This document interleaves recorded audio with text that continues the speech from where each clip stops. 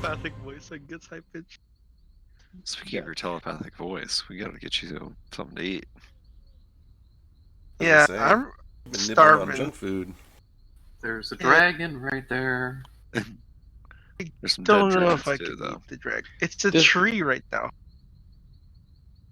Yeah, I actually was thinking about eating the druids, except like they were over 24 hours old. That's true. I'm trying to remember. Is there a rule about that in your thing? Yes, that's a limitation. I think it has to be up to 24 hours. Oh no, I think it's up to a week actually. I was gonna say, I thought it was a little more permissive than that. But also, I was really sleepy at the time. Yeah, it's okay. Like I said, now that Philo's here, this is probably going to be a short session. Sochi and Flick have to leave a little early to work out. I think Kingdom's going to take up a little bit earlier so that he can get some sleep so he can hang out with a buddy before he goes out of town. And also, I feel like death. I'm gonna play this game, and then I'm going to go have my face and head surgically removed. Where's Moat? Moat is going to be running a little bit behind, but he should be here soon. I think he said it'd be like 30 minutes behind, so like 10 minutes or so. Sochi is here. He's deciding whether it's worth hopping on to play for 30 or 40 minutes. I think it is, because I want to hear story details from him, and also because there's a cool thing in here that would be very cool for him. So we should all go persuade Sochi to hop on and play for 30 minutes. Tell him if he hops on, I'll let him roll twice on the alchemy jug next time he opens it in our home campaign. Ooh, I'm doing it. I'm telling him that.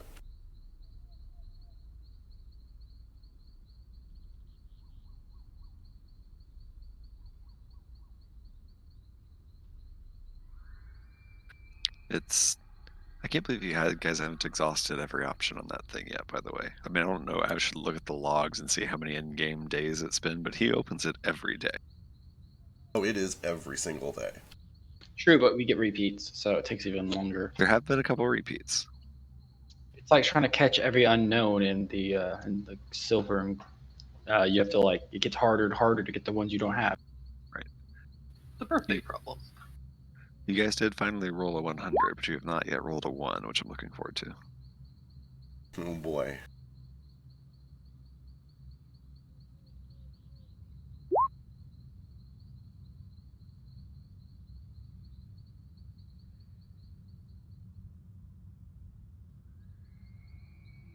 Also, some of them have like subsets. Like one of them is fruit juice, but then you gotta roll for what kind of fruit juice.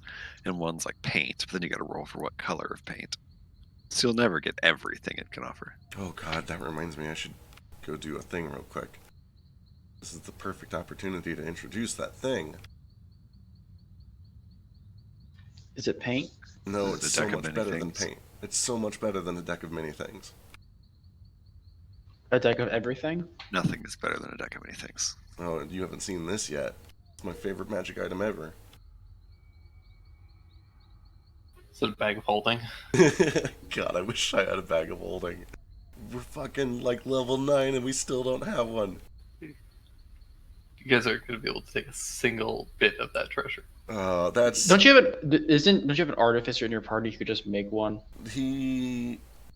We're not using... We're using like the real artificer, not the one that has like really crazy crafting rules.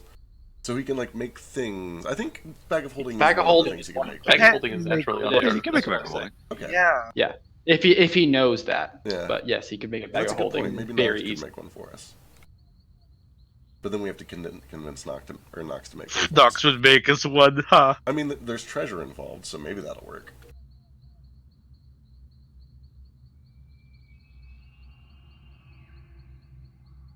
He's also money motivated, and I have like 800 gold right now. So So this. yeah, I switched to my phone. Hi. Sounds good. Hi. You're actually I not... had to switch to my phone because it was everybody was already a robot. So Robot. so it's Why you quiet need to get now. internet I know. for the 1000th time. I know. I'm sorry. You sound crystal clear to me. I was gonna say you're actually coming through pretty great right now. Okay, I'm just yelling because I'm. That worked. I guess. You're clear but quiet. Okay. Should I keep yelling then? The yelling is I don't- good. Yes. Yeah. Yelling's. All right. I think if you just speak in Basu's accent, it'll basically take care of it. All You right. just want me to talk like Vasu? I can do that. Yeah, exactly. But loud, yeah. Stay. Okay, anything but the Vasu whisper. Also, I don't think Neo's coming at all. Just so you know, Okay. he's very sick. So I was gonna say. yeah, he's not even going to the gym tonight. Okay. Yeah, I was gonna say it's definitely kind of an off day, but we'll play a little bit. We'll at least try to get Vasu's stuff caught up because I know he's gonna be out next week. It'll be a short session, but let's get through it. Get through what we can. When we left off, you guys had gone into this Druid Grove, Thorn Grove, and you're here because Vasu thinks that some people stole a big crystal from his homeland, and he thinks that they went this way. Yeah, how could they do that? Yeah, and first of all, how could they do that? But second, That's real fucked. where did they go? And he's trying to find out where they went, and that's that's the main reason you guys are here. And yeah, also sorry for being that asshole to fall asleep at the end of last session and then be late to this one. But what happened? So you guys kind of fought your way in. There were some weird plant monsters and also some weird vines that were animating skeletons, and they attacked you. Right. You fought your way in. You kind of looked around. You found this little enchanted pool, you found this little pool over here that had a lot of money in it, and it looked like something had been fishing all the money out. And when Gale was like, "Ooh, I want to fish some of that money out too," a bunch of these little onion critters popped out and attacked, and you guys killed all the onion critters. Oh, they're adorable. They stabbed me first, and I cried. They did. Oh, I'm sorry. But then Did you cry because you got stabbed or because they were onions? Both. Bit of both. Literally both. in the other direction, you guys found this giant golden tree. The bark and the leaves are all this kind of like metallic golden color, and it's got this vaguely draconic face. And as you approached, it spread all of its like weeping willow leaves in a curtain that kind of cuts this room off. And then they started to glow red hot. And you guys learned that by giving it some sort of a story about yourself, something meaningful, just some sort of a memory or a meaningful thought about your life or your past, that it would give you one of its leaves, and that would allow you to pass through the flaming hot curtain unharmed. Gale, who does not respect no authority and needs to maintain his independence at all times, was like, fuck that, I'm just going to run for it. And so he did. And he took some damage along the way, but not that much. He actually made it through pretty okay. And the dragon tree kind of like laughed and said he'll get you on the way back out. Most of y'all have kind of gone through here, but Elise has not. Moat has not. Let's see. Actually, Moat has? I can't remember, but he's on this he side. told a story, he just has not passed through yet. Okay, yep. Just confirmed. He did tell a story, but he just hasn't walked through yet. So Yule and Patches have not given any sort of cool stories yet to get through. Elise has not, and I feel like Vasu has not? Yeah, Vasu hasn't either. Sick. Unless you want me to say that I just did one while I was asleep. Fuck no. Make up one for me. Fuck no, we're here to learn about your character. Tell us a cool story about Vasu. Also, inspiration? Right, inspiration. We should do that. Also, why are there 2 Patches and 2 Yules? When did that happen? I don't know. I had 2 of me last time, so I had to delete one of me. So maybe just got extra drops when we got into combat. Who knows? Okay, let's go grab inspiration before I forget. Spoiler alert, it's Gale in a landslide. Oh my god, it is Gale in a landslide. So Gale gets inspiration. I'm gonna need that to get out of here. And then Nordo and Moat tied for second, so you guys can each have it if you don't. I already have it. Okay. Sounds like Moat does too, so nobody gets inspiration. Fuck all y'all. Okay. Can Shu have inspiration? No. No inspiration. Can Kakishi have inspiration? Yule, if you don't, then you guys can absorb their half inspirations, yes. Can you get inspiration for Coconut Madness? Yes, but only explicitly for Coconut Madness. Also, After this campaign wraps, I will tell you guys what that was. I can't wait. I have theories, but I don't know for sure what it was. But I'm going to assume that it was some sort of Coconut Madness. Well, that's a 17 for Coconut Madness. Oh, you definitely know what Coconut Madness is, but you are in a different world, so there's no way for you to tell Ice about it. Damn it. It's a real You can tell shame. me. Tell Vasu what DM me Coconut what- Madness is. DM me what Coconut Madness is. 'cause I'll I'm tell you. curious. Hold on. Okay, cool. DM me, please. Just copy paste what you said to. Also, a couple will. of quick housekeeping things. Why are there 4 patches now? I wouldn't worry about the excessive number of patches on screen. I'm sure it's probably nothing. So 2 cool little tidbits. First of all, they finally added support for custom status icons. So there's Yay. there's cool new ones. Look at that. How fancy is that? Oh I've my set up a god, they're bunch of so cool. set up a bunch of generic ones, but then I also set up a couple of specific ones. Notably Flick. I've got one in there for your compass. So where is it? It's like... Oh, Flick's not even here. I'm talking to nobody. Where are you showing this at? It's like under the click little your- circle under your token. Yeah, so if you click your token and then click that little circle in the bottom middle. Is that a range? Yeah, there's lots of new ones, and I can add basically anything. So if we get like new Look spells at and this shit, eyeball. oh, you know, eyeball things. This dude on fire is for sure my rage. Well, I think But the which dude on is fire. reckless. I think the dude on fire is for being on fire. Maybe. Oh, I It's thought also that for was rage, the- though. It looks like Rage. Unless you had something in mind for rage. I don't know. Is there a cool one for rage? Let's find one for rage. RP is what I'm going to turn on anytime I'm speaking in character. Okay, so speaking of RP, this is a new thing that we're going to try. So crowd control is the worst part of this game. It's a terrible part of 5th edition, but there's no way around it because it's a very important part of the game. So I'm adding something called rebound points. So every time that you effectively miss a turn because you're crowd controlled or confused or paralyzed or downed or whatever, you get 2 rebound points. As shown on Flick. And then you can spend those rebound points to do weird, cool things, and I'll grab a link that shows what all you can do with them. The big thing, Cool. the main thing that you can do with them is you can speed up your next turn. You can jump up in initiative with it. So if you miss your turn and then later on you get healed and you're back up, you can spend those rebound points to kind of cut ahead in initiative so that you don't have to wait a full another round to take your turn.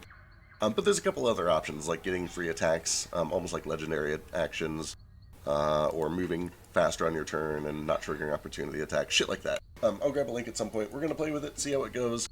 If it sucks, we'll take it back out. I just want to experiment. I am 'cause- aroused. Yeah. Same. I figured this would be especially nice for Nordo and for Philo, who both, for some reason, are always the ones who spend the whole fight crowd controlled. All the time, It's- dude. It's because Oh, they're no matter all what the male. time. character I build. It is always Philo. No, it doesn't matter what you play. Your sorcerer, your ranger, Yup. it doesn't matter at all. You're just always crowd Yup. controlled. It's because you don't give yourself any wisdom ever. Pookie, Daru has 18 wisdom and he's proficient in the saves. It doesn't matter. Darut hasn't been crowd controlled that much. It's I'm not gonna- Daru. I'm gonna pout. I'm gonna pout. Shush. I'll Let me pout. go grab that link. Is it possible in Discord to turn up just specific people in chats? You or can. not? Right click their yeah, name and then adjust volume. With that said, I have Philo at 200%, and he's still crazy quiet most of the time. So, I hear him just fine turned up. yeah, I don't know if there's Say something, Philo. I'm sorry that I'm so quiet. Say something in a normal voice so I can see your direct. I'm sorry that I'm so quiet. Okay, that actually helped. Thank you, because you were like Okay. talking like this, and it was like a very quiet whispering Vasu. I do tend to mumble a lot, and I apologize. It's okay. Playing Vasu kind of fixes that. So there's a list of the things you can spend them on. We'll deal with it as we go. I don't want to hang on it too long because we're, again, doing a short session. So let's get right into it. Background music. Background music. Let me go grab what I'm using. I'm sure Moat will probably have something much better once he gets on.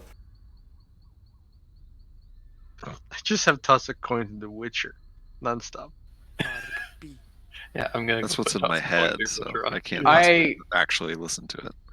last night during the campaign, I totally just started playing that at one point with my headphones on because I was like, I need something a little bit more. You need it when you're fighting a Rakshasa and his weird devil cult.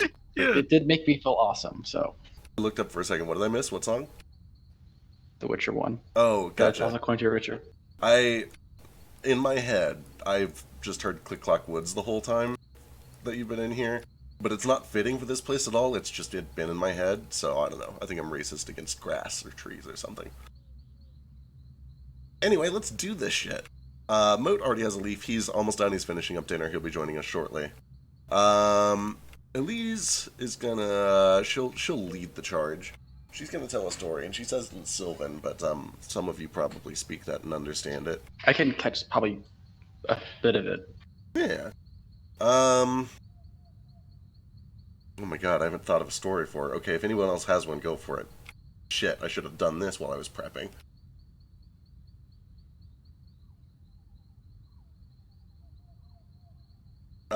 She tells a story about how one time, when she was very, very, very sick, her husband dragged her out of the house, and they went around gathering weird flowers and herbs from this weird grotto that he sometimes used to procure herbs and medicines from. And it was really sweet and heartwarming, but then also she threw up while she was there, and they both had a good laugh about it because it ruined a really important and expensive batch of herbs that he was supposed to sell later. And he was like, it's okay, but also let's never do this again. And that's her story. Oh, The Oh, last. And as the rest of you guys saw last week, those over here, one of these branches kind of reaches down, offers one of these leaves, still glowing red hot. She takes it, doesn't seem to experience any pain, and kind of steps through the curtain of the leaves to the other side.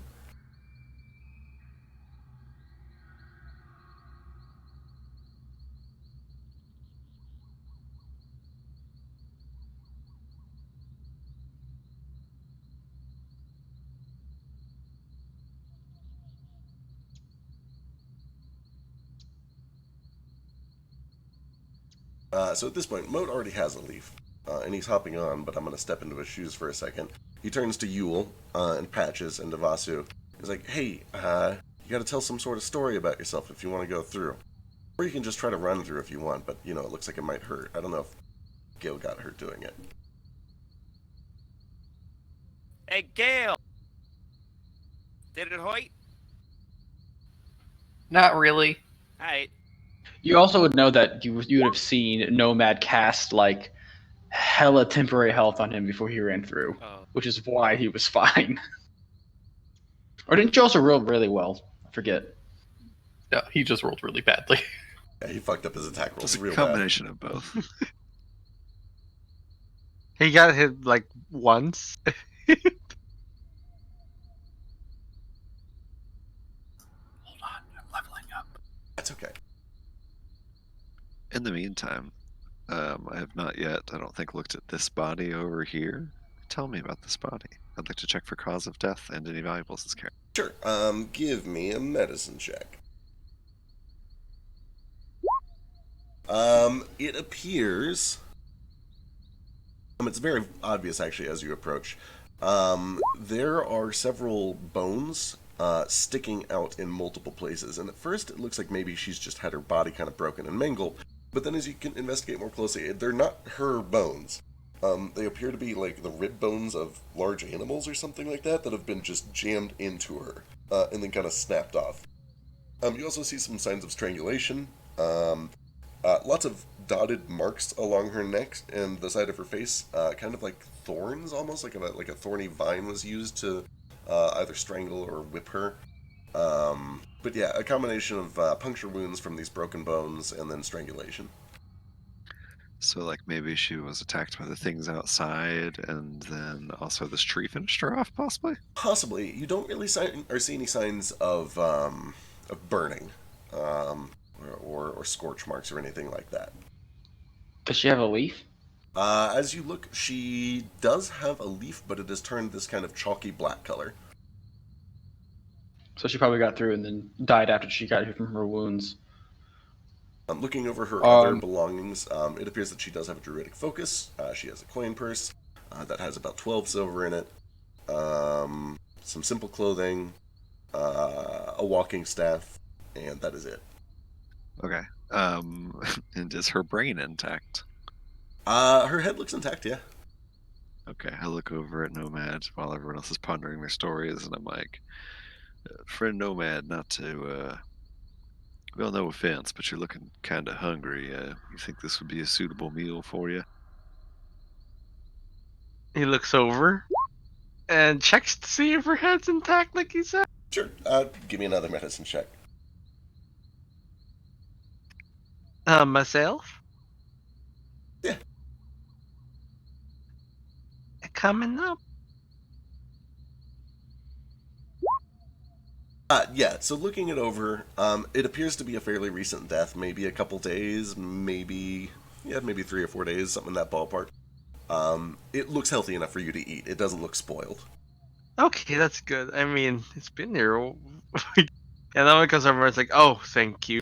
And as he says it, like in the choker, I don't know if the choker depicts when his telepathy is fading. I've been kind of hungry for a while. It does kind of get a little bit fizzled and staticky since it's converting your telepathy into vocal, like an illusory speech. But it's still clear enough that it like gets your message through. It just sounds kind of raspy. It sounds a little like you're sick. Yeah. Still like I am now. Yeah, exactly. It's perfect timing. Voice cracks a lot. Yeah, no, man says this is an opportune moment to learn what happened here. That's sort of what I was thinking as well. And well, I don't know if these are particularly good or bad people, but I know you don't like eating good folks as much when you can avoid it. But maybe someone who's already dead. Hmm. Let them live through me, I suppose. Something along those lines. He kneels down and just kind of tosses a cloak over himself and does his business. All right. So, You... Dorno does like look away, knowing that Yeah. you're not super comfortable eating in front of Yeah. people. Except that one time in the Coliseum to scare people Except for away. God, I hate that was the first introduction to it. Let me eat into. Oh, we need to scare people away. Let me eat into this microphone. Christ. All right. There's a crack and a crunch and a couple of other popping noises from under the cloak as Nomad, as respectfully as he can, begins to try to give this brain a second purpose. You'll have to remind me because I always forget exactly how this feature works. Do you get to like ask a question, or do I just give you something random? How's this work? Here, let me read it to you. And what I'm looking for is anything that would help us find out what happened here. So let's see. There's a lot of text. That's a lot of text. Eventually, There like, it is. I'll Devour remember. brain. Yeah.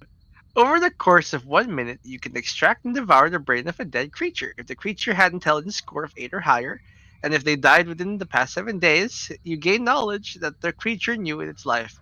Ask one question to the DM. You will receive an answer as if the creature had answered truthfully to the best of its knowledge, but the answer may take from cryptic, hazy images, additional upon a successful consumption of your mind blast, ability is recharged. All right, perfect.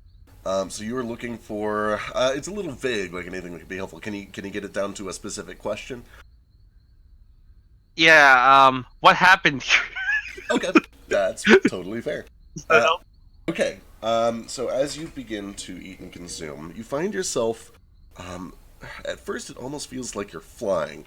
You look out, and there's just this gray sky, and you're over the clouds. You can feel this kind of mist on your skin. You can see the rolling clouds below you, probably 300 or 400 feet or so. And you eventually realize that you're standing kind of on the edge of a very, very tall plateau. This kind of ruddy clay mesa. And you turn around, you look back, and you can see that there are 3 or 4 other druids that look kind of like this one. And one of them gives a nod, and then you turn back around and you leap off of this mesa, and you can feel your entire body kind of morph and transform in wild shape into some sort of a flying creature. You feel cold and wet as you dive down through the clouds, and then some amount of time passes. The next memory that you see is kind of fighting your way through more of these weird skeletal creatures until you made it down into this place, through the mouth of a dragon. When you initially step down here, you can see that there are more bodies More bodies than you've found so far. The entire entryway is littered. There's probably 7 or 8 bodies out there, whereas there was only 1 out there that you guys found. You can see that there are a lot of animated plants that immediately attack. And then there's just a lot of scenes of violence, a lot of fighting, a lot of conflict. But eventually, as your memories kind of carry forward, you find yourself here in this little grassy meadow on this side of the tree. And you can see that there is a man, or I should say a Nagpa, one of these weird vulture dudes in a cloak. And he's standing kind of in this archway. And he puts his fingers in his mouth and lets out a whistle, and several more of these skeletal vine creatures come around this corner and begin to attack. There's a few seconds of fighting, but then one seems to kind of go for the neck. You feel this sharp pain in your chest, and you can feel this vine wrap around your neck. And as your memory and consciousness begins to kind of fade, you do hear that one of your allies is calling for Grover. Grover. But it's fuzzy and faded, and that is where your memory ends. Yeah, dude. Joker, Grover. Nagpas have been around since, like, 2nd edition, I think? I'll go check. Yeah, they're also Doesn't tell technically me. monsters. Yeah, but, fuck that. So are gnolls. Because they're 18 CR casters. What are you Why didn't anybody tell me? Do they have fly speed? No. No. They're hunchbacks. So, Oh, okay. and they're all ancient. Also, for the record, they first appeared as a player class in 1989. Oh. But then they became a weird monster race for some reason. Didn't we just deal with someone? We bought drugs from one. Yeah, we bought drugs. Yeah, that was Lady Malady. She was also one, right? Or am I thinking of something else? Yeah, she was. That's the one. Yeah, what level are we? 7. Nomad fills everyone in on what he found, or like describes what he's, and I will be right back. Sure thing. So on YouTube, I'm getting commercials for my own, like for the place I work for now. It's getting kind of obnoxious. It's like, I don't want to go be a customer. I work for you. And it's been like crazy. Has anyone else been getting like 1150 Academy things, or is that just me? No, it's got to just be because you're searching. I mean, I have, but I'm, Yeah, I mean, I have YouTube Premium, so I don't get ads. this is true. It's not even just here. It's like any place with ads. It's like, hey, you want to go learn to code? Notably, while the guys back there are still leveling up and trying to decide on their stories, those of you who are going a little bit forward can hear the sound of running water. And there's I a think little I'm ready with my story though. Whenever. sick. And you can hear just running water and a little bit of light coming from this direction. But with that, let's jump back down to Yule and Patches and Vasu. Which patches? Um, Are there actually 4 patches down here? no. They're also all drunk. There, Oh no. no, there's just one Patches. I don't know which one is the real one. 2 of them aren't even showing up on my DM screen. Like, I only see... I don't know what's going on anymore. I see 2 yields and 4 patches. I now imagine being circled by 4 patches, and they're just like, which one is the real one? Do you have a candle? Do you have a candle? Oh god. Hello? Truly a nightmare. Hello? Yeah, that's it. They just circle you chanting hello. Oh. Hello? Awful. Truly awful. Anywho, Vasu's gonna step up to the tree. Be like, oh, you just want to hear about like a near-death experience? I got plenty of them. Sure. But my first one, it was probably when I was fighting this flying snake. It's basically like a dragon, but they're a little smaller. I was just out, foraging for food and nuts and shit one day, and it jumped me. But come to think of it, maybe that one wasn't so much of a near-death experience because I beat the snot out of it with my bare fists, and now I'm kind of wearing him. But there was a little bit later, when I got captured by some plant guys and woke up in a coliseum with all these shit. I'll kind of point around at the party, and there was another one of those flying snake guys there, and it did almost actually kill me. So that was a little bit scarier, and it kind of made me want to go home. But I can't do that until I figure out what the fuck happened here with all these crystals and stuff, or these dead druids or whatever. So can I go through now? Oh, It's a good story. I do know what a snake is. This might surprise you. Oh yeah, but these are like really big snakes, and they got like wings, I, and they fly. I see. It sounds absolutely terrifying. They're pretty scary. You see this cloak I'm wearing? I can't, I'm Now, afraid, but oh, is it because are you a tree? Is it I'm because you're a tree? a little distanced from my form. My form can see it, but I cannot. Okay. Well, maybe he can tell you how it looks when you catch up. Uh, of course. Do you want me to describe it to you? I'd love that. Okay. So at the top, it's got this real nice purple silk luxurious hood. That wasn't part of the snake. I sewed that on myself. Actually, my mom did because I'm not too good at sewing. But the rest of this, all these real nice long flowy feathers that you can't quite see that cover me very nicely. Those I just plucked right out of that dragon snake thing. I mean, I guess there's not a whole lot much to say.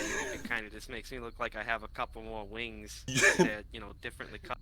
Your home sounds wonderful, and your family as well. Take this, Thank and I you. hope you find what you're looking for. You're so sweet. Thank you. And how about you, little ones? Have you killed any flying snakes? This tree kind of vaguely looks over to Patches and Yule. Hello? Hello. Hello? Yes, hello. Tell me about yourself. He's just gonna annoy the tree into giving him a leaf. I really like candles. Candles? Interesting. Why do you like candles? I just think they're pretty. Pretty is a good quality. Do you like fire, or is it the wax, or the color? What about candles do you find pretty? I mean, kind of the color. I like them of like all kinds of sizes and all that fun stuff. I see. What's the best candle you've ever seen? Oh. Well, I was given this candle one time, and it was about the same size as me. I got it because I did a good job. That's really all there is to it. A candle as big as you. Fascinating. I mean, I'm very small, so yes. What was the job that you did for this candle? Well, I cast a spell. It's probably too powerful for you though, so you probably don't know it. But it's the gate spell. The gate spell. Yeah. Fascinating. Well, very well.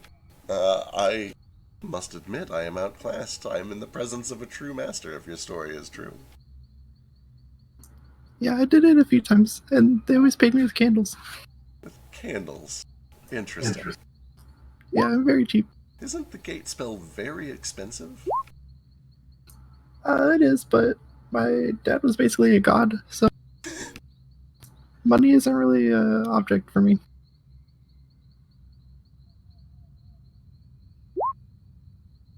I'm inciting this. Fascinating. Very well, that is indeed a story.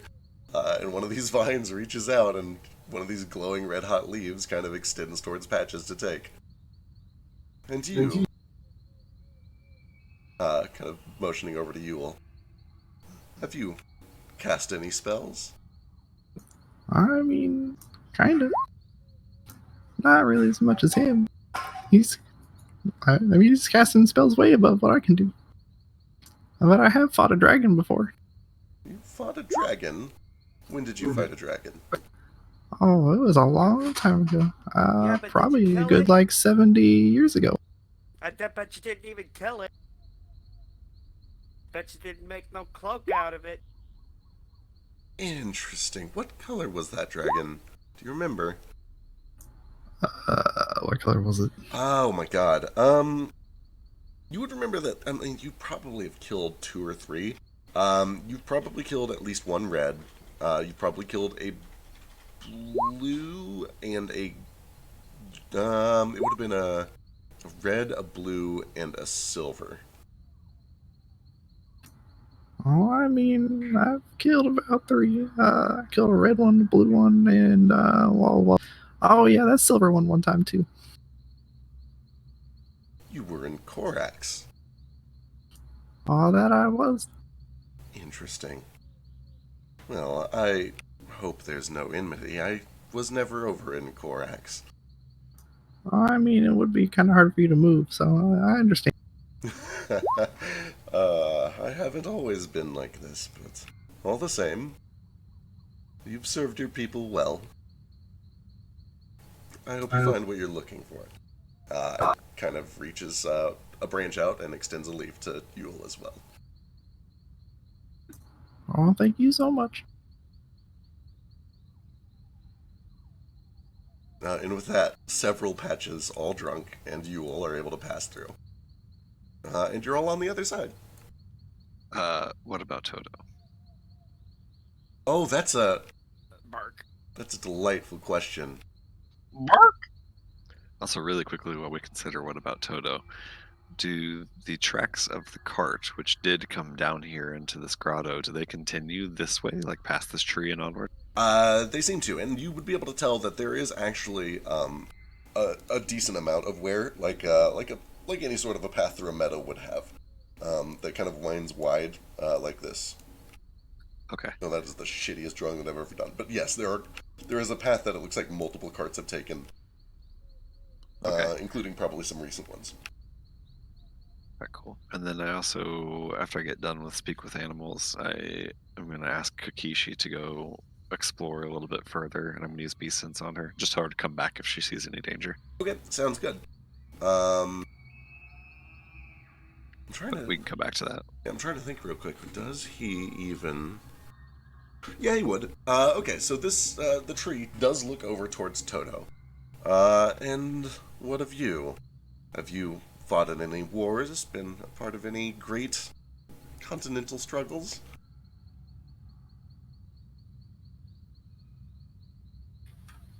He doesn't say anything because he can't talk. Curious.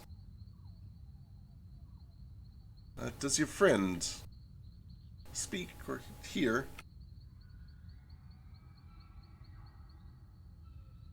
I don't believe he does. He's the creation of that little one that ran past you, so I don't know how well he's going to cooperate with you. I see. Well, that's fine. He can stand guard on this side, I suppose. That seems perfectly fair to me. And I give Gale a bit of a stank eye. You can't because I'm behind a wall. Good point. Stank eye in your direction. Where did Gale go? What the fuck? I'm around.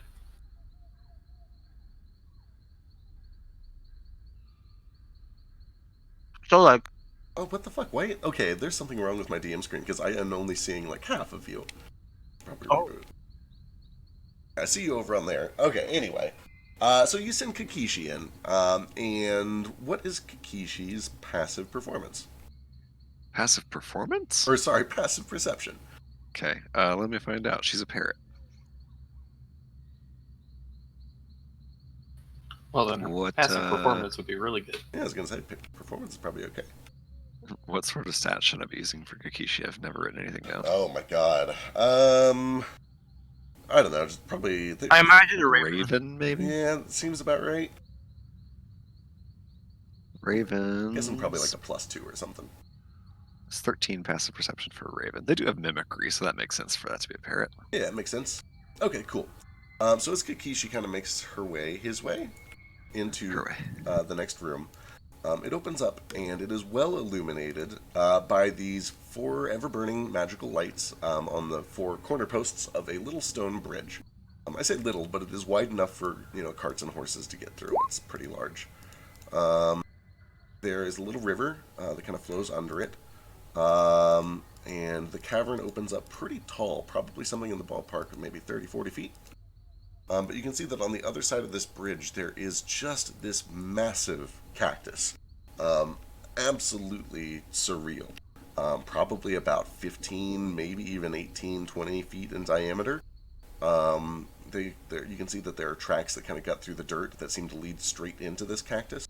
It's surrounded by a few others. And you do also see, over in the far side of the room, that there are a few bodies, dead bodies of druids, piled up against the wall there on the northeast side. There is also to the left, with a passive perception of 13, some sort of plant that looks a little bit out of place. It kind of looks at first just like a tree stump or a dead cactus or something like that. It's kind of gray and brown instead of the vibrant greens and pinks of these other cacti.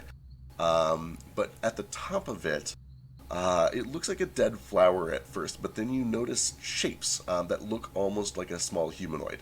And in fact, it looks a little bit like it has this long reptilian snout. It's got this twisted bit of vines that seems to wrap around almost like a little tail. And it's small. It's a lot smaller than Gale or most any other kobold that you've seen, but it looks like a dead flower kobold sitting on some sort of a dead plant stump. Just kind of motionless over here. Okay. If she gets the sense that there's even a chance that that's hostile, she probably just flies back to me, assuming she listens to what I asked her to do. She's not familiar or anything. Yep. I figure she probably kind of plays it kind of safe. She would actually, with a passive perception of 13, she would notice that there are bloodstains on this stone bridge. Some pretty obvious signs of hostility and combat have gone in here, even without, like, close investigation. Okay. Nomad, what's up? Right. Well, during the vision I got, did I seem like I was invading?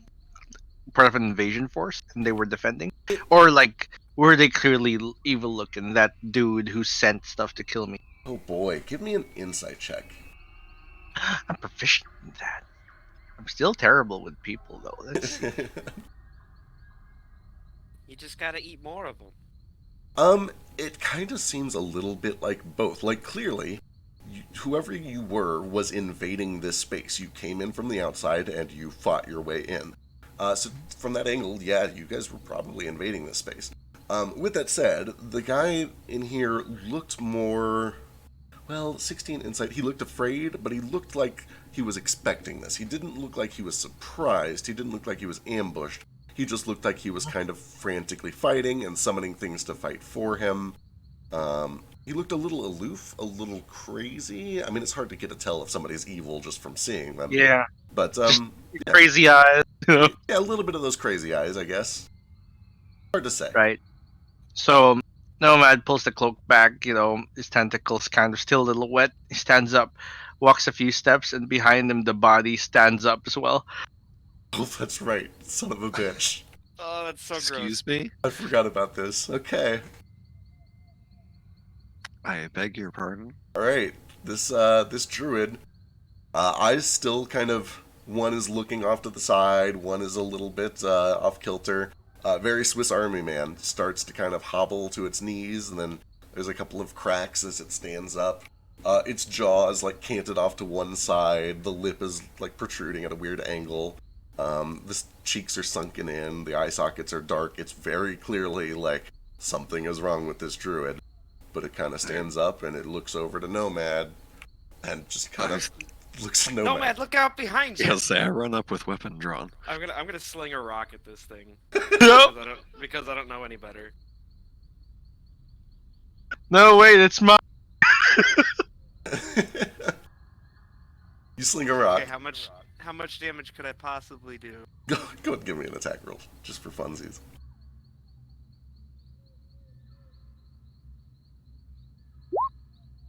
Yeah, this rock like hits right on the temple, and you can see that it just like falls against the wall behind it a little bit.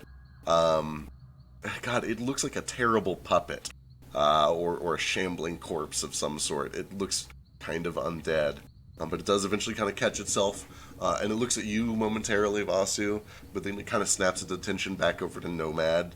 Yeah. Just trying to like, what just happened? Should I do anything about that? No. Oh, here, and he takes a piece of skull and corks the top back up. Sure. Kind of just like rub some dirt in the spot that's left there. It doesn't bleed at all, but there's a little mark where the rock impacted. No, it is fine. This is what the nibbler does. Excuse me? Nibbler's in there now? Yes, nibbler's in here now. A safe little space for traversing this area. This is in preparation for what we might face later. There is a man down there who is,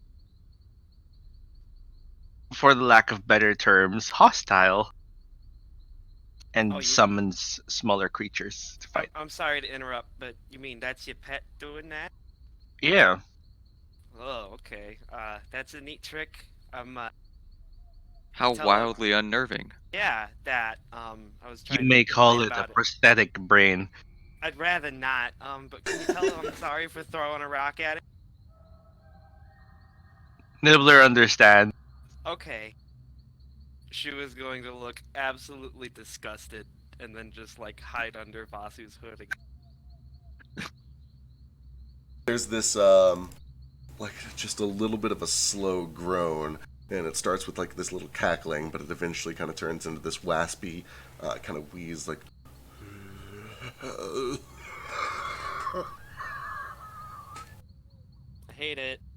It's okay, Nibbler. You don't have to talk. Please don't talk. I'm only going to be able to do this while I'm sick, so enjoy it while it Yes. lasts. Excellent. So yeah, I direct Nibbler sort of to stand like over here next to Patches. Alright, Patches, this zombie effectively kind of shambles its way over right next to you and just stands next to you. It kind of And looks I down ask, with one of its eyes while the other one stares off into space. And I ask, like, Nibbler, can you detect any hidden creatures nearby? It kind of like each of his eyes kind of like move in different directions for a little bit. It's entirely just a show. Like, it's looking at nothing, and you know that it's not looking at anything. But eventually it just kind of like shrugs real quick. Excellent. Nothing hidden here, at least. Notably, just mechanically speaking, it has the blind sense in that radius, but it does not detect anything behind cover, so it's effectively just like blind sight blocked by cover. It can't really see. It can see invisible things, but it can't see anything behind cover. It's this one that I'm looking at. Can sense the present location of any creature within 60 feet, unless that creature is behind cover. So in other words, it can see, but not through walls. Yeah, but I'm just checking if there's anything like hiding. Yeah, like in the bushes. I Right. don't know if that's covered. Sure. No, that's fair. That's fair. Give me a D20 -2.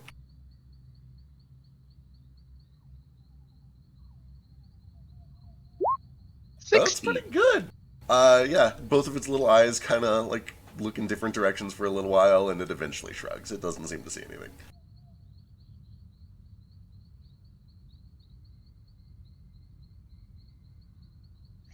Thumbs up, Nomad says. Well, that's a pretty nice trick. May as well make some use out of the body before we put it down. It'll return to the earth soon enough. Well, there's a big cactus in there, some blood over a bridge. Strange looking plant. Looks like it might want to bite somebody. The cart looks like it goes right into the cactus, which I guess makes sense. Elise, you did say we can go anywhere in the world from Thorngrove. Oh, perhaps this means we are too late. Possibly. Ace, what's up?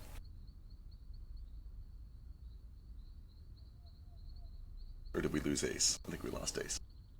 I'm sure he's... No. Sorry, I had my microphone up.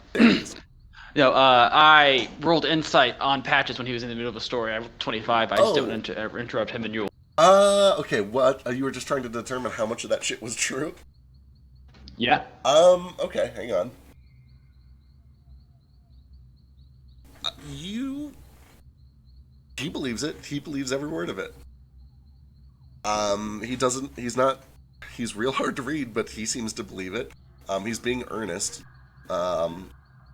It's a little braggy, maybe a little braggadocious, but you don't know if he's stretching it. It seems to be at least based on some sort of a real thing. Okay. Yeah. Sort of just telepathically, 1v1 with the dragon. He asks, "Why do you think I am important? I mean, it is true. But do you sense anything else?" I should be cautious with my words. I collect stories, and sharing too many of those stories to the wrong people could prevent me from earning more stories, or sharing those stories with others in the future. I'm sure you understand the value of information, and the value of its privacy. I do. Suffice to say, I have never seen one of your kind come through this part. When I come back to this part, I'll leave you another story. No strings attached. Is that how they say it? Or are you not allowed? Give me a... Oh boy, what... Give me a persuasion check for a thing real quick.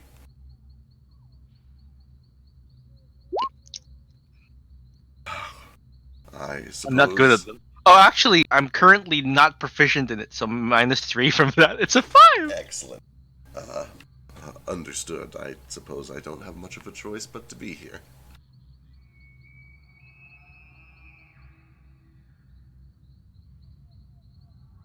What language is the? He's speaking Draconic.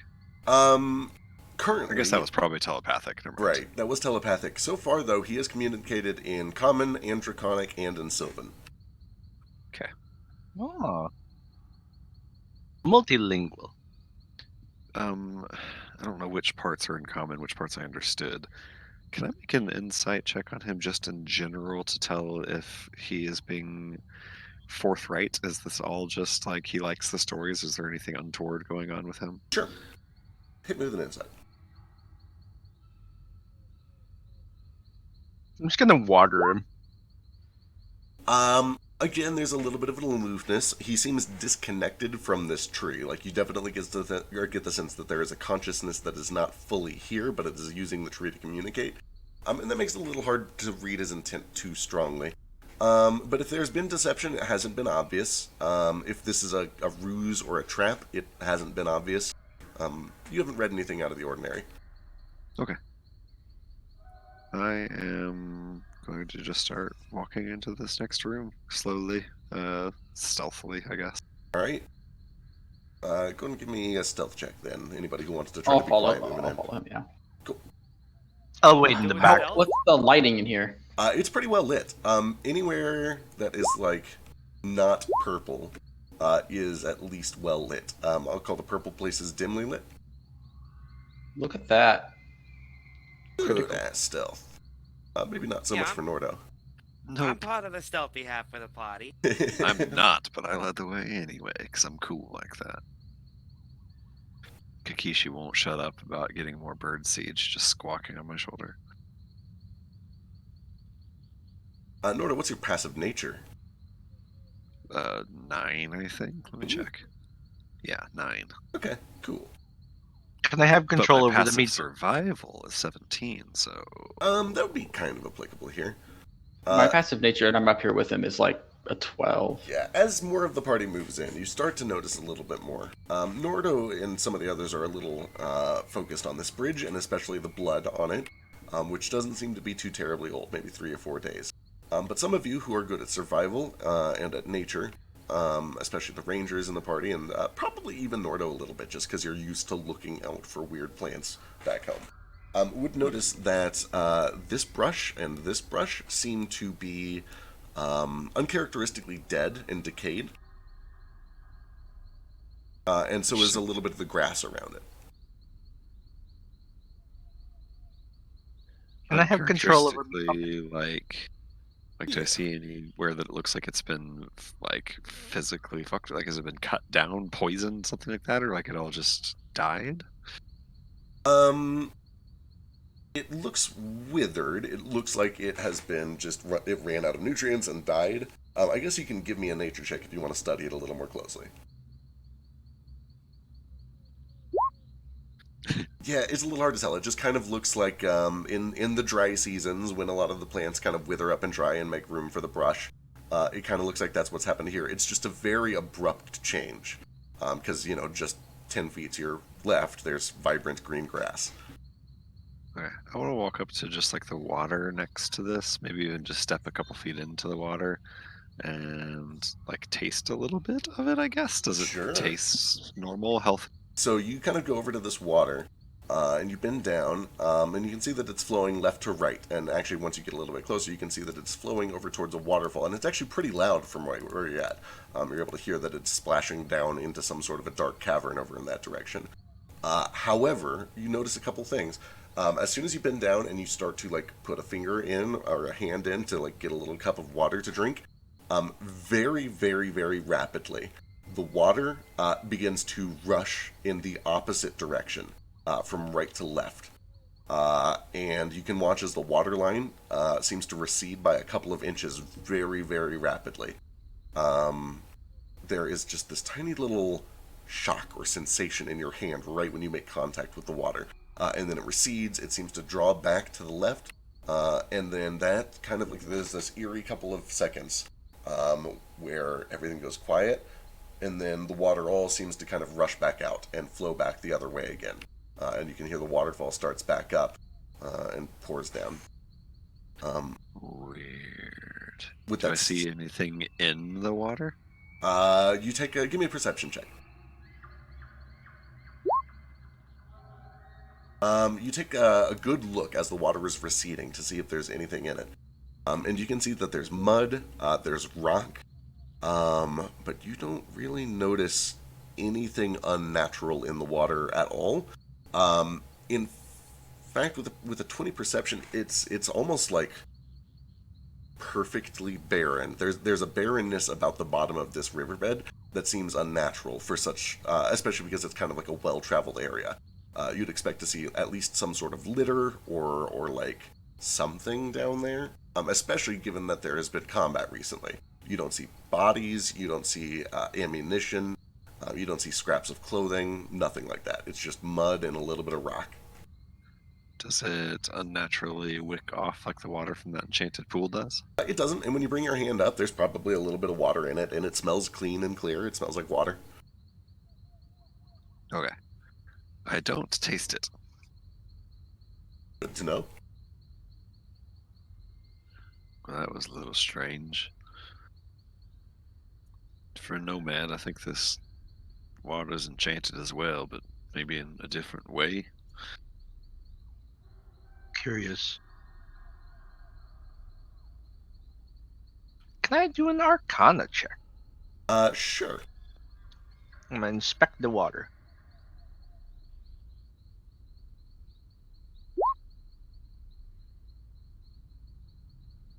So you kind of do a couple of quick experiments.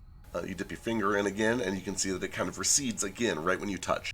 But you're able to tell that there is definitely this little spark right when you touch. There's some sort of a connection made. But the more you focus on it, it doesn't feel magical. You've had a lot of interactions with magic, and even with magical water in the time that you've traveled with this group. Magical things often have a very telltale vibration when you move them around because of the way that Stillstone works. And this feels more like a synaptic thing. It feels like an electrical reaction of some sort. It feels like something. It doesn't really immediately strike you as a magical effect. It does not really strike me as a magical effect. If I What? just like put my foot in the water and just leave it there, does the water continue to flow the opposite direction? Let's see. When you put your foot in there, it does seem to continually kind of like flow in that direction for probably about 5 or 6 seconds. And you notice that even if you're being careful, you're just putting like, how much of your foot are you putting in there? Probably just like up to the ankle.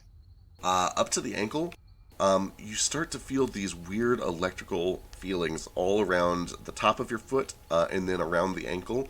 And I need you to give me a strength saving throw. Oh boy.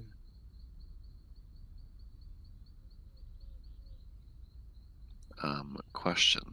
Oh no, that's only Dex. Oh boy. Oh man. You do have inspiration if you want to use it. Hell no. I deserve whatever happens to me right now. As the two of you are kind of like testing this water out and trying to figure out what the fuck is going on, you watch as Nordo kind of sticks his ankle in and the water recedes like it has been. But then all at once, there's just a spunk, and you watch as Nordo is yanked onto the water and rapidly sucked under this bridge over this way. Nordo, give me a luck check. Rapidly suck. Rapidly. Rapid suck. Sorry, I'm 12. Perfect. Delightful. And you watch as Nordo is kind of just whisked about this far. Actually, he did 1, 2, 3, 4, 5, 6, 7, 8, 9. Gets to about here before, at this point, the water is almost receded to the bridge. But then it stops. There's like a tense couple of seconds. Nordo, you fight and claw and kind of pull yourself up to the side, and then all the water rushes back up. Moat, what's up real quick? Sorry, it may not matter. He made it out of the water. He seems to, yes. Okay, never mind. I was gonna jump in after him, but if he's not, we're good. Okay. Nordo, as you pull yourself up to the bank here. If, Yeah, go ahead. depending on where the river takes me, if I can, I attempt to pull myself to the opposite bank, opposite this weird plant thing. Sure, give me an athletics check. Are you alright? That's enough. Once the water kind of stops, you're able to pull yourself to the opposite side here. And a little bit afraid and concerned about what that plant thing is, you look over your shoulder. And sure enough, as you kind of pull yourself out, you look over to this thing, and you can see that the whole thing kind of starts to just groan and twist a little bit. And you can see that the little plant-like flower kobold at its top kind of looks over to you. And it doesn't really have eyes, but it seems to kind of mimic speech, like its little mouth opens and closes. But the voice is much too big and booming for it. And as you watch, you can see that there is this little frog-like belly in this trunk that it's sitting on. And it seems to be like resonating and sending out this booming voice from the stump it's sitting on. Big boy gonna eat snacks today. You almost went for a dip, got yourself at. Big boy likes big boys like you, eats them right up. Eat big boy like you like a big old Alaskan crab. Crack that shell right off. Get that tasty meat out there. I don't know if big boy's got no butter, but he'll eat you up either way. Who's big boy? Who are you? I'm nobody, but big boy lives in that there cave. Big boy loves when people get in the water that put them treasures in. He keeps them treasures around in that cave, and people go in after him, eat them right up. Eat up those little swimmers. They go in looking for gold, for magic items. He eat them right up too. Well, thanks for the warning, I suppose. What, you aren't looking to eat anybody up, right? No, no, no. I'm here to prevent people from getting eat by big boy. Eat all of you, especially them little boys. Look like that one over there already been ate from the leg down. That's okay. Big boy like leftovers.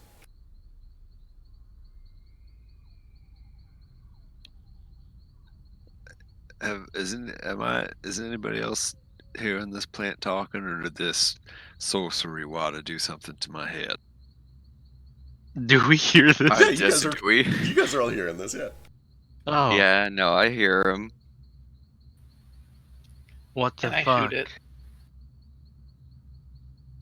I No, don't. Gale, don't shoot it. Can I make an insight check about whether it is actually here to protect people from Big Boy, or if it has an ulterior motive? Sure, I guess. Give me an insight check.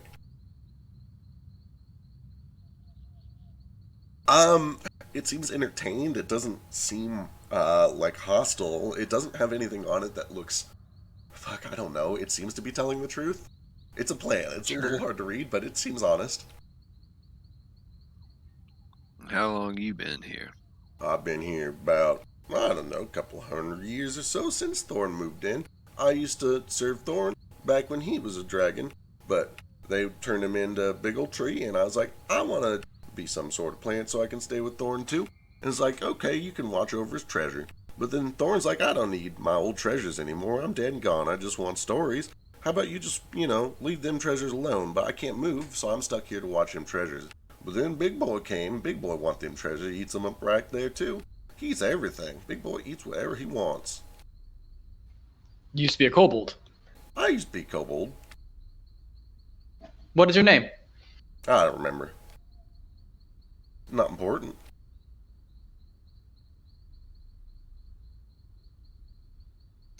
All life is important. Important. I just.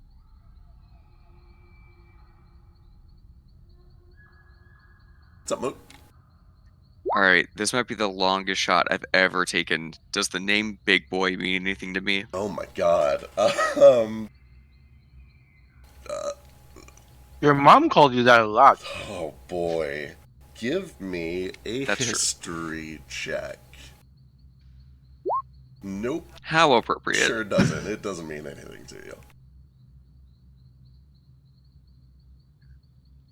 Well, you've been here a couple 100 years, you said. We're looking for somebody who came this way a couple weeks ago. A band of maybe gnolls or maybe elves had a cart with a big old stone covered in a tarp on it. Does that sound familiar to you? I don't think I woke up for that. I only wake up when people touch in water. Been a long time since anyone got in the water, tried going for some of that big boy's treasure. They didn't come back. Some of them come back with treasure and a few arms and legs, but not the most recent one. They weren't gnolls. They were, I think, human. A couple kids. They were looking for some treasure. They got eat by Big Boy. And what sort of thing is Big Boy, if you don't mind me asking? Oh, he's a hungry thing. He'll eat you right up. Eat your brother too. He's like, I don't know, you can see right through him. See his stomach, all his bits, all his innards, and all the things he's hoarding. All that treasure right inside. Looks like it's right there. You can reach out, touch it, but you touching Big Boy instead. Sounds like an ooze. Sure does.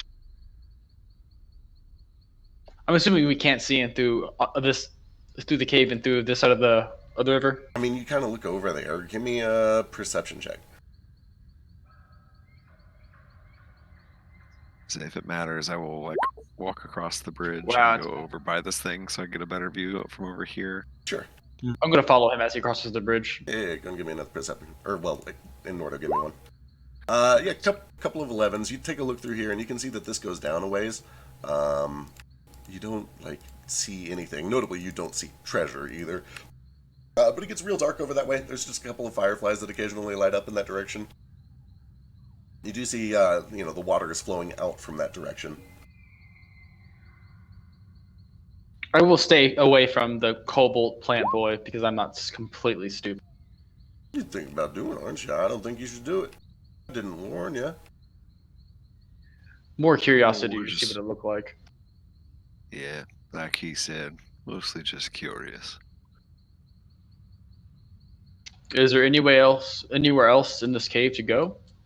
Look, Anywhere else someone would have go? Or is it just this cactus? as you look around, you can see that there are at least two other ways out. There's this a spot where the water is rushing down into a waterfall. It gets very loud over on that side of the cave. And then there's also some brush over here. Dead brush that seems to kind of lead to another little pathway. And give me a... Actually, you've already done a perception check. Which way to the Druid Conclave? Druid Conclave, I think this is it. They all rest here. Sure.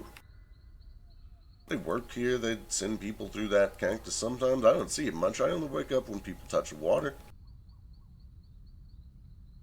Have the Druids been here before you and Thorn? Or is it kind of recent? They showed up about the same time. They turned him into a tree and turned me into this. It was kind of an arrangement. So Thorn wanted to be a tree. I mean, I think Thorn rather not be dead, but you know, you can only get so many wishes in life. Very true. I inspect these bodies for cause of death and valuables. Looking over them, you find most of the same signs of injury. Lots of bones, impalement, a little bit strangulation. You do also find just meager scraps of valuables, probably something in the ballpark of 20 gold worth of stuff on their coin purses.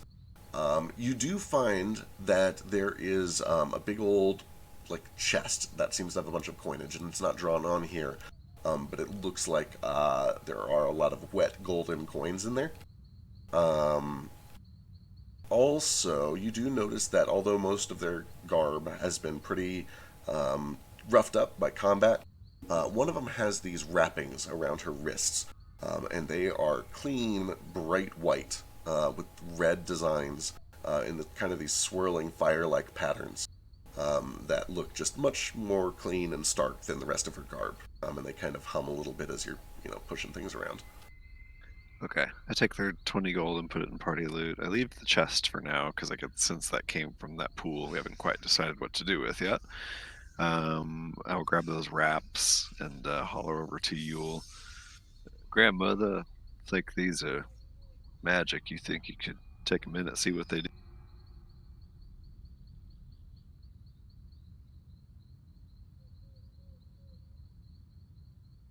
I don't know if he's actually still here or not, but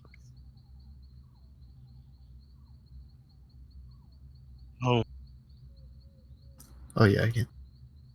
All right. So Yule sits down, spends 10 minutes or so starting to identify. Nothing really interrupts during that time, so you're able to get those identified. Can I? Yeah, what's up? While he's doing that, I'm just going to investigate the chest, see if it's trapped or if it's magical or anything. Sure, go and give me an investigation check. In my investigate the cactus, does it look like the footprints just go right into the cactus and then just stop, or? Yeah, See if it's bad. go ahead and give me an investigation as well, Mo. I'm not rolling so hot tonight, guys.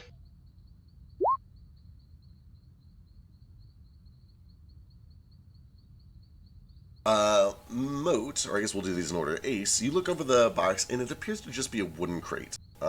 There's not really even a lid onto it or a cover. It looks like it's just filled with a bunch of coins, mostly gold, a little bit of silver. There's a couple of necklaces and art objects and chalices and stuff as well.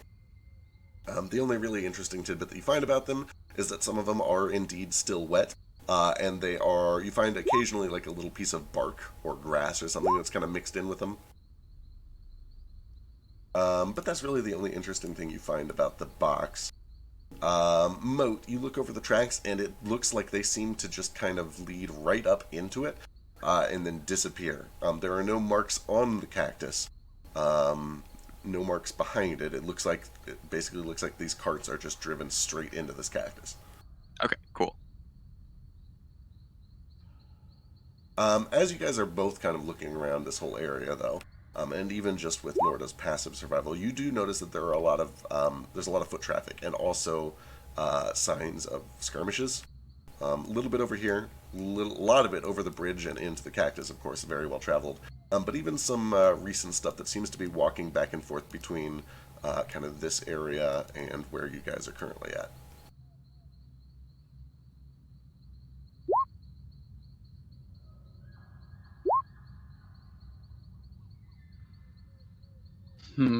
Should we carry onwards? Take the gold? well, what do you think, Bossa Diva? This looks like we're a bit of a dead end here. Seems like your Knowles took your crystal through this cactus to somewhere. That's what Eliza has told us before, is that the druids here used to transport people wherever they wanted to go through this cactus. So I don't know if we're going to find out where they went. Well, it looks like there's another path over this way, and I don't know how organized these druids are. They seem fairly organized. Maybe they keep records of where they send people. Clearly, they're not sleeping here. I don't know if that's all that clear. I could sleep here, but sure, we may as well finish looking around. This doesn't look like people like are actually making camp and stuff here, though, does it? You don't see like bed rolls or anything like that. You don't see, beds or hammocks or anything. As you guys kind of start to push through this dry grass, it gets louder and louder, and you can hear that this waterfall is basically drowning out almost any other noise. It becomes difficult to hear each other without yelling. But as you kind of peek through here, you can see that it opens up into this dark cavern. Do you guys are you bringing a light source with you, or who has dark vision? I'm pretty I sure got my goggles on. I have I have dark vision. Okay. With dark vision, you're able to make things out. You come to this big cavern, drowned out in the noise of the waterfall, and looking down, about 15 feet down, you see this massive pile of twisting vines that is just completely interspersed with skeletons, whole skeletons of large animals, and as you look more closely, you can see that there are humans mixed in there as well. And standing in front of this twisted mass, this writhing abomination of vines and bones, is a Nagba man, similar to the one that you saw in your vision, Nomad, who seems to be performing some sort of an incantation. His back is to you, and he doesn't seem to have heard you approach. Really?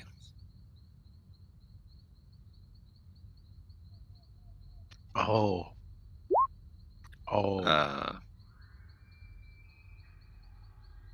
Can I see Nomad? If I do, I do the thing Ace does to try to get him to connect telepathically. They're like pulling on his tentacle or whatever. Yeah, you guys can kind Yeah, of position reach yourselves wherever you'd like.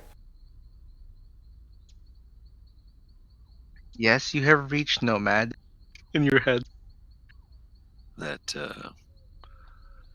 vulture man you told us about, he's here. He doesn't see us yet. Do we ambush? Grover. He seems to be prepared for a fight. I do not know yet if he is a friend or foe, good or evil.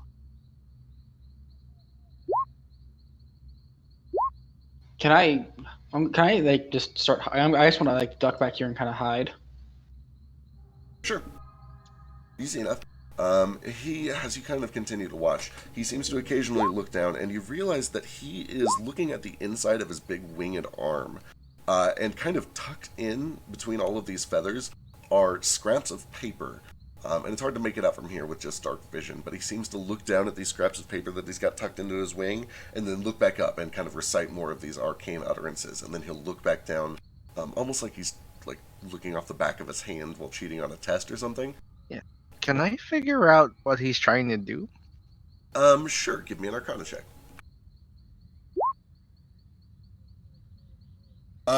This feels a lot like some form of tainted druidic magic that feels very similar to necromancy. It's definitely related to the beasts that you saw outside. Whatever it is, it's much larger, much more complex. It is some sort of a ritual that turns the necromantic energy of a dead creature mixed with plant life into some sort of a writhing abomination of plant and bone. I speak into like everyone's head slowly, one by one. Basically, starting with Noro. This is the man responsible for the for the for the animal plant hybrids that have been attacking us. Well, then we should stop him, right? Before he gets any further into whatever he's doing down there. Certainly. Well, shall I do the honors? Maybe Ace should actually. It depends on what honors you mean. Do you mean to sneak attack? I was going to say, if you guys are just trying to get the jump on him, then we'll go ahead and roll checks and see if you guys get a surprise round. He hasn't seen you yet, but we'll go from there. I hate to be the voice of reason. I really, really do. But do you think we should just try talking to him? I'm open to that. I mean, Vasu says that, and this guy is marked for death instantaneously. I don't know if these druids kept records of everybody they sent through their fucking plane, and I don't know if there's anybody of them alive that I could talk to, but I need to find out where this cart went. So, like, try not to kill him right away, at least. Maybe I don't know if he's related at all. I need to find out where this shit went. Do not be concerned. I can speak with the dead. Do you do that by eating a brain? You've seen me do it with someone else without eating the brain. Oh, that's true. I mean, I guess you could eat the guy's brain afterward. I don't have any qualms. I about can't. that. I've already eaten the brain. As you Oh, guys that's are true. having this discussion, there is kind of a lull. And you notice that he kind of shuffles around and he starts to kind of look over his shoulder back up in your direction. I guess the three forwardmost people, Nordo, Moat, and Ace, give me stealth checks. I'm behind. I'm actually behind the edge. I can still make one if you want me to. Like I'm behind the Sorry for wall. talking. Oh, Oh, There it Oh is. my god. Fuck, boys. Hey, in fact, you still want to make one. I'm actually like behind a wall. yeah, he doesn't see you at all, but that'll do it. The one time I try to be the voice of reason and I fuck over the fucking stealth. Damn it, I'm sorry for making you guys roll. I mean, I get the feeling we're gonna have to kill the big monster anyway, and then maybe this guy will talk. Probably. As soon as he kind of looks over his shoulder, at first he looks right at you and then doesn't really even seem to see you. And he kind of looks under his wing and he like pulls out a piece of paper and he kind of recites off of it. But then he does like this double take and he looks back up there. And as he looks in your direction, you hear this stomping noise as something kind of runs through the brush behind you, and this wood kind of runs up behind Ace and tries to shove Ace over the edge. And that is where we'll pick up initiative. So, is this an edge or is this a wall? So this part is a wall. This part is a ledge that goes down about 15 feet. Which part's a wall? Dark part, wall. Because I'm behind the wall. Yeah, you're Because I'm behind the wall. You are behind the wall, correct. So how would he shove me off the edge? Because the wood comes up behind you. There's a meat puppet between Ace and the wood. Yeah, it's kind of running up. Okay, I guess I'm just confused. Like, so this is a wall, and he's pushing me through moat off the edge? I mean, he's going to try if he can get there on his turn, yes. Oh, okay. Specifically Ace of all creatures. Because he's the closest. Can he see me? Does he have dark vision? I mean, Gale is like right here. You mean the Not to be teacher, but can he see me? Is he relying on dark vision? No. The plant does not need dark vision. Spoiler alert. Wow. He's a plant. Does it have tremor sense or some gay shit? something like that. I shouldn't say that on Twitch. I mean, this entire party is full of gay people. How dare you?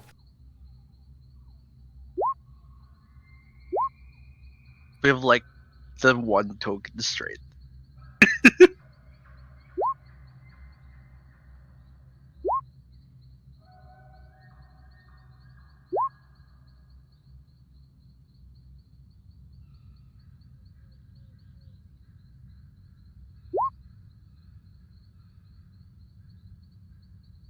Alright. Let's see. Initiative. I think we got everyone except for you, Little Patches?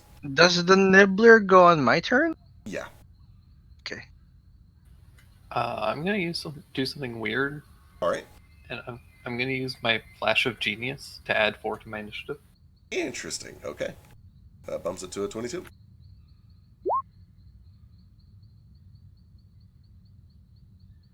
Yule, I don't know how much longer you're going to be around. You want to roll initiative, or are you out for this?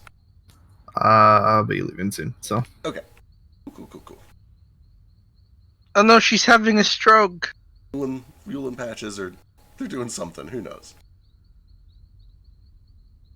They're about to fight and Patches is like, Grandma, my button fell off. Alright, Gale. Fight sewing. That bumps you to the top, Gale. You're the first to react as you hear this wood kind of rushing through the brush. Looks like he's going to try to shove Ace down into the pit, but you react first. What's it to do? I would like to run away from Alright. everything.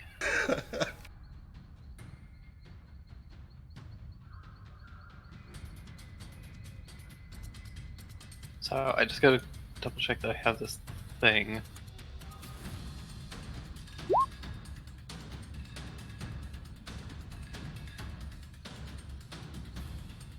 Sick, I do. Okay.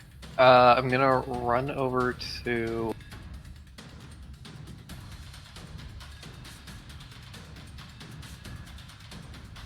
here. hoping that I am, not their priority, but I don't disengage. So if they want to take us away, Probably will. Let me check and see what it can do. Yeah, it will take a swing as you pass by. well, it hits. So Oh my god, 24 for 15.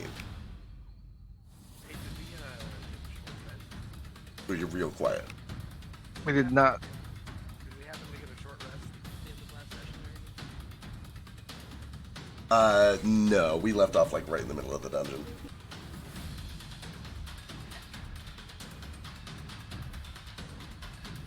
okay. So, given my understanding of this creature, I am going to take a bunch of oil and I'm going to throw it into the water. Ooh, excellent. All right, you grab a flask of this oil and you start dumping it into the water. And sure enough, you watch as this entire stream begins to stop and get pulled and sucked back out to the towards the west. And it keeps going and going and going for several seconds. The waterfall stops, the water recedes to about the level of the bridge. And then, what is your passive perception?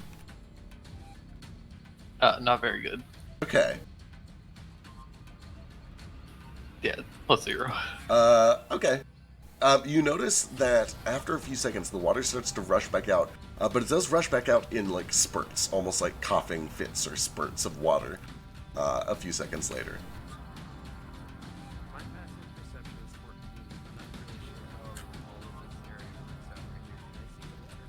Can I see the water? You are super quiet, but you would also hear some like frantic splashing and this weird kind of like low rumbling noise coming from this far cave when this happens. Okay.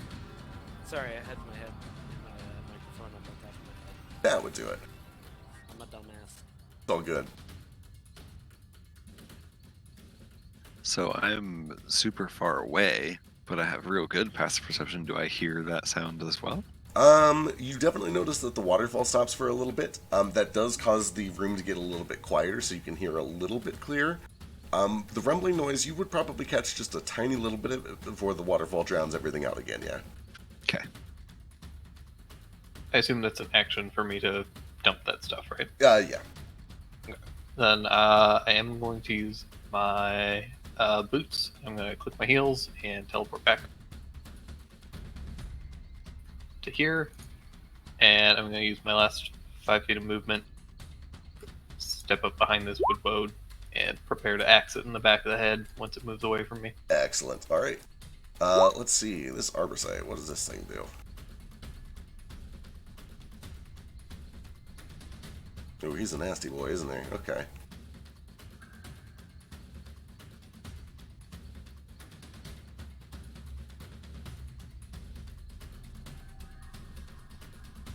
Alright, does it have that? Oh, it sure does. Okay. This big hulking mass of vines and bones begins to kind of roll like a ball over in this direction. It gets to about here, and then it starts to kind of scale up the side of this thing. It only gets about 5 feet up before it runs out of movement, but it has just enough reach to throw one of these at Moat and one of these at Nordo. So this one is on Moat, and this one is on Nordo. Both tins, very fortunately. Praise be. Grover is gonna wild shape.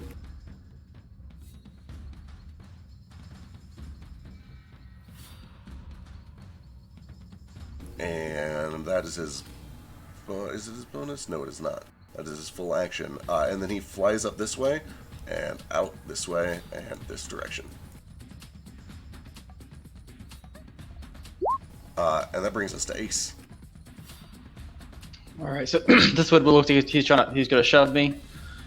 Fuck. All right, so I'm gonna bonus action disengage, and then 1, 2, 3, 4, 5, 6, and then I'm going to. He hasn't acted yet, has he? Or has he acted? The wood mode has not yet acted. Perfect. So I'm going to shoot him. All right.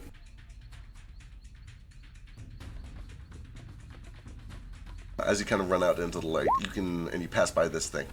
You can see that it is still covered in scorch marks from your earlier fight. You get the feeling that this is the same wood moat from before. And with a 26, you sink in for 20 points of damage, and that is enough to finish what you started earlier. All right. This thing drops.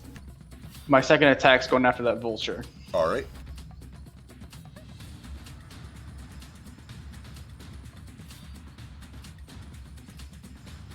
Do not have advantage on him, though, because he's already active. Yeah, he is active.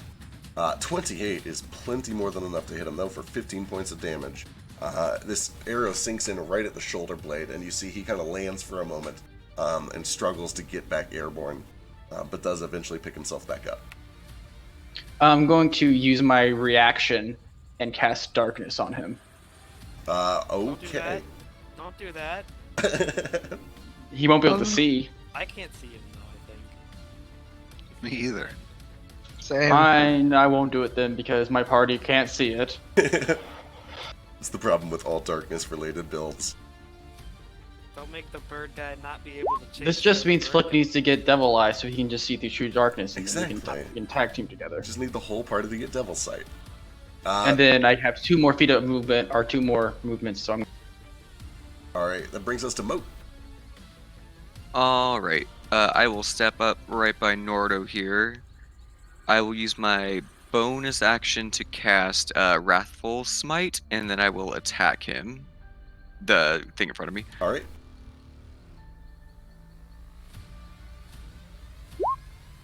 $26 for a huge 19, and then throw on that smite. Yeah, and I'm going to throw in a regular smite as well.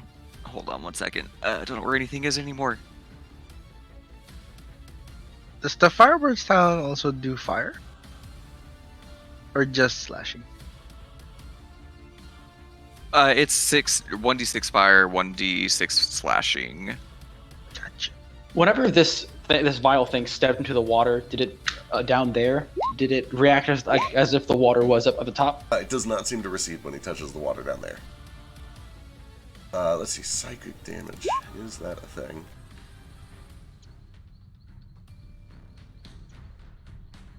Whew, boy, that all hits for a grand total of 31. As you cleave into this thing,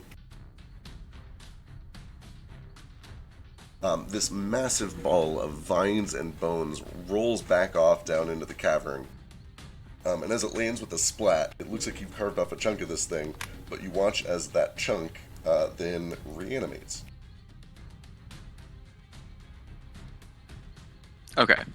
And then for my free action, I just turn to Nordo and I say, you go after the druid, I've got this thing. Give you a nod. Alright, that brings us to Vasu. Oi! Where the fuck you think you're going? I just want to talk. And then I'm going to use all of my movement and a charge of my cloak to...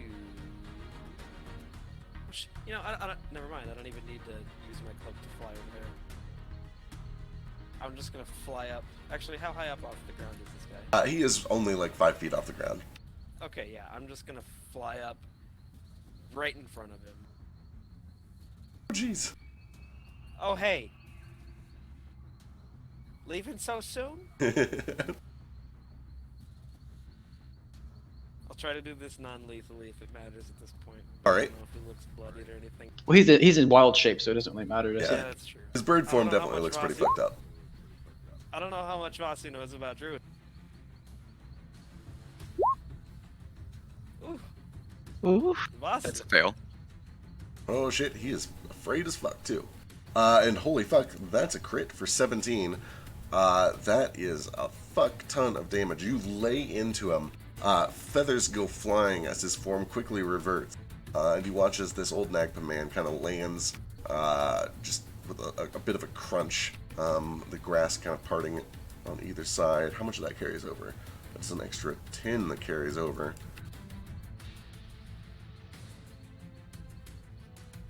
And he took damage as he landed, so he lands prone.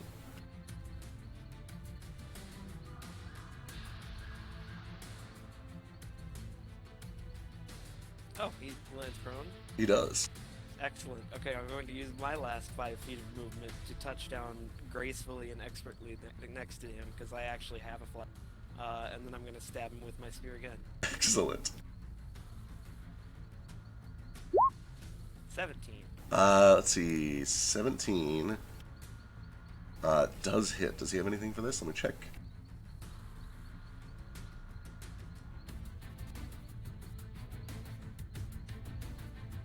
Alright, yeah, you sink into him, and he takes the full damage from it, 7 piercing, but as you pull your weapon back, you notice that there are these tiny little yellow fuzzy spores that you pull back with your weapon.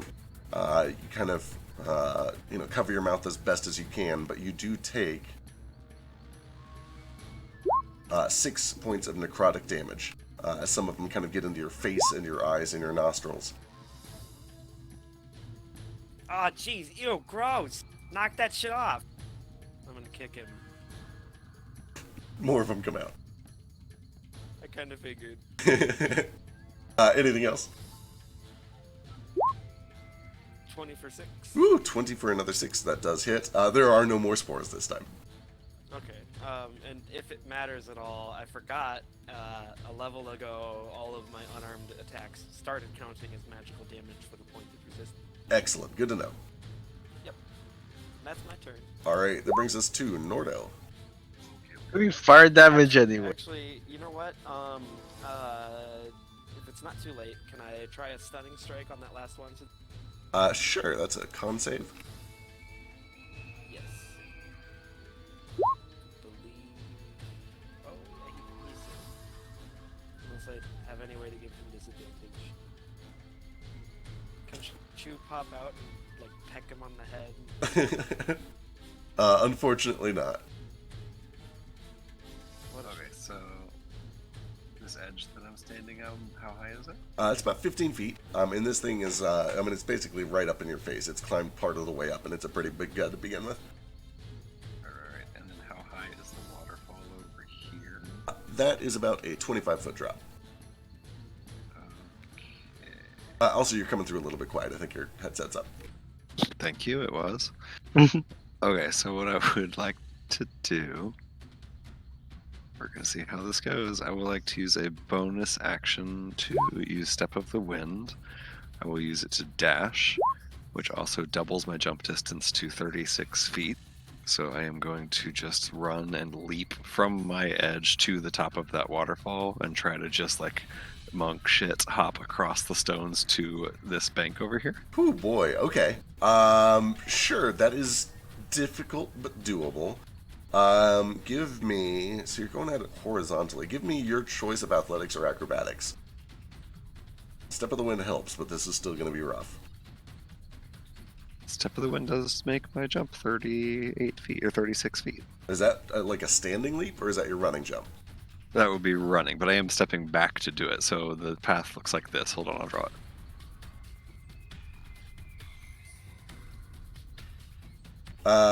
Let's see. So I should have a total of 80, so I can step even further back. I can go like to nomad space and still have enough movement to do it. Yeah, without the athlete feet, you do need a 10 feet wind up, but that would work. But importantly, if you wind that far back, he will get an opportunity attack. So he's going to take one of those. That's fine. He is frightened, though, right? Or do I notice that he is frightened? He seems to be kind of reeling back from you, so this is a disadvantage. Excellent. 10 is a miss. And then... So I 30 step foot leap. back to nomad space, and I just say, Hello. you take care of the Arbicite. I don't know the name of it. And I go for just a ridiculous leap across here. All right. Monk shit across these stones. Do you still need the athletics to do like that? Yeah, not as hard as I thought, but it is kind of a weird angle. And they say turtles can't fly. That is plenty with Step of the Wind. So that you land with a splash, you kind of like grab onto one of these rocks that is jutting up over the waterfall and do a little spin to pull yourself over there. You do notice that as your foot kind of hits the water right at the top of the waterfall, there's a little bit of that electric feeling, and you can kind of hear a groan and a rumble from further down in this cave. Mm-hmm. As soon as I feel that, I kind of push off and do some Super Mario wall jumping between these two to land on this bank, and then I will walk the rest of the way over to Grover. That's my movement and bonus action, and then with my action, Oh, a lot better now. And then I get out my battle axe, and I'm just gonna use the blunt head Oh, of hey, it to just crack this hold guy on. in the back of the head. Before you help me beat the snot out of this guy, you gotta cover your mouth. I attempt to do it, but probably don't have the actual wherewithal to do it. He's releasing all sorts of gross shit. Go ahead and give me an attack roll. But non-lethal if we've gotten to that point. I don't think we have.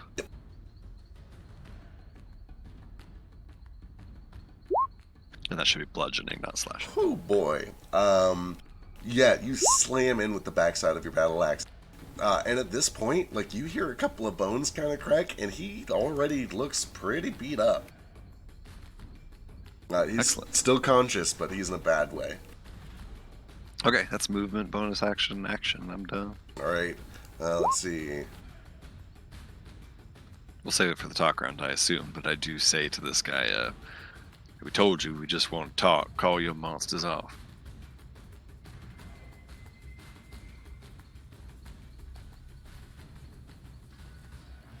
Alright, this thing. This little pile of bones and vines kind of rolls its way back over towards this arbor site and merges back into it. Well, Now, since the token is gone, and because I forgot to ask it first and I didn't zoom in, did that say puppet or pupper? Puppet. Okay. Makes more big cute otherwise. sense. Yeah. Alright, that brings us to Nomad. Can I see it from here? You can see a couple tendrils that are kind of starting to pull themselves up. Right. Let's see if this thing is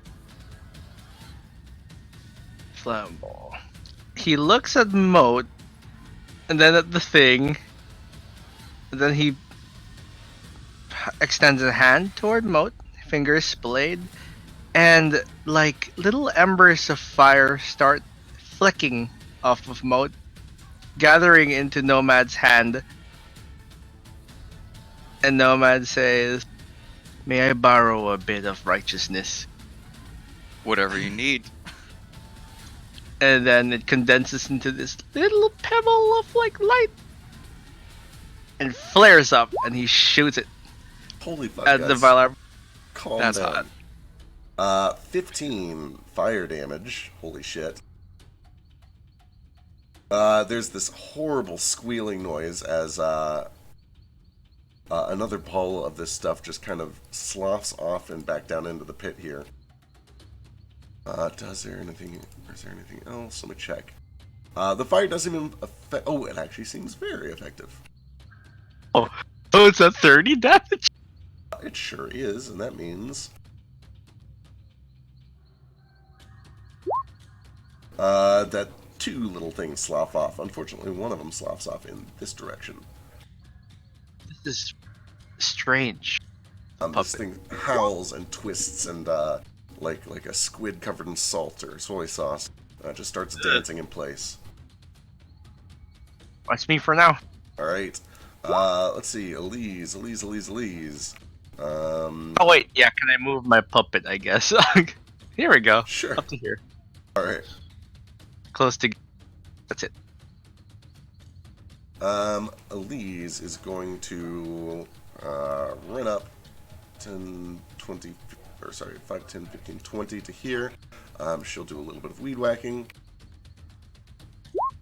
Miss, I think? Yeah, that misses. And then she's going to backsy dash, come back to here, triggering an opportunity attack.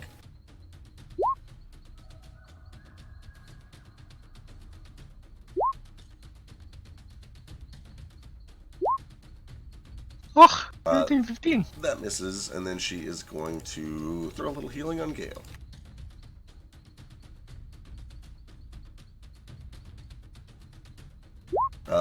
Just 4 points of healing. Woodwode's dead, and that brings us to Gale. Okay, I'm gonna do a thing that I should have been doing a lot more often, but I thought it was only on melee attacks, and apparently it's not. So,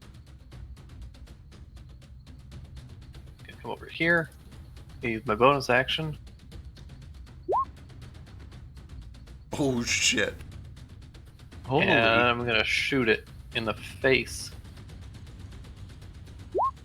Oh my god, solid hit. 24 sinks in for 21 total damage. As the shot rockets through, another puppet sloughs out through the back. Does it ignite any of the oil? And let's see here. Does the 15 hit? He has advantage because pack tactic. That's right, he has pack tactics. 15 unfortunately does not. You put in like one flask of oil. The oil went that way. What would that thing have done? Is there any fire in this? Or it's all radiant damage, right? I mean, it's branding, so I mean, it's. I hit him with a fireball. Is that Fire it. It's holy fire. It's Artificer Radiance, which is basically just fire. Basically just Please. fire. I also hit him with fire. That's true. There's been a lot of fire on this thing to begin with. Kind of our party's MO. It does seem to kind of be the party MO. It's fire. It's funny how that works. You do see a little spark and the smell of like a match burning as this thing immediately begins to kind of catch in these ghastly flames. It starts to shed light, so those of you who are relying on dark vision no longer have to do that. I don't think it was going to become invisible at any point in time, but that's good to know. One more of these bastards pops out. 1d8. This time right towards Mo.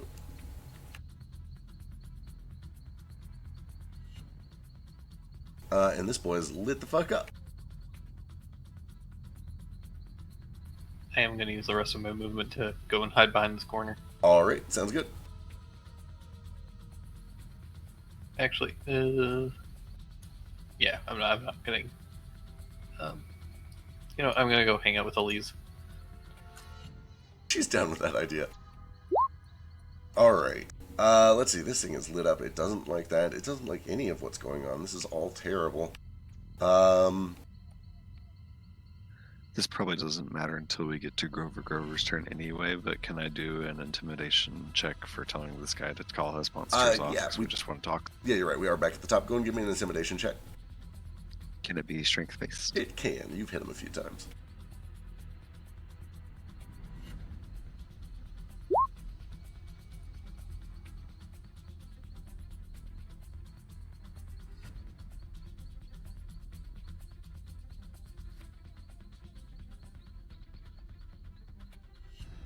Ooh.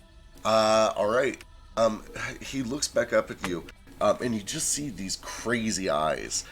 He kind of is looking back and forth between you and Vasu frantically. And at first there's like a moment where he looks a little confused and unsure of what to do. But then he hears this creature screaming from the cavern that he just left. And there's this low guttural groan that's starting to come from the opposite cavern. And he just gets this crazy crooked smile on his face. And he doesn't seem like he wants to back down just yet. Okay. And I don't know if I can do an actual insight check or if it's just passive insight because we're like in combat. Is this guy actually fucking crazy? Like crazy eyes because he's crazy?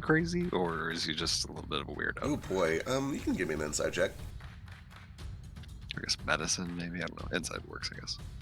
Yeah, if you had more time to like sit him down and do an actual analysis, medicine would probably be good. First glance though, he's outnumbered. He's severely hurt. Unless he's got some real big trick up his sleeves, he is foolish for not backing down. Foolish at best, crazy at worst. Okay. Or, holding on to some big secret at best, I guess. Right. Anyway, this Arbusite is going to pull itself the rest of the way up. As best as it can, anyway. It can't move closer to me, it's afraid. Oh, it's afraid of you. It sure can't.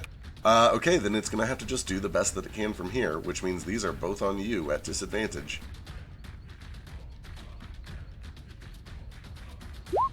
Oh, no! That sucks so bad, I'm so sorry. Son of a bitch! Fear is amazing. And Yeah, those are both misses. and then let's see, Arbusite puppets attack. Are any of them in range? One of them is. So you do notice that the slender puppet right next to you, right after this thing lashes out, sends a little lash of its own towards you. And you are not grappled, so it doesn't have advantage. It's also not afraid, so this is just a straight roll. 24 for 11. Cool. Let me roll con for my fear.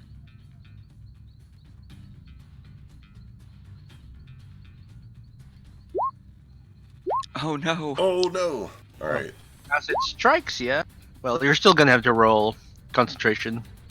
Rip. But, Nomad does snap his finger shut. And you gain 6 temp HP. Alright. Thank you. So you shut down the 6 from 11, I guess. Alright. Oh, just give yourself 6 HP. It does seem remotivated by the fact that its puppet has gotten an attack through and the fear does drop. Meanwhile, Grover.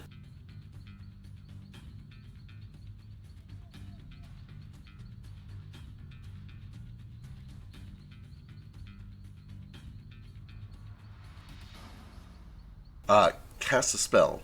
I don't know if any of you guys have a thing to do with that. Aw, you punk bitch. You gotta get Mage Slayer. That's my reaction. Excellent. It's not actually my reaction because I'm saving a reaction, but I'm gonna call him a punk bitch because I can't do anything about this right now. Alright. He casts. Where is it? It's right here. Grasping Vine. And he will summon that somewhere.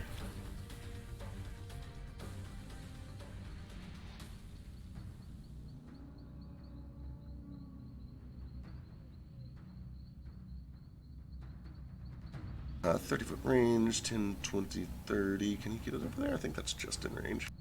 Can you see us from here? Yes. Oh, there. So, summons a vine right over here. As a bonus action, summon a vine when I cast the spell. The vine lashes out at the creature that he can see within 30 feet of the vine, which is going to be Nordo. Nordo, I need a dexterity saving throw. Do I have advantage because of danger sense? You do.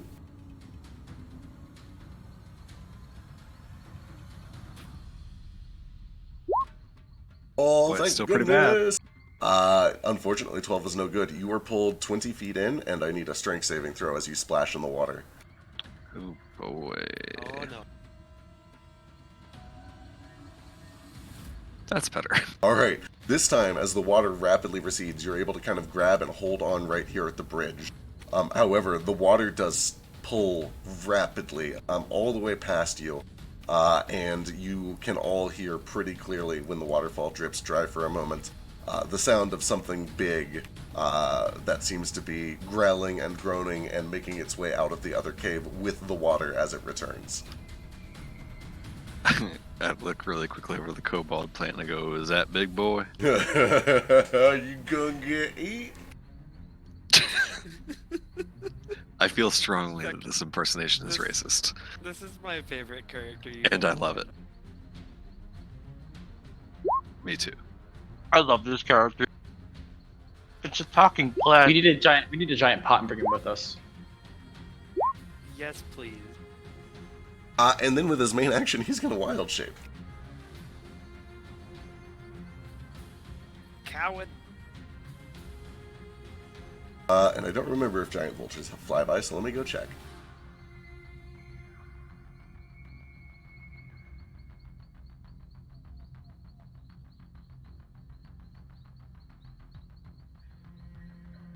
Flick's here. They sure don't, which means you will. He'll take an opportunity attack from you, Vasu. Hi, Flick. You think you can run? I'll beat the snot out of any kind of animal you can turn into, pal. What is the speed? Ooh, that's real good. Okay. 24 does hit, and you land another 10. I'm gonna give me another save. I'm doing another stunning. Oh shit! What if I don't wanna? Yep. Well, that's too bad.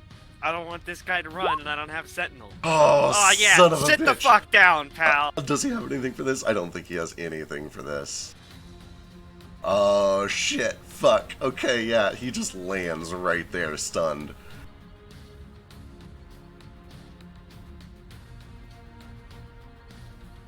Yep, that's real bad for him. And is this concentration? This might be concentration. Oh, The it vines is. are concentration. It sure is concentration, so that vine is gone. Flick, you're just in Nordo, time. come help me continue to beat the snot out of this guy. He's trying to run, and he tossed you in the water. Imagine all this disrespect coming from one fucking vulture. Norda, who's like holding on to the bridge, trying not to get swept under like rapids, is like, I think we got bigger problems coming from this direction. Alright, that brings us to... actually, we'll put you down here, because, you just got here. Ace, you're up. Yeah, I'll figure out what's going on first. Do I see the creature that's coming out of the cave? No, but you sure as fuck hear it. And you can see that the water is now starting to kind of like spill over the edges a little bit, as ripples kind of come out and something is pushing its way out through that cave. Could I don't know how this works, so I don't have to pull it up. Could I use my bonus action to aim and then hold my action to attack when I see him and have advantage on that attack? So I believe aim ends at your current turn, and you can only like aim at a creature that you can currently see. Sure, why not? I'll allow it. That's fine. Okay. I can do something else too. I had another plan backup, but just in case. If you have a cool backup plan, go with your cool backup plan. It's not that cool. Alright. Then you can aim now. Then I'll do. Okay, actually, you know what? Fuck it. Actually, you know what? I'm going to. Actually, I will. Let me zoom out a second. All right. I'm going to step back over here. No, what? I won't move. I'm just going to aim at the giant vulture, and then I'm going to shoot him. Alright. Oh yeah, you got sharpshooter. You don't give a shit about cover. I don't give a fuck. He's not considered to be a humanoid anymore, though, right? No, he is currently a beast.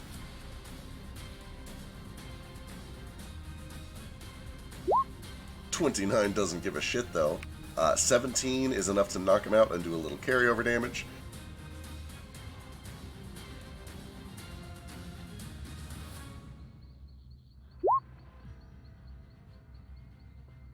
He looks real And then bad. I'm gonna bonus action dodge. Wait, no, I aimed. Never mind. I'm just gonna stand there, all Alright. pretty like. So I think I was actually like here. That brings us over to Moot. Alright. I will start by stepping away from the Arbusite between Nomad and the Slender Puppet. Alright. You're still in range of everything, so no opportunity attack. Perfect. I will then use Green Flame on the Slender Puppet. 16 hits with 32 fire. This puppet is burned away, And then the Arbusite takes 5 fire as well. which doubles to 10.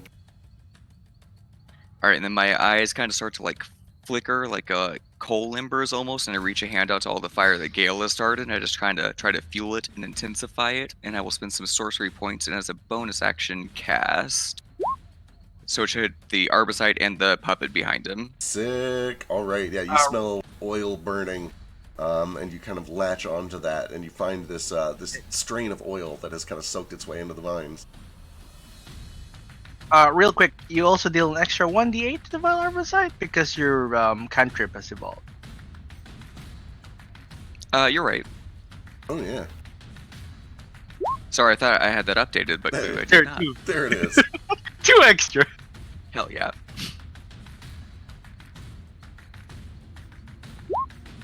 Those are 1 success and 1 fail. Still takes, so 6 times 2 is 12.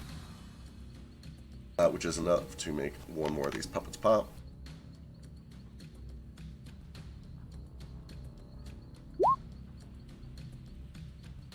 Into the water, and then it is enough to scorch and kill the one behind him.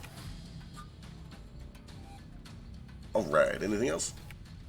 Yeah, with the rest of my movement, I just step right up to it. Alright. That brings us to Flick.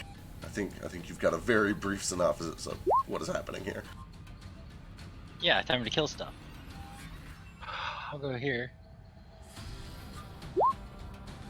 Also, the Nibbler Puppet is our friend, not an enemy. Oh, okay. Well, that would have been nice to name. I'll ignore that one. Yeah, That's he's can't that's actually. that's Dash. Nomad's intellect devour familiar. Okay, 5, 10, 15, 20, 25. Yeah, like dashing gets me. Is that close enough to hit the vial thing? It is, yeah.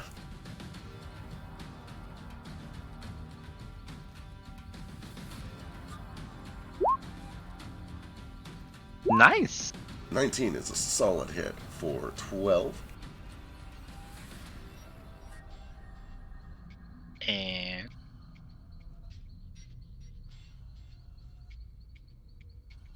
I think that's it. I don't think I have an extra attack with that. Alrighty. That brings us back to Vasu. Question before Vasu's turn. So when I hit Grover and he fell out of his bird form, did he fall and take damage or anything? Or is he prone still? He was still pretty close to the ground. He learned his lesson from last time. But with that said, He's stunned. Yeah. He's stunned, so could he actually even catch himself? I mean, I guess he would land prone anyway, yeah. Oh, sick. Then, yeah, let me take off another 3, which means 1 more pops.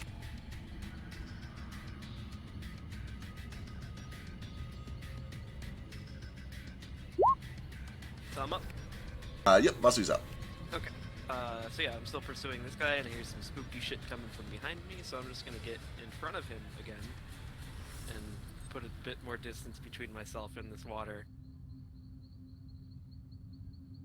Seems wise. Just continue to beat on it. Non-lethally.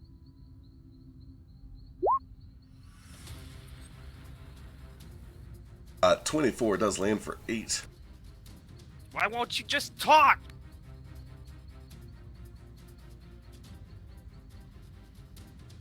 Spearing him repeatedly.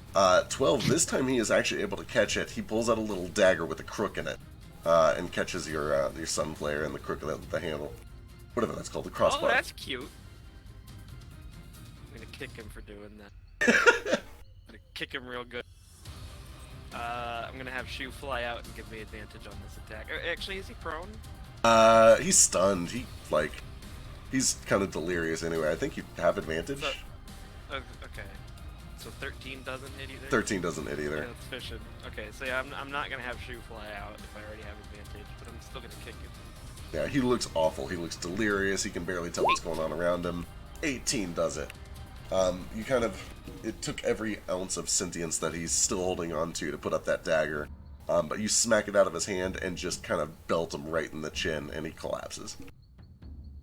Okay, he's not dead though, right? He's not dead. He's unconscious. Alright, He's can't sleeping. remember let's see, I was here. So I've only used like 15 feet. Can I just use a little bit more movement to like drag him over here? Yeah, you can drag him at half speed. Okay.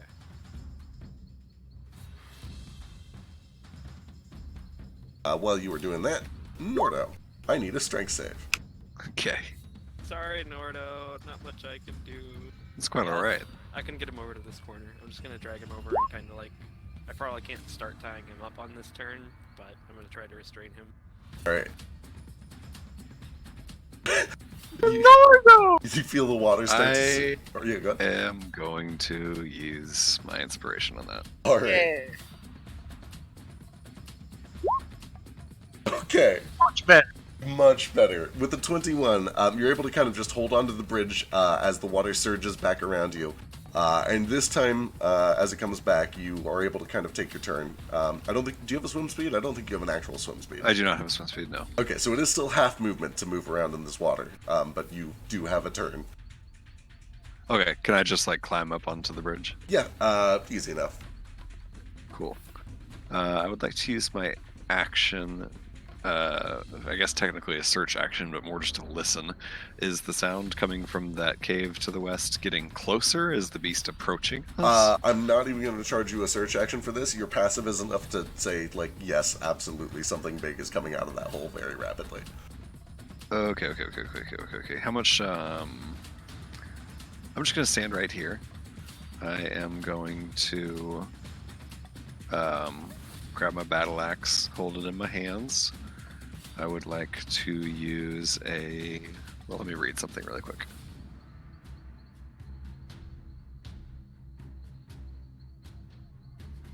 I will hold my battle axe in my hands, I will hold my action to attack the first hostile enemy to come within my range, and for my bonus action, I will just start sort of chanting blood and glory in Orcish under my breath, and the tattoos kind of start to dance and move, and I will rage. Woo! Alright, excellent. As you're kind of taking this aggressive posture and bracing yourself for whatever might come, there is a surge of water that kind of bursts out from this tiny little hole.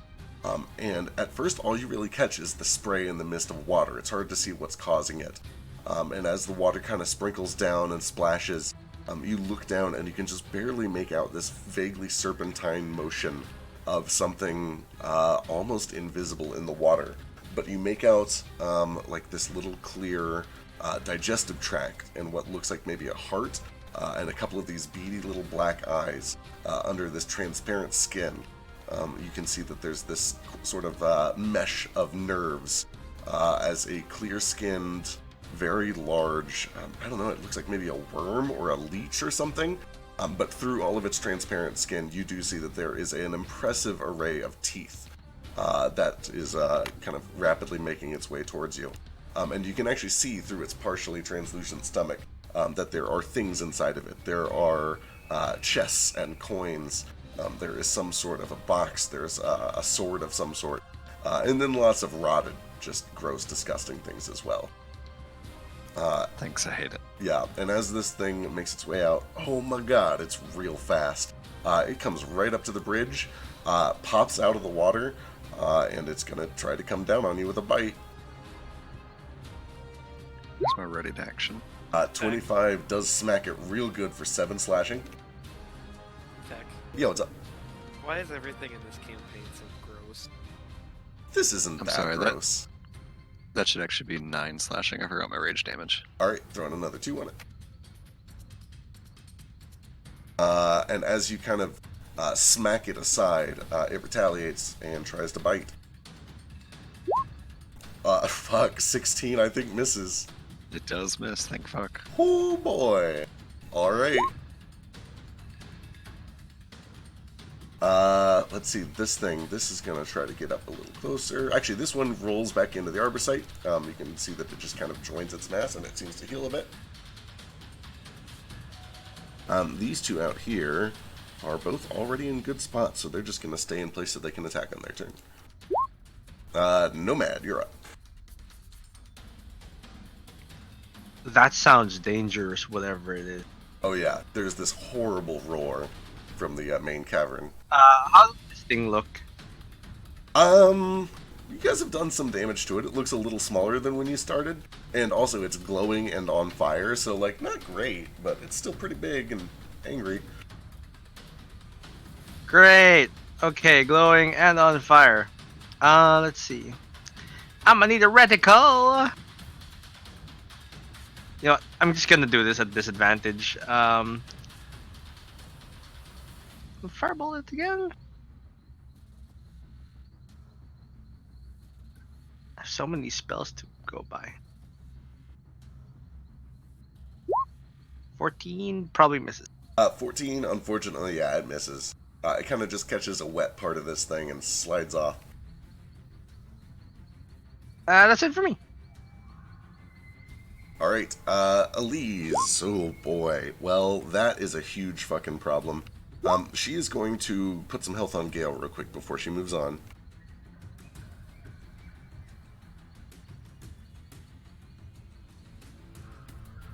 I keep forgetting Meat Puppet. Meat Puppet moves. Meat Puppet moves. What's the how long? Zombie movement is like 30 feet. Let me double check. It should be on that sheet. I think it's only 20. Oh, okay. It goes up to here.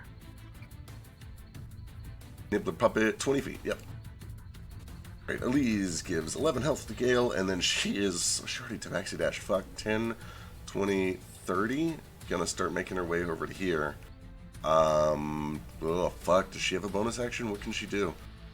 That's real shitty. That's real shitty. She doesn't have a bonus action. Okay. That brings us to Gale. Oh wait, question. Can Limber dash? It can, yes. Okay, I'll move it an extra.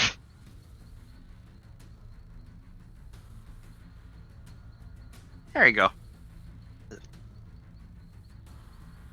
when he dashes, does he run like Quap? All of the yes, absolutely, 100%. It's a weird hybrid between Quap and Swiss Army Man.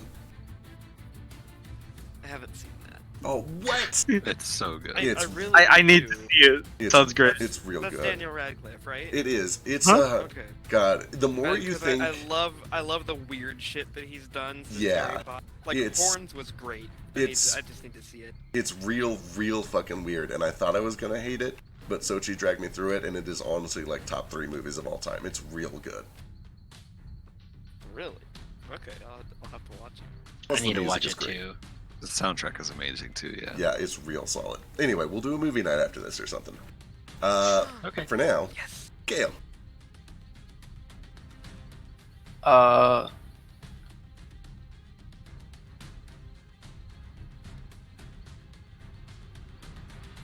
I wish I had that prepared.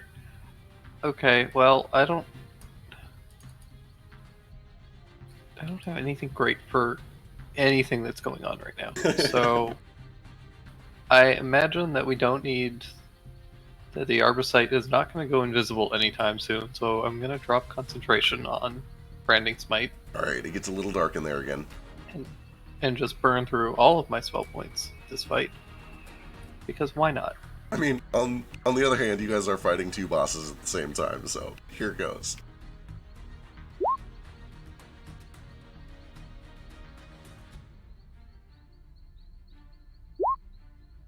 Okay, I'm gonna run up here, and I am going to attempt to cast the following on the glass worm. Specifically reduce, if that wasn't clear. Are you sure? Okay, excellent. Constitution saving throw.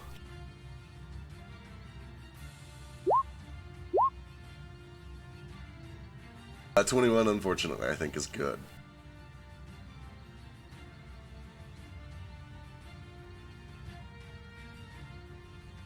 So you latch onto this thing, and you kind of start to squeeze your hand, and you can feel these like ripples across the surface of this thing's body. But it has this kind of squishy feeling, like those toys that are... Fuck, what are those toys even called? The weird liquid-filled tubes that are... The hand job toys? Yeah, the hand job toys, whatever those things are called. The foreskin toys. Okay, so everybody put their dick in those, right? Like everybody tried doing that at least once. No, but I should have? I don't know. Anyway, and you I was just... afraid I was gonna pop it, cause like How pointy is your dick? I meant like stretch pointy pop it, not like Guys, poke pop it. Twitch. Twitch doesn't care about us. We don't make them make money. But unfortunately, it slips out of your grasp, and it is able to fight off the effects of the spell. Well, good shit. That's I bonus action to teleport back, and then use my last 5 feet of movement to hide behind this cactus. Alright, excellent. Here come leftovers to save the day. Vile Arborsight. He's in a good spot. He likes I'm this. killing that fucking plant next. Fuck these, No, these don't, I bosses love can him. do whatever they want. need to save Killing that fucking kobold. Let's see. Yeah, this is going to be 1 on Flick. Here we go. 15 on Flick. Here's 1 on Moat. 13 on Moat. If this thing could ever roll any good attack rolls, that would be great. With that said, there are 2 puppets in place, and they also attack. This top one is on Nomad. 13, excellent, and this one is on Flick. 17? That is my AC now. Oh, okay. One thing hits Flick for 11 piercing damage. Ow. Ooh, that doesn't look good. So Nomad's gonna try Psionic Absorption that one. 15. Alright. Soaks all that damage plus a little bit more left over. You get 4 temp HP, and you don't take the damage. Grover's taking a little nap. Cool. And that brings us to Ace. And yeah, I can't move his token, but I did drag him over here. Oh, right, of course. I just want to make sure he doesn't get eaten by Big Boy. Yeah, good call. And I did kind of. is an item interaction to just start tying him up, or do I need to take a full action? It will be a full action if you want to tie him up real quick. I kinda do. Alright. I think you already used your action to attack on that turn, so you'll have to wait for your next turn. Right? I think? Yeah. Because you knocked him out. Yeah. I beat the fuck out of it. Alright. He's then fine, it's come Ace's help. turn. I can't have him running off before I talk to him. He's unconscious! I will He might confirm. wake up. I will confirm that unless he has some sneaky tricks up his sleeve, because you knocked him unconscious, like he is not making death saves. He can't nat 20 and get up. Like he is stable. Granted, that is assuming he doesn't have any special tricks. I assume he has some sneaky special tricks. Vasu probably does in character too. All right, my turn. Yes. All right. The glass form, I can still see him though, right? He's like turned Yes. invisible. Sorry, I was AFK for a bit. Okay, cool. Yeah, so he's got clear skin, bonus but action. You can see all sorts of weird organs and stuff inside of him, including things that he's eaten. Cool.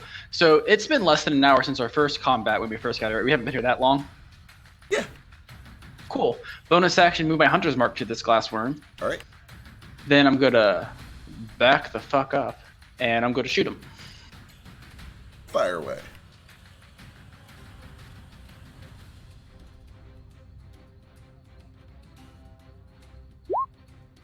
Uh, 15 sinks into the skin, and you hear a little bit of just like a wet squelch. It just doesn't seem to be an important part of his body. Mechanically, a miss. Oh, Gotcha. I kind of figured it was a miss. so it has been less than an hour since we first got him. Yeah, it's probably cutting it kind of close, but you guys have been moving quick. Okay, I think my spear is still doing that 1d6 of additional fire damage then. Sick. And has another +1 too. Not that it matters right now, because that guy's already knocked out. Yeah, but that's my turn. So it's Moat's turn. All right, what's up? Alright, I will start with the bonus action Wrathful Smite, and then I will Green Flame the Vial. Or can I do Green Flame and a bonus action spell, question mark? Yes, you can, because it is a Okay. cantrip. Stop Okay. smiting when I'm so far away. It's not a real smite, don't worry, it's a fake smite. Thank God. It's mine for real earlier, though, first turn. It was real Oh. earlier. Holy so good. my Well, boy. God. Hell yeah. What That's the fuck? like... Is this damage right? 20 or 40, 56 54. It's 54? Oh, you it's get more. 1d8 plus 1d6 from my sword, 1d8 from Flame Tongue, and then my modifier. Holy shit, that's right. Oh my god, 54 fire damage. So a few of these pop out, and then And then- another 7 on top of that. Just the disfigured, it just jumps over to him. Gotcha, okay. So that But the was vial does need a wisdom saving, or he's afraid of me again. Gotcha. Oh, and that is fire too, so that disfigured is gone. With that Excellent! said, Also, I didn't roll my wrathful damage. Hold on one second. 666, that's terrifying. It's fine. Don't worry about it. It's actually pretty good for you guys. So 5, I converted to fire damage, but 5. Alright. A bunch of these things all spray out the back.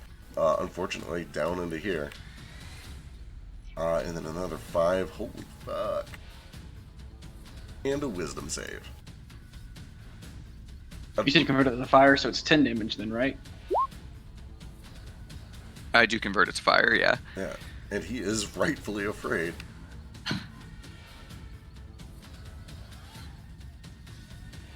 So what, you did like 64 damage? Or did you do more than that? Plus 7? So 34, 39 all doubled. So 78 points of damage at level 7. Good lord. That's what I'm talking about. Alright, anything else, Mo? I believe that is it. Brings us to Flick. Okay.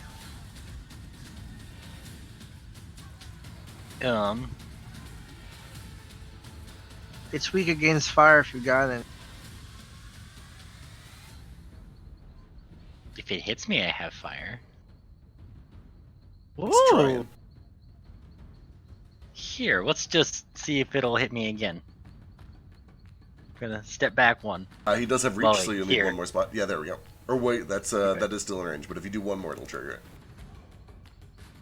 But then this thing will attack me too. That's 2 hits. I don't want It's that. true. to me. You've seen that thing attack. It also has reach 10. So if you were to step here, you'd be good. Okay. All right. Yeah, this thing is not super intelligent. It is going to take a swing. I'm sorry, it's a disadvantage. It is disadvantaged because of the fear, so that's an 11. It's okay. Oh, I You missed know, this then. That would have been a lot of damage anyway, so I'm You'll look okay at that. with it not hitting. I don't think this thing has hit once yet. You have 4 temp HP at least. Just the 4. Oh wait, yeah, because it overwrites the old one that I had, right? Yeah. Well, you can choose to keep it or not. Okay, cool. The other one But- had 5, so I'm picking the other one. I mean, you had to take like 15, so you probably it overrides Lost what you. it. Yeah.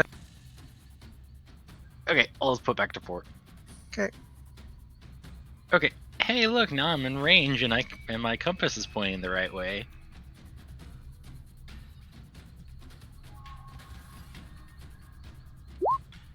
All right. Hey. That is a 15 to hit. The first one misses, but the second one does land 19 for 19 damage.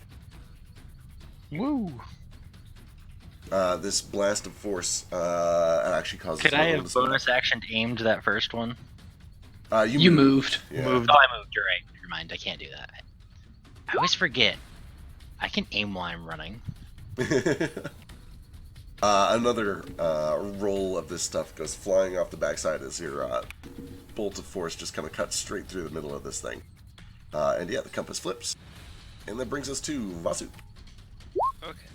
I'm going to use my item interaction to pass this rope off to Shu, who is then going to tie the vulture's beak and wrists and ankles. Ooh, okay, so he, in theory, can, with a lot of time. It's gonna be pretty slow and probably not super well done, but you know, birds make nests, so like, in theory, yeah, with enough time he could do something like that. What if I give you a sleight of hand check with Yeah, Shu can start doing this. It's not gonna be great. It's gonna be pretty slow if you hand this off to a tiny owl to do. But you can do that if you want. Like, it's, you know, if you got other places to be, it's better than nothing. Just take his leaf and he can't get to the tree. Alright, you hand this rope to Shu. He, like, kind of beaks it. The whole thing barely fits in this tiny little beak. But he, like, plots along real faithfully and kind of hops over. And he starts doing this real intricate dance where he kind of, like, tucks under his chin and then pops back out the other side and starts to wrap around. He's working on it. He'll get started on it. Alright, I believe in you, little buddy. Excellent. I'm gonna fly out. Perfect. Okay, I'm gonna fly out right over here. Oh, jeez! That's a huge bitch! I'm gonna stab at the huge bitch. Big boy like bird, too.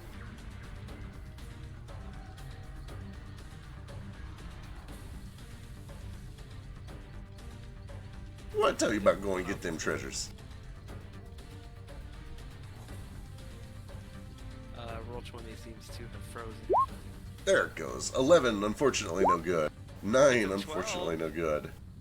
Aw. Yeah. Don't have advantage for any reason? Not that I can Shu, think come of. back, I need you. She was on a very important mission. You got a kick again. It is a 12 and a 10, if that makes any difference. Unfortunately it doesn't. Okay. And then I'm going to try kicking him.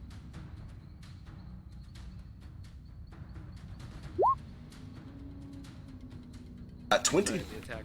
yeah, 20 does land for 10 fire damage, and you can see that there's a little scorch mark that seems to appear on this otherwise translucent skin, and it kind of scrunches and hardens around the point of impact. Weird. Okay, let's see.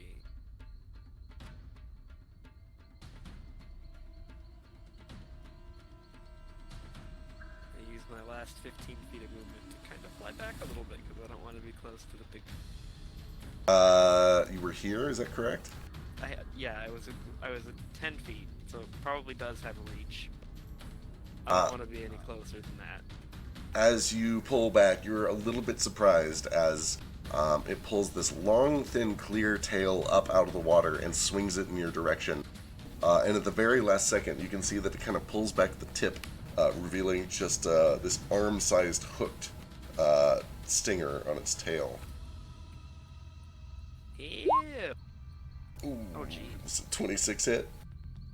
It sure does. Let me have a Constitution saving throw. Jesus Good Christ. God, that's a lot of damage. Let me make sure I don't have anything that can make that a disadvantage real quick. It's not a ranged attack, is it? It is not. It's melee.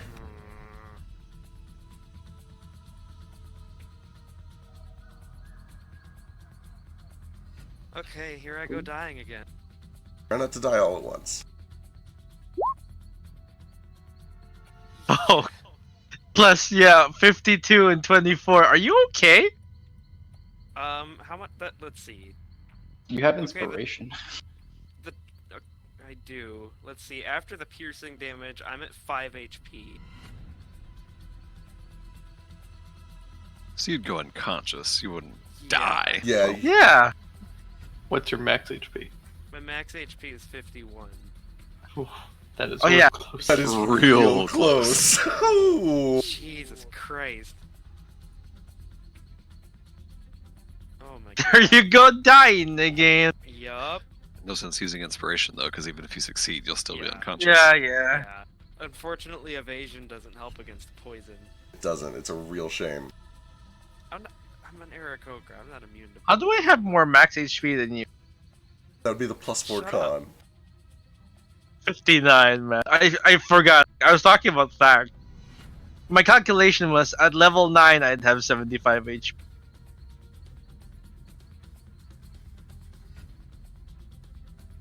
But well, someone help that. Yeah. So this thing whips its tail around out of the water, jams right into Vasu's side. And you guys watch as this awful black ichor kind of starts to trail from some of its internal organs near its midsection, all the way down to the tip of the tail through this glass skin and into Vasu. No, don't do that. Don't do that. Oh god, my organs. Vasu crumples on the ground, I believe. Yup. Alright, Nordo. Okay. Well, this really changed the snippy one-liner I had in mind. So instead, I see Vasu get knocked down, and I look over to Elise, and I just say, "Elise, little help!" And I get my axe out, and I look at him, and I say, "Over here, you big fucker!" I'm just trying to get his attention, and I will start with a... Oh boy, bad idea. Reckless attack. Oh Alright. no.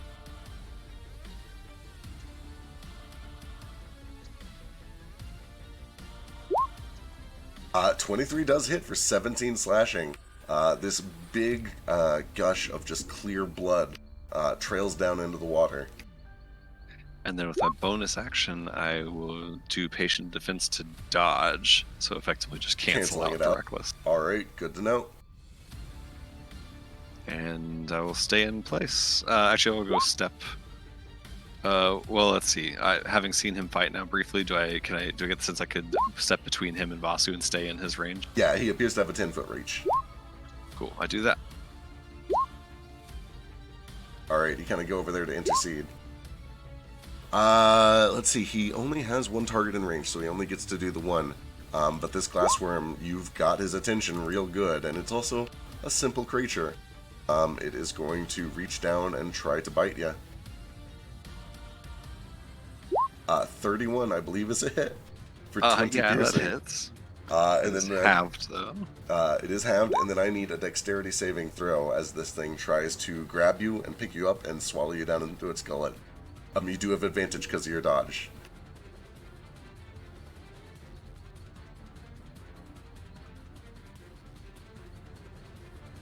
I guess also from danger sense, but you know. Oh Boy, that's no. bad. And I already spent my inspiration, too. All I right. had advantage anyway. Mine. Yeah. I already had advantage. Yeah. Yeah, I should those also probably save mine to make sure I don't die. Yeah, too. those of you who are outside watch as Nordo is picked up by this mostly invisible beast. And you watch as his arms kind of get pressed up against him. His weapon is almost dislodged, and he is pulled into the belly of this beast. Oh boy.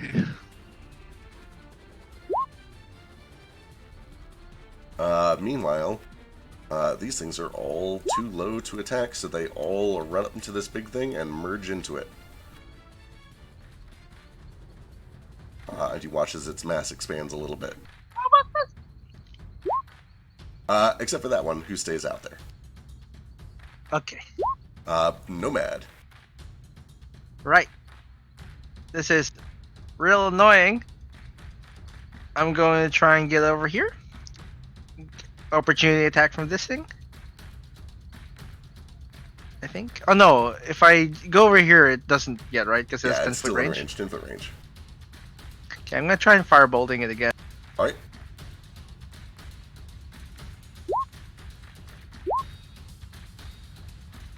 Where is that? I have so many spells. There you go. That, 21 for 18. and that is on the puppet or on the main thing. Main thing! That is a solid hit for 36 fire.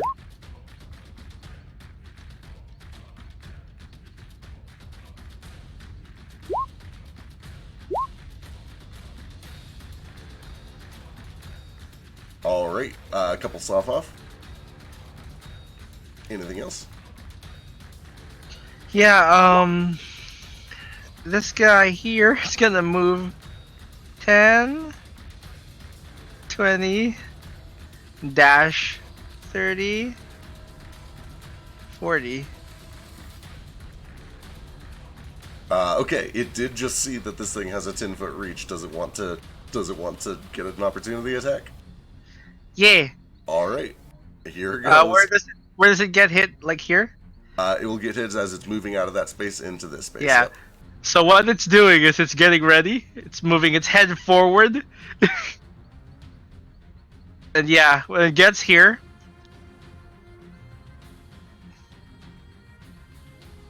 As it gets there, this stinger wraps around. Oh my god. it impales the zombie thing, and Nibbler just pops out right here. Yeah, you watch as this body is just almost instantaneously turned into this awful black sludge. The veins go dark, the eyes start to bulge, and Nibbler manages to escape before any of the venom seeps into him, fortunately. Thank fuck. But Nibbler just hides behind this rock. Ooh boy.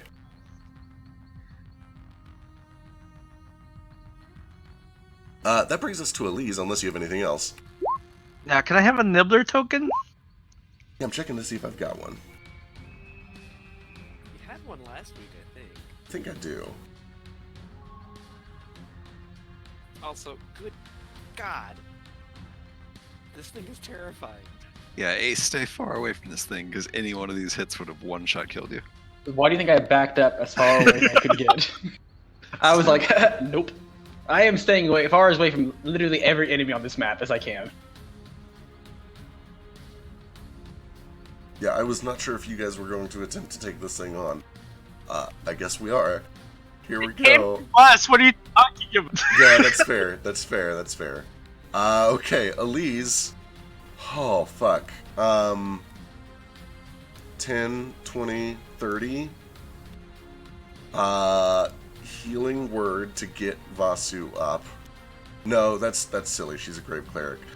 She's gonna main action disengage. No, she doesn't have to. It already used its reaction. That's true. It's used its reaction, and she's smart. She knows that. Then she is going to main action dash to get the rest of the way over, and then she is going to action surge heal. She's gonna move. Action surge. Is she not gonna like move around him so like she's not closer to the creature? She'll do it in a second. But for now, I put the Nibbler puppet where actual Nibbler is.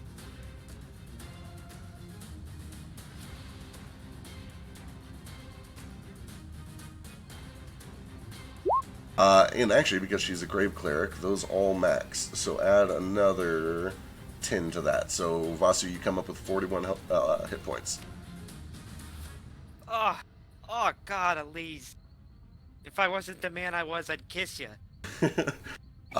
She immediately turns around, puts the shield up, and gets right up in front of this thing. Hey, watch out, it stings real hard. Gale. Alright, I got a real simple turn.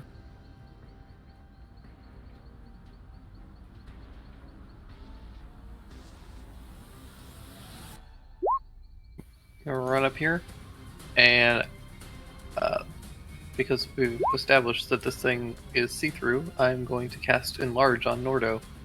Fuck yes! Heck yes. Absolutely. It's a target that you can see. Nordo, you feel some magic from outside of this thing connect to you, and in fact, you can probably see it going through its, see what's going on. You see Gale start to cast a spell at you. Do you accept it? Heck yes. Okay. I've been casting the once before. Sick. So I actually have rules for this, and I never thought they'd get used. I can't wait. I hope it explodes. Or he might get crushed. Who knows? Might just have to regurgitate me, would be my guess. It takes some damage if I recall the rules correctly. Okay, magical crushing from size changes. What level is Enlarge Reduce? It's second level, right? Second. Okay. Let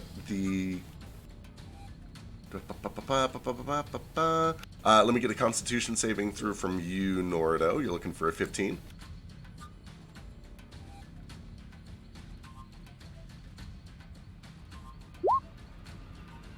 Nope. Oh boy. Do you want my inspiration? I mean, if you're offering it, I'll take it. I'm It's all also, yours. I'm resistant to whatever this damage is, but alright, I'll take it. Nope. Contest anyway, you couldn't beat it. It is not a contest. It's a DC. It's a Constitution saving throw to cut this damage in half. Nordo, you feel your body start to grow and grow and grow, and you can feel this awful, terrible, magical squeezing sensation. But as you do, those of you outside the glass room can also see that this thing is twisting and reeling, and it's just groaning and letting out this awful growling noise. Let me get 48 from you, Gale.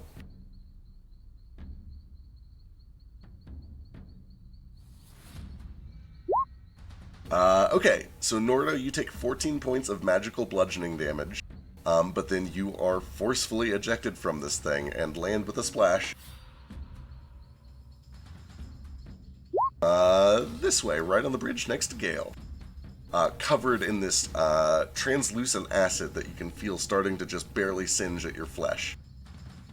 This thing also takes damage, not as much, it made it save. As it just herks and reels and is forced to eject this now massive Nordo from itself. Sick. Good shit. I can't wait to Godzilla and Mothra this thing. Right? And at the end of my turn, pull Fiero out of my sleeve, and he's gonna go and flutter over to. He's gonna sit on Nordo's shoulder. Good call. Good call. And regretfully, I'm going to, as my bonus action, click my. Alright. You get the fuck out of dodge, which is probably wise. Okay, holy shit, cool shit. Vile Arborslate, still over here. He's starting to get worn the fuck down, and Moat is basically soloing him. He's still fucking afraid. He's not gonna hit anyone this entire fight, but he's gonna try. This is on Moat, with disadvantage. Nope. Excellent. This has to be on Moat. He has to break this fear. 12, no, that's another miss. But there are some puppets in play. On Moat. 18 misses. I think. Miss. And the last one. Oh, 26. There it is. Okay, 9 piercing damage.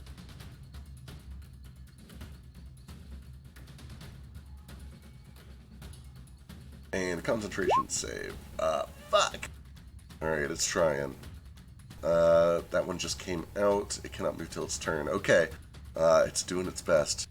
Grover is having a little nap. That brings us back to Ace. Alright, I'm gonna take the aim action, or bonus action, at Glassworm. And, hold on, I'm gonna roll for stupidity. Excellent. That's not really telling. I'm gonna add my intelligence modifier, so I'm not gonna be stupid. Okay. I was contemplating whether I wanted to use my sharpshooter thing and take a -5 to do more damage, but I'd rather just do some damage. I'd rather you take the -5. Yeah, but then I'm only getting a +3 to my attack, even with advantage, so. Oh shit, 25 lands for 23. Piercing, you watch as your arrow sinks in and actually manages to go several feet through this kind of thin, clear body and into some bundle of nerves. That's my turn, as I have no movement. Alright, Moat. Yeah, alright. I am going to... I guess I will just green flame the Vile Herbicide. Alright.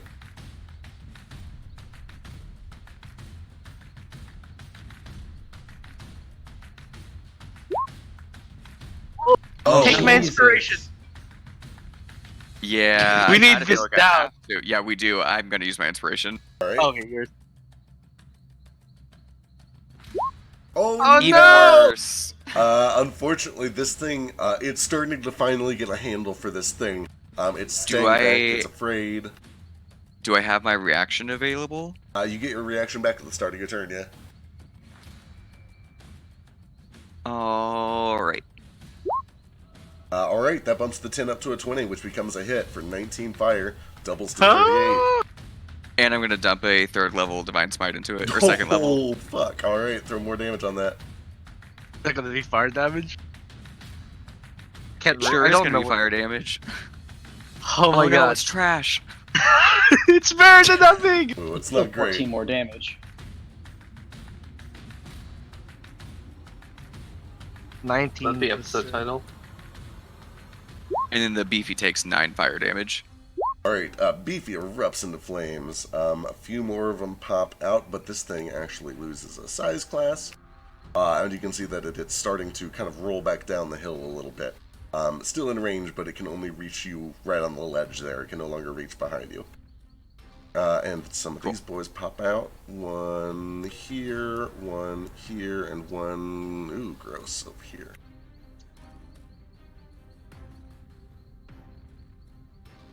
Alright, anything else? I believe that is it. Alright, Flick. Well, now they're in my way. You probably should kick their asses. I can only kick one ass at right now, because, you know, who gets extra attack these days? Not me. You have 2 Eldritch Blasts. Yeah, but I get the bonus on my weapon attacks right now. See if we can take them one at a time. Do you not have Okay. Green Flame Blade? No, Booming Blade, because I don't know why I thought Booming was a better idea. It's You good. can get both at some point. Wait, can I do Booming and my sneak attack at the same time? Sure Yeah. can. Mustard does that like every single time he attacks. I thought about that. I was like, yeah. Yeah, it's Mustard a, rolls way too many days not to. it's a weapon attack. It qualifies for sneak. Cool. Well, I'll just roll it and then add the damage after. Wait, have you not been adding your sneak this whole time? To Booming? No. What? No wonder. Oh my god. Okay. Yeah. The Flick is about to get a huge damage increase. I can't believe I didn't notice that. 9, unfortunately, no good. I don't. Yeah. Wait, hang on. Let me double check. No, yeah, these things are a little dodgy.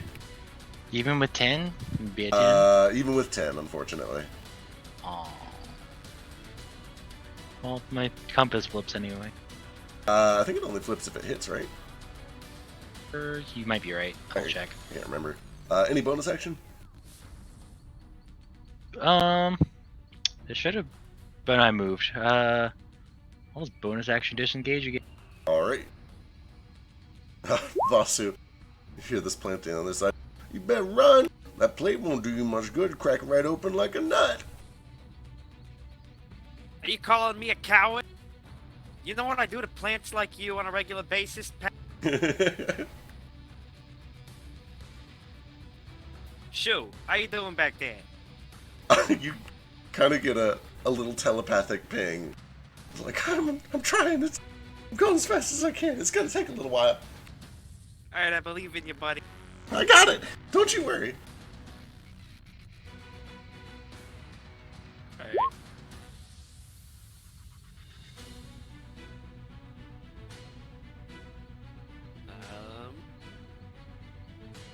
Okay.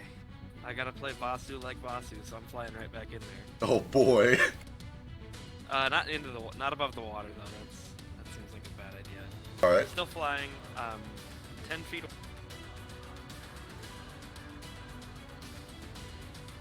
Soft reminder, spears don't have reach. Oh shit! Forgot about that. I've been playing it as if spears had reached this whole time, but they don't. Get a yeah. glaive. It's not a simple weapon though, is it? Yeah, it's not. Monks have martial weapon proficiency. Oh shit, you're right. Yeah, they- there's some yeah. proficiencies about what counts as a I'm monk pretty sure weapon. we have a glaive for you. We found like a fire glaive a long time ago, did we I not? think I took the stones out of that and put it in. Yeah. Also, because it didn't count as a monk weapon. I'm pretty sure though that one recent UA means you just get to like pick 3 weapon types or something like that. It does, but there's limit. You couldn't do a glaive because it's like Yeah. heavy and two-handed. Gotcha. Okay. That's dumb. Yeah, there's still restrictions on what you can pick. Are staves reach weapons? The quarterstaff? No. No, they're not reach. Oh. Alright, we'll worry about that later. For now, I'm gonna go right up here because I'm a fool. A whip is a ranged whip. That's lame. It's not Vasu. I need a spear or some sort of pointy thing on a long stick. Does the water not seem to be reacting at all to the glass worm? I mean, it's like splashing around a whole bunch. But it's not doing the retreating thing it was Yeah, doing. notably, it does not recede when this thing moves around in it. 12, no good. Bounces off some flesh. 13 also bounces off flesh.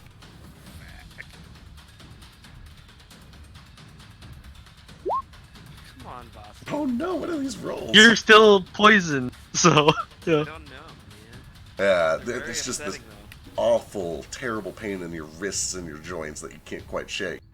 And this thing is just like, you're hitting it, but you're hitting parts of it that it doesn't even seem to care about. Alright, I'm gonna back up because I know it doesn't have a reaction right now. I'm gonna kick it. Fire kick. 21 does hit for 7 fire damage. My legs are longer than my spear. I mean, you know, it's like one of those weird firebender kicks. I know. I'm flavoring it. I like the image of it, that I'm just like Dulcian kicking. 10-foot long legs. Perfect. Alright, that one does land for 7 fire damage. It leaves another scorch across this thing. Take that. You do know that you're still in stinging range currently. But what happened when you left Shit. stinging Yeah, range? but it doesn't have a reaction right now. I think. I hope. It hasn't come back around to its turn yet. So yeah, I'm gonna continue to retreat. Alright, you're very relieved when it is unable to take an opportunity attack. Oh hey Shu! You want some help tying this guy up? You do see that Shu is kind of like, you know, running under the arm, and like there's rope. There's rope that it's like watching a little bird put the what is it, the garland on a Christmas tree. Aw. Yeah, it's kind of like that. I try not to sound too patronizing as I walk up, but I do definitely go like, "Oh, real good job, buddy." Yeah. You can't even get the rope under the butt. Alright, that brings us to Nordo. Okay. So Nordo gets regurgitated up from this worm and sort of splatters down onto the bridge. Slowly stands up, picks up his now double-sized battle axe. Looks over at Gale, gives him just a little bit of a nod. looks back at this glass worm and says, "Who's the big boy now?" And I'm going to do a full round of reckless attacks with a flurry of blows. Sick.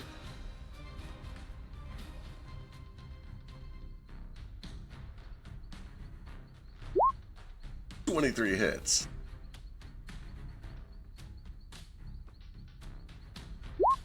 20 hits for 10 more. And 21 hits for another 9, just back to back to back. You kind of look inside of this thing and you find the organs that look most vulnerable. And you just puncture and punch and pierce through, sending these awful shockwaves through its core and through its vital organs. You watch as little bits of this black blood start to kind of spray out of these organs through the rest of its body. Plus another 8 damage from the enlarge.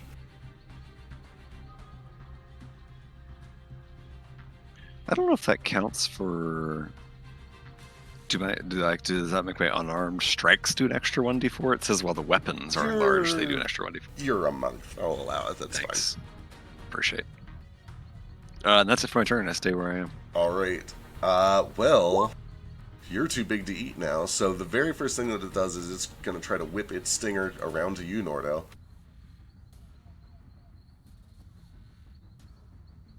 19? It's 31 because I attacked recklessly. Oh, yeah, that's right. 22, that poison is much more merciful than last time, but I do need a Constitution saving throw.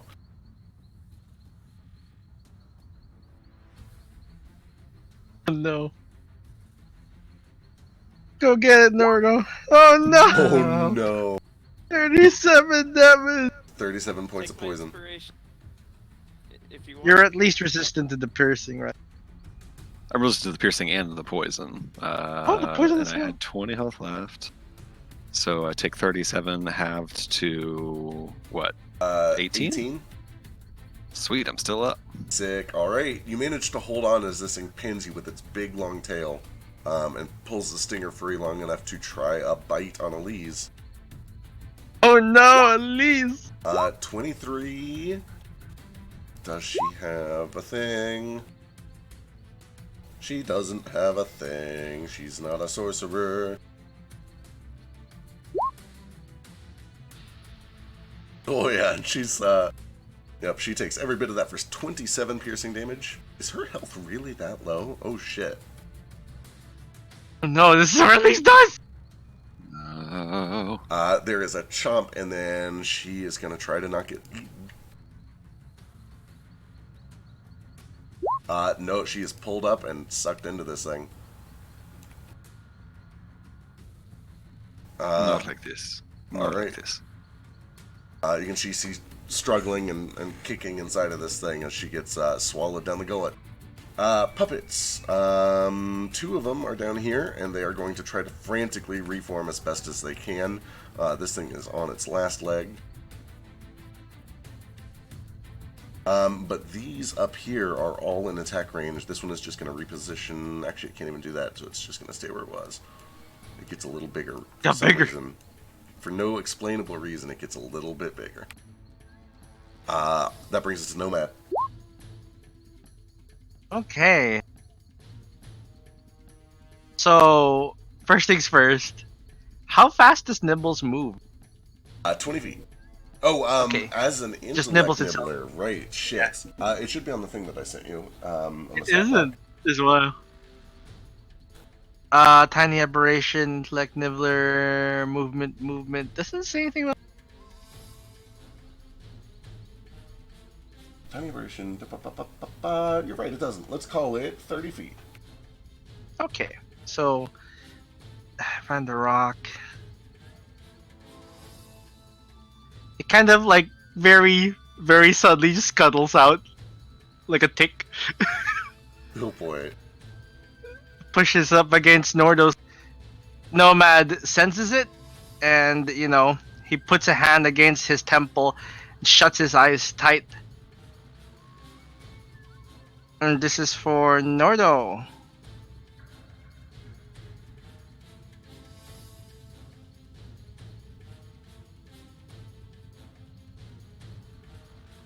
Wow, it's taking a little bit. Oh boy. Shit. Well, that's outstanding. That is a hell of a heal. That brings me from 2 points less than max. And then he just kind of hangs around your ankle. This awful creature is just kind of. Yeah, it's actually climbing. So I have just you've got like a giant mechanical Nordo with octopus on one 2 shoulder. familiars crawling around on. Yeah. Oh god. Yeah. It's like the great white shark with all of the little. Fuck, what are they even called? The fish that kind of tag along. Little fish guys. Yep. The Remoras, yeah. Yep. Nordo for It's sure my turn. recoils a little bit at that intellect devour at first before he realizes that it's just a nibbler. So I could have sworn I had an intellect devour sprite, but I guess I don't. I'll get one at some point. Anything else, Nomad? No, that took my action. And its reaction, I think. So. Alright, well, shit.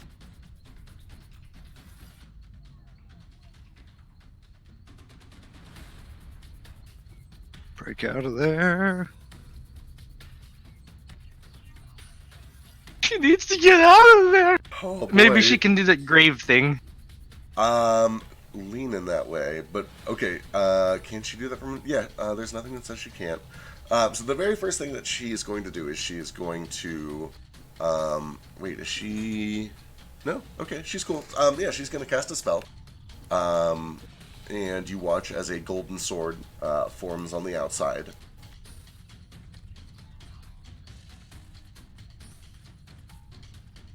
And she's going to just try to carve into it a little bit from the outside.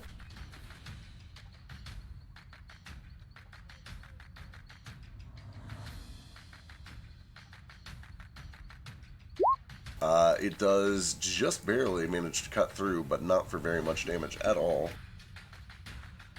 But then she's going to look around to everyone outside, and especially towards Gale. She closes her eyes. You watch as her shield begins to glow a little bit, and all the way down the sides of this thing, from tip to tail, golden cracks form along the surface of this beast. And she will channel divinity. And that brings us to Gale.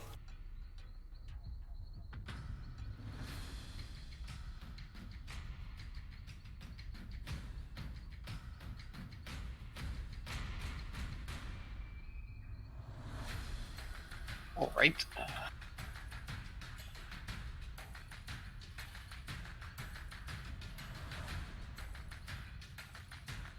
That kind of changes what I might end up doing. I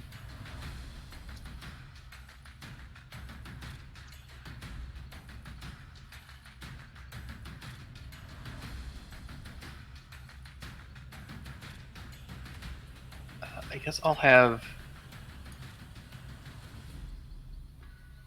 the arrow kind of fly around over to here.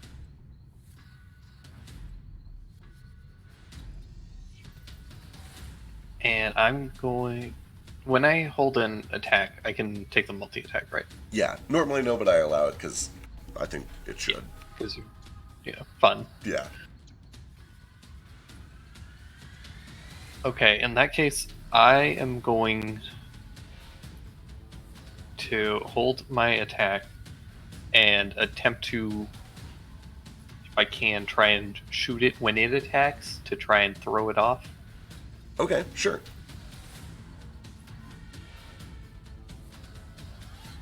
Alright, so you ready an attack, or you ready an attack for basically as it's performing an attack to try to like distract it or impose disadvantage or something like that.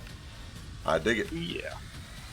Sounds good. Then let's jump down to the Arbor site real quick. God, this thing is still afraid of Moat. But it... God, it's got to hit eventually, right? Like, one of these days it has to hit. I love just the sidebar going on in this fight of just Moat fighting this thing alone. Right? He's just soloing this boss down here. I shouldn't say that. Nomad and Flick are both putting in good numbers, too. Solo is a heavy term. Yeah, they're all doing real good work down here. I'm only supporting. Flick just now learning that he can sneak attack on Booming Blade is a huge deal, too. Okay, so as expected, all of those miss, but there are now 3 puppets in here to try to break your fear. 1. Oh, 20 for 12. That misses. You can do 21. Oh, no! 2, 25? That hits, yeah. Sick, 10 piercing. And I guess this third one is going to attack you no matter what anyway. So, 25 for 11, so 21 and 2 saves.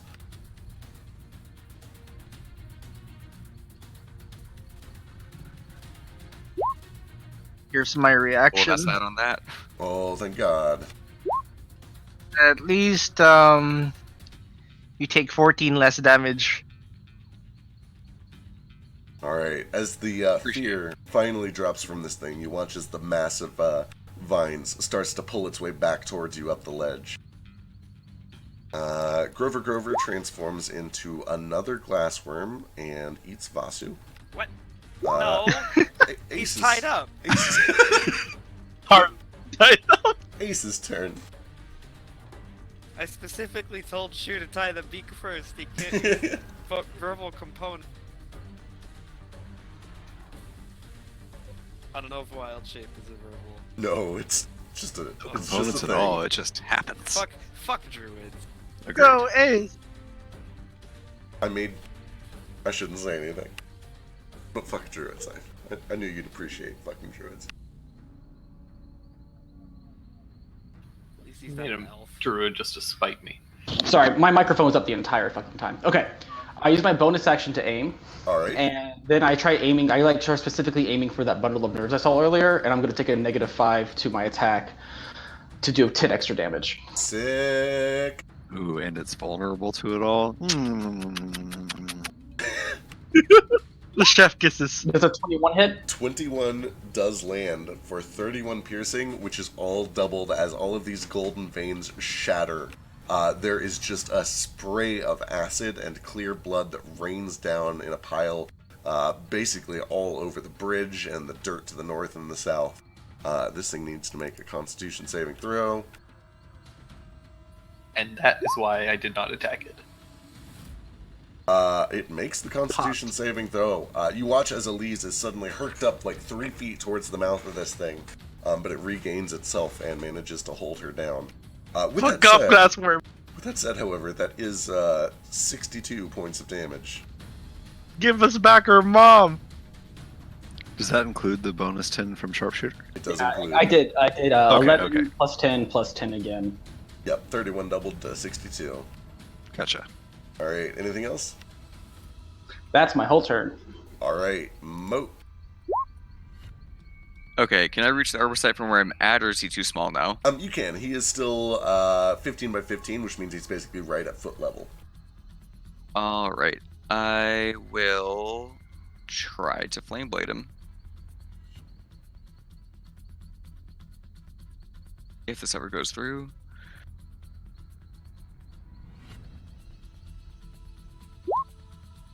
Oh no. Oh, no. No! Now you can have my inspiration because we need it.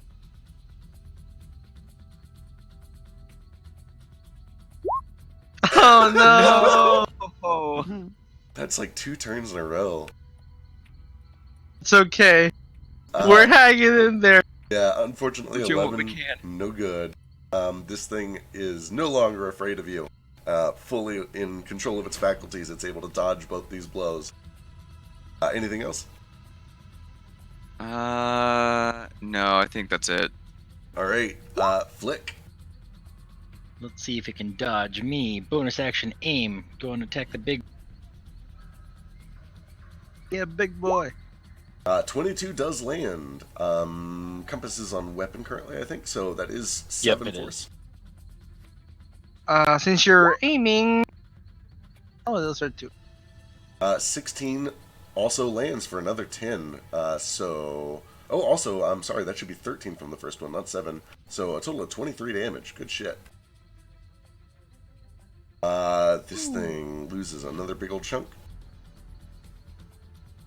Plus the force damage, right? No, it's the wrong direction for that. Oh, gotcha. Oh no, there's so many puppets! Alright, any... that's right, you aimed. Any movement? He aimed. That's right. Right. Can't do that either. Okay, Vasu. Okay. So I lean down to pick up the ropes. Shu probably looks a little relieved. Decides as best as he can as a tiny owl. But then I sense that our party mom is in danger. And I'm like, okay, buddy, sorry, but you keep up the great work. And I'm gonna fly back out here. With the rope? No, not with the rope. Okay, Give okay. the rope back to him. And yeah, I could still fly right up against all of my better judgment. Ooh, boy. Alright, Vasu gets right up in this thing's face. Was that you saying that, or the plant kobold saying that? No. Plant Kobold is actually impressed that you guys aren't dead yet, so he's just kind of watching. Hey, give us back our mom! Don't say I didn't want to go. Yeah! Oh! Yes! 15, and because it's a critical, It does 2 extra fire damage, too. and you watch as this tiny little purple organ, right about 1.5 feet under where you sink your weapon in, suddenly contracts a couple times. There's this horrible herking noise, and Elise is coughed up, lands with a splash in the water over here. Yeah! God, I was scared.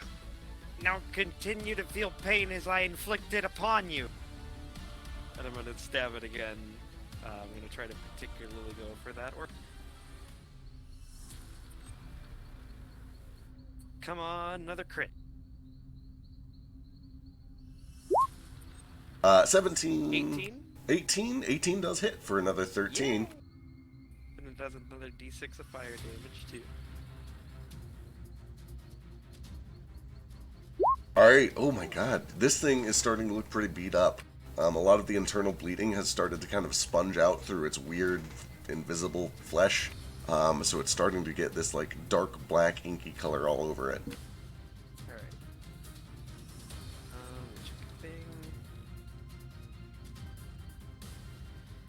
Oh yeah, Okay, did you double the fire damage for the first attack? Yeah, but I rolled a 1, so it's only 2 fire damage. Hmm. Yeah, that's what that 1 there is.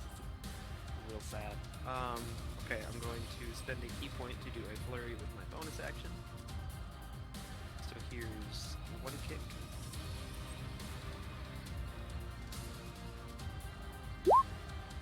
Holy Moses, 27 for another 8. Okay, since that hits, I'm going to stunning strike it with my last key. Give me a con save. It'll probably be fine. Spoiler alert. Unless it has disadvantage for any reason. It does not. Dang. Alright, I'm gonna kick it again. Alright. My god, hit after Now hit I'm after hitting. hit. It only took 4 turns. Vasu comes up into this thing and just starts railing on it. Just hitting the same organ over and over and over. How do you kick it again? I flurried. Yeah, oh, I thought you already used your last key. I used 1 key point to flurry, and then I used my last Then, key point gotcha. as a stunning strike. Yeah, as Yep. a stunning strike. So now Alright. I'm out of key points. Anything else? I'm gonna back up 5 feet. I'm not gonna provoke, Okay. because I can't remember if it has a reaction or not. And I'll be right back. Alright, brings us to Nordo. Nordo puts away the magically enlarged enchanted fishing rod he was about to use to try to get Elise out. As a monk, I may use my bonus action to make an attack, but it has to be an unarmed strike. Would you allow me to do a shove action for that? Yeah, you can replace any attack with a shove or a grapple. Excellent. For my bonus action, I will attempt to shove this creature prone. Sick. Notably, you can't shove something more than 2 size classes bigger than you, but you're big enough right now. I'm the same size. Alright, give me athletics. Ooh, that's not that good. Oh! He But is. it's good enough. Yeah, he's hunched over trying to deal with Vasu. He kind of twists around to put the thicker part of his skin towards Vasu and exposes this real soft backside that you're able to kind of reach into, grab, and just slam down. Okay, and as I slam him down, I hold him down with one hand, and with the other hand I raise the battle axe and just hack into him. This thing lands with a splash on the water. 26 for 12. That's it, though. That's all I got. That's bonus action. I'm not going to move. All right. Shit. Well, that prone really fucks things up. It was gonna run, but now it cannot run.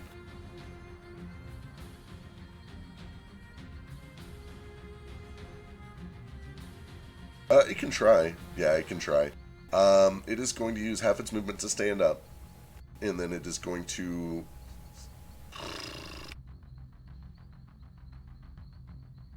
$25. No, you know what? It's going to use half its movement to stand up. It's going to disengage, and it is going to start to slither up this way.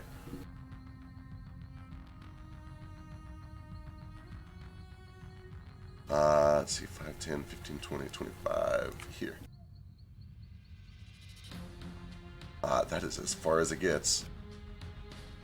Puppets are all in attack range, so they're going to stay right there. Brings us to Nomad. Oh man. Oh man, we're surrounded here.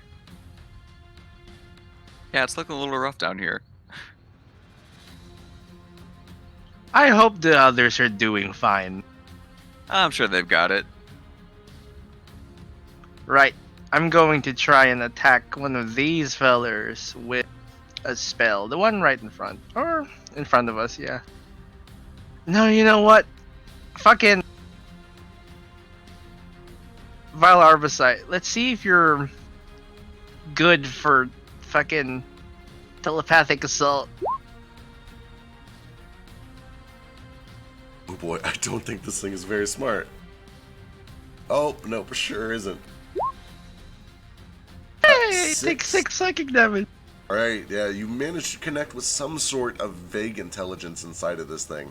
Again, it feels not quite alive to you. There's some dark magic that is keeping this thing animated, but it is able to take psychic damage. It's hard to do anything with like 3 of these giving me disadvantage. Yeah, they are all up in your business. They're mostly up in Moat's business, but now that the fear is gone, they're starting to look at you. Let's see, Elise. Oh my god, she's prone. Who's hurt? Who's hurt? Who's hurt? She's hurt. She's hurt. She's gonna heal herself.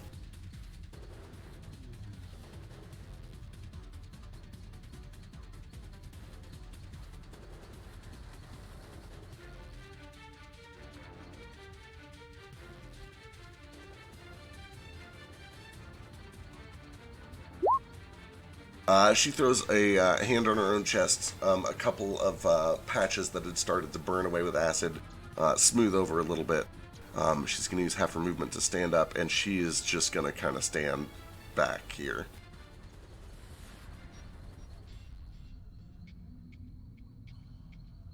That brings us to Gale. Oh, I'm gonna be kill stealing fucktard and Honestly, I think you deserve it after that enlarge. Yeah, that's some MVP shit. Oh shit! 27 lands. The 12 misses, but you don't need it. How would you like to do it? a bullet straight through its anus. Yeah, this thing starts to lift up its stinger as you chase after it. It kind of peels back the weird stinger foreskin that bugs have, I guess. I don't know, whatever. There's probably a name for that isn't stinger foreskin. But Could you not? We're gonna go with stinger foreskin because Can we're we just committed now. not? Could you not? And Too you late. fire, and there's a horrible crack as the bullet breaks the stinger right in half.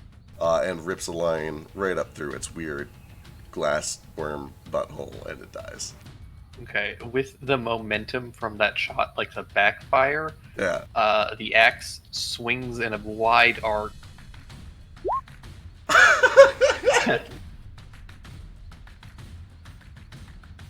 16 hits, 7 slashing is plenty. You basically cleave right at the chest of this thing's weird. I'm kidding. Okay. I didn't know if you were going for it.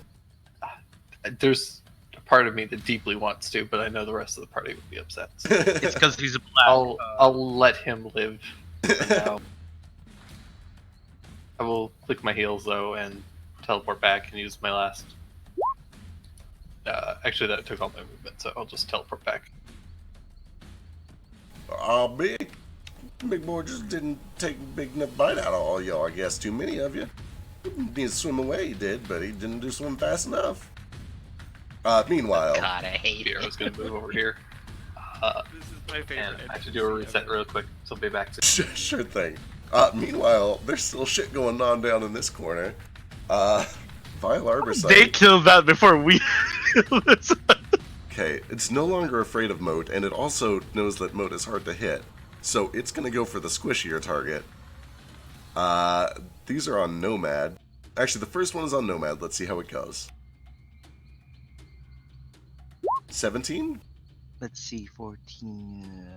Nomad shield. That misses. Oh, son of a bitch! Now I'm squishier. Great. Well, it can't reach you. It's too small now. This is going to be on Moat then. No, it doesn't know what the shield spell No, is. sorry. My mistake. I used my reaction. That hits. Sick. All right. 15 piercing damage. You're grappled, and you can feel this awful acid burning. There are these invisible hairs all along these tendrils that finally, for the first time in this entire combat, 6 rounds later, sink in, and you feel this horrible nettle-like burning. And you're also grappled. No, I'm grappled. Where did I not write that? Okay, hang on, I'll have to find that later. Anyway, for now, the second thorn attack goes towards Moat. Oh, I think that hits! It does. Oh, that's a big hit, too. 25 piercing. Yeah, that's enough. Okay. And then all of 4 of these puppets, let's see, this one's gonna move up now that it can. These know what to do. They all have advantage on Nomad. You can feel as soon as this awful poison starts to inject itself into your skin, as you look around, you see this faint red aura that seems to kind of emanate from all of these puppets. Oh my god, you're unconscious! And they seem suddenly very attracted to you, Nomad. These are all at advantage on Nomad. Oh, this is gonna suck. That hits. That hits. My AC is 14. I'm pretty sure it's all gonna. Alright. Oh boy, how much damage is that? Help me. That is a grand total of 18, 27, 40 total damage.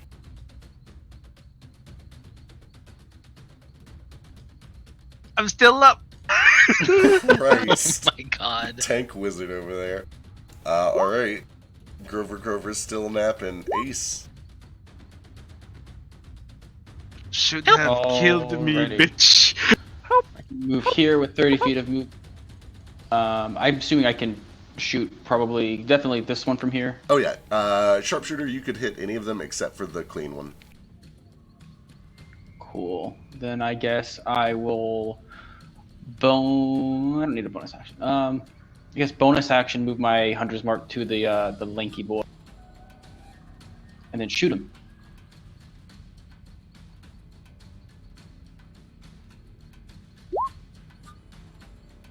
That'll do it. Lanky drops. That's my turn. Alright. Moat, give me a death saving throw. That is a fail, but also, you've earned the first 2 what are they called? Rebound points of the game. Rebound points? What? New fun home rule. Oh yeah, that's right, you weren't Got here it. at the start of the session.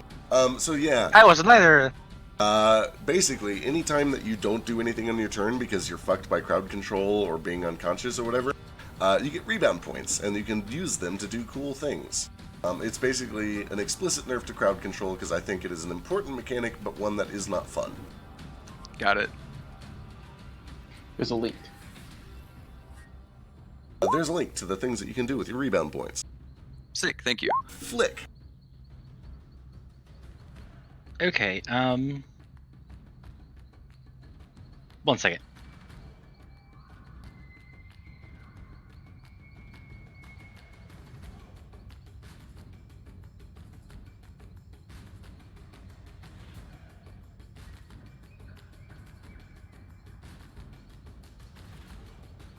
I should probably clarify that you cannot use Rebound Will on death saves.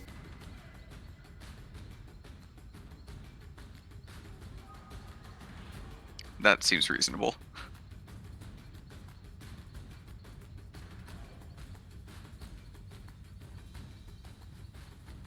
Okay, before I do this, can you, I guess it doesn't matter, I'll just say it. Shadow Blade, is that a weapon attack or a spell attack? It is a weapon attack. That is Okay. why it is the best spell for rogues in the entire game, is it literally makes an actual weapon that has the finesse property. So you sure as shit get sneak attack with it. It's real fucking good. Well, I'm gonna cast Shadow Blade and make that appear in my hand. Sick. There are these two, I guess it's just one. I always imagine Shadow Blade is dual wielding, and I don't know Like why, because you dual-wielding? only get one of them. But, you know, in my mind it's always two. But anyway, there is this tiny rift that just tears itself open next to your hand.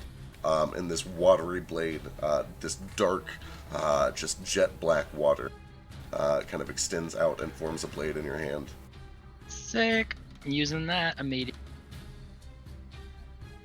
Thanks, Nomad, for not dying yet. Holds up his thumb. And it's Thumbs dark up. over here, so I get a It is, you have advantage, I'm advantage. assuming? Yep. Oh, man. Can I, like, squeeze here and attack the big one, or... Yeah, you can move through Nomad as difficult terrain. Okay. Is the big one looking like I could murder it, or, like, is this a bad idea? I'm gonna make more puppets and kill myself. I mean, every time that this thing has taken damage, puppets have popped out of it, but also it seems to be getting smaller in size, so, like, it's dying. I'll just Hang take in on there, some of these Flick. puppets, I guess. Or a puppet, because... No, try and kill the Valabrasite. There's nowhere else the clean puppets can get on. We're taking all the spaces. Fair. That's okay. They can only appear down there. Yeah, then there aren't any... Yeah, there are no threat down there. I'll attack the big one. All right. Hopefully I can murder it, maybe. You Good have luck. Advantage because you're in darkness, which also means you get sneak. Okay. I'm just gonna roll a 20 and 2 20s and see how that goes. You can do a shot. You can do a booming blade with it. You can't do booming Shadow Blade. Yes, you can. Sure can. Booming blade is a bonus action, and you can use your main action to do a cantrip, and that's what booming blade is. Shadow Blade Must is a have done bonus all action. the time. But yes, you can summon Yeah, so- Shadow Blade as a bonus action, and then Booming Blade as your main action. What is this? What is I can't- Rogue? Yeah, I cannot. Why do you think he stress rolls enough. so much damage? I don't know. I just assumed he added dice because he wanted to. No, I cannot stress enough that Shadow Blade is mandatory for rogues. It is the best spell in the game for rogues. Oh, I just realized. It was my turn after the puppets attacked, right? Because it skipped my turn. I was wondering when my turn was. Where is your Oh, turn? yep. Don't think he Oh, went I'm after sorry. So the puppets Yeah. move on their initiative, but they attack on the Arborsight's initiative. Gotcha. So I'm still after the Arbicide, wasn't I? You're 3 So turns you're- before the Oh, Arbicite. yeah, okay. Yep. Okay, never mind. Gotcha. I'm just trying to figure out what to roll because I think Shadow Blade should have had a roll on it and it doesn't. Yeah, this- it's No, you just roll a Booming Blade, and we'll use it deals psychic damage instead of your normal damage. Yeah. Oh, 2d6 psychic damage, I think. No? It's a 2d8, finesse weapon. I thought. 2d8 psychic, yeah. Oh shit, even better. Well, nope, that's just the damage for that. What? Let's fix your... I need to fix my macros. I'm sorry. It's Make okay. a weapon Go attack. and roll your saber attack and then add a d8 to it. There we go. Okay, that saves us a lot of trouble. Even with advantage, 13 unfortunately is a miss. No! Everything!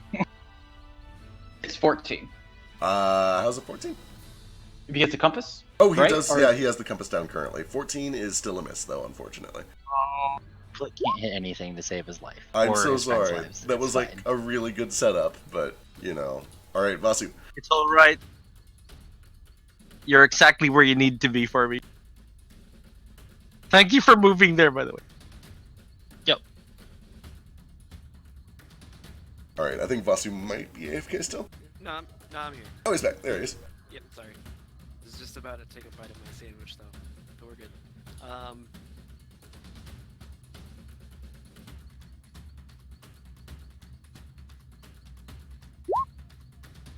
God, I love being a monk in an Aarakocra. I can just be anywhere I want. Fly up over here. Oh yeah, kick it. I tell Shu good luck. Great work. Telepathically. How's he doing on that, by the way? I mean, you know, Against fire. he's probably wrapped the rope around him 3 or 4 times by now. Oh, I'm so proud. Alright, here's some spear attack. 22. How much of that is fire? The spear, it's, I think while the thing is up, it doesn't, like, change the spear damage to fire, but it does an additional d6, Yeah. which I will have to roll. But Right. make sure of that.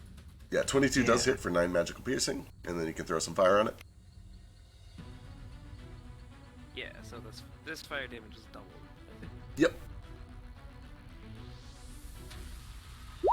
2. I'm the best firebird, you guys. here's another spear attack. I think punching it will do way more damage because you do fire. Yeah. 11, no good, unfortunately. A shame. Bonus action and then kick. Hacha! That does hit for 7 fire, doubled up to 14, and one more of these things pops out. Ew, gross, why is it doing that? It's some combat birthing tactic. Gross. That's the grossest thing I've ever heard. Are you sure Yes, it's food not? production is disgusting. Are you sure it's not Stinger foreskin? God, that's I the think grossest thing I've I ever heard. missed that part. All right. Anything else, Vasu? No, that's it. I don't want to provoke any opportunity attacks. All right, Nordo. Okay, here's what I attempt to do. You tell me how far I get. I go charging full speed down off the bridge to this ledge over here. And that takes 25 feet of my movement. And then I want to attempt to jump down this waterfall and down to the Vile Arbor site, which I think is just slightly beyond my 40 feet movement range, but I don't know how that works with being like 12 feet tall right now. So currently being 12 feet tall kind of works against you because this is kind of a tight passageway. We'll call these 3 spaces difficult terrain, which means 20, 25, 35, 45. You get to like right at the top edge here, and that'll be like 40 feet of movement, basically. Yeah. Can you step with the wind? No, I'm out of key points. I have to Oh, use no. an action to dash right now, which sucks. Being 12 feet tall... Can I reach Hideous Puppet with an attack right now? 20. I think I said the waterfall's 20 feet up, so I don't think so. Unless you've got like a really long reach thing. Balls, I don't. Just fall down shell first. It's fine. Can I literally choose to just fall down there? You know, Crush it with your shell. okay. How, like 5 more feet would let you follow. Here's what I'm gonna do. The water is flowing in this direction. It is actually a waterfall. If you just want to kind of like take a leap of faith and drop down and hope that the water carries you down there without causing too much damage to yourself, you can give me an acrobatics check to like ride the water for an extra like little tiny 5-foot burst of movement. And then I'll fall? take it. Sure, okay. This is gonna hurt, but let's see how it goes. It hurts a lot. So you kind of like, you push for this little bit of extra movement.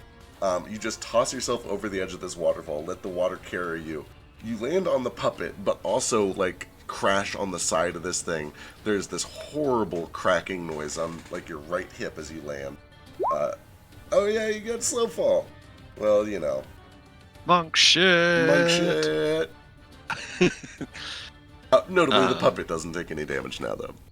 But you're down there. Excellent. And then I will attack Mr. Vile Arborsight, I reckon. Alright. Because I haven't seen how these little puppets work, so I assume kill the big thing. Recklessly, of course. Of course. 27 for 10.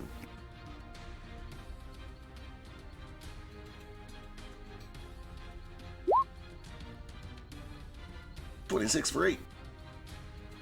And that's it. Alright, as you sink in, this thing is probably actually a little bit smaller, but, you know, we won't actually change the class. This thing is down to its final legs. It seems to be spread out almost evenly between its main body and all of these puppets that have kind of popped out of itself. With that said, the puppets are all going to kind of move around.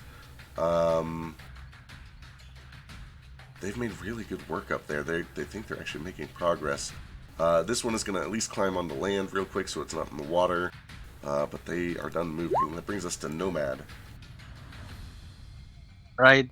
He's just wrapped up in these vines and stuff, and he's like panting. He sees fucking Flick and Mo over there. And again, he just puts a hand over his head and shuts his eyes tight, squeezes them. And this is on Flick and Moat.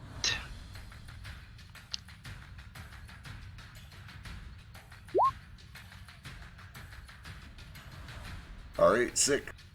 Flick gains 14, and Moat gains 9. Moat gains 9. Thank you. Thanks.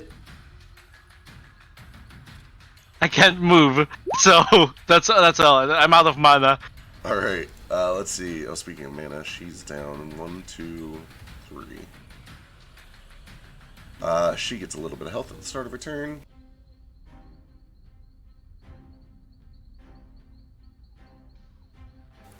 You guys are doing okay over here. She's going to run this way. 2, 4, 6. And she will dash another 10, 20, 30 to get into here. Brings us to Gale. Hello, Elise. Hello, I'm here, kind of. Hello, Gale.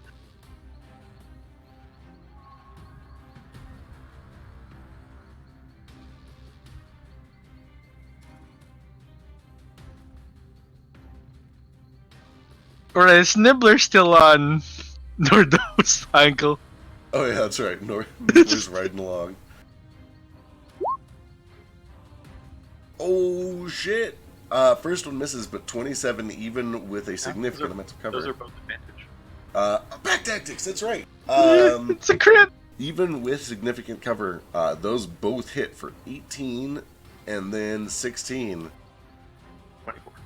18 and 24? 24, right? Because it's a crit! So 40 damage. You guys hear this ringing shot fire from the top of the waterfall that drowns out even the loud noise of the water splashing all around you. There is a flash of light, and then everything goes quiet. And you watch as all these puppets that have wrapped themselves around Flick and Moat and Nomad all begin to rapidly wither away, just as the main one does. I'll kill steal all of your bosses. And you say you're useless in combat. Alright, I'm actually going to run over here and I'm going to go over to the unconscious, make sure that he's tied up properly. Thank you. Alright, as you get over, she was wrapped this rope around him a couple of times. There's been an attempt made, but you're able to go over there and actually start properly tying him up. Since you're not in a rush, go ahead and give me a sleight of hand.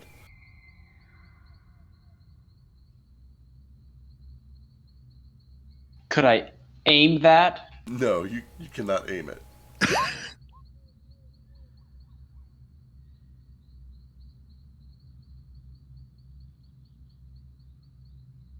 So 20-something, depending on how different your dex is from your int. That's a difficult tie to break. The water is slowly kind of causing this thing to just kind of drift down the river, but it eventually hits the bridge and gets Yeah. kind of stuck. I was gonna say, well, I have like 30 more seconds that I'm enlarged, and I'm super duper strong. I just pull it up onto the shore if I can. Yeah, you kind of heave this thing up into the water, and once it's there, you can see it kind of just looks like it's a deflated balloon with little bits of just like bruised innards and some internal bleeding that's started to spread. But inside, you do see that a little deeper down in its digestive tract, there are coins. There's a sword in there. There's just there's a chest in there. There's just lots of weird stuff that it's eaten. Can I drag the body over here? I don't know how hard that will be for me. I begin looting and harvesting the oil. Yes, I just try to like while I'm still enlarged, I try to like rip its body open to get at this stuff or make it easier to get to anyway. Easy enough. Yeah. Yeah. Take advantage. Nomad just says high five to Flick and Moat. Just the words. Doesn't actually attempt to high five. I'll give you a high five. Yeah, thanks guys. That was a good fight. I It guess definitely helped. Elise should probably get Moat up since he was down. Or did you already get healing from somebody? I got 9 right now from Nomad. Okay, cool. Remember? I do try and guide Nordo slightly to avoid breaking open the poison sac, and I will try and like harvest that. Okay, excellent. Go ahead and give me what is this? I think it's just a nature check with dexterity. I think it's usually survival to harvest things off of creatures, and I will help with that if I can. If I jump off this Nature cliff and knock or myself out, Poisoners. Nature or poisoners. Okay, go ahead and give me nature or poisoners with the guidance and help. All right, 21 is good. You are able to harvest. Let's see. It used it twice. It's probably still got a pretty good amount in there. Actually, I'm sorry. It used it 3 times. was it 3? Oh yeah, Nordo as well. With that One said, Vasu. that is a good roll. You were able to get 2 doses of glassworm poison, and I will put that over here.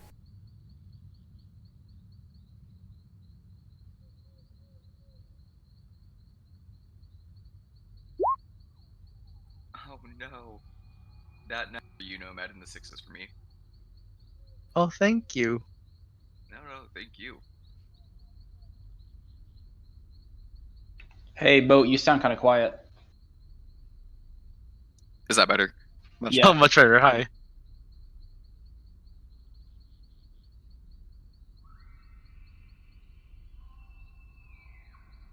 That's what the RP is. Oh yeah, could So- he have used it when he got up? I just realized. Theoretically, yeah, but like, I don't know, you're out of combat, so there's not a lot to use it on. But he went up in combat, so I was wondering if he could have used it. Yeah, so like as soon as he got up in the middle of combat, he could have spent the RP to like try to bump his initiative up and like take a turn immediately, possibly. Oh. I don't think it would have mattered, but Yeah, it was kind of a. Yeah. It was already sort of over. He lose the RP. The experiment is a failure. So he holds onto the RP until he completes a short rest or he rolls initiative again. if that monster wasn't almost dead, it would have been worth it. Yeah. Yeah. So I'm gonna pull out one of my feathers and drop it in the water to see if the water does that weird moving stuff, or if it was like the source from the worm. Yeah, so you kind of mess with the water a little bit, and it doesn't do anything now. All right, can I see anything over this way? You kind of go take a look over that way, and you look into the water. Do you have dark vision? I think you do. I do. You kind of look through the water. It's pretty clear. You do actually see that there are just a handful of coins scattered about. You see a wagon wheel has been pulled over here. You can see that there are a couple of just like books. There is a set of clothing. There are a couple of skeletons of humanoids over here. How much deeper in do you want to go? That's what you can see from right about there. I'd fancy going in further if someone wants to come with me. Maybe Vasu, since you can fly? Maybe we take a minute to collect ourselves before we start needing more trouble. Sure.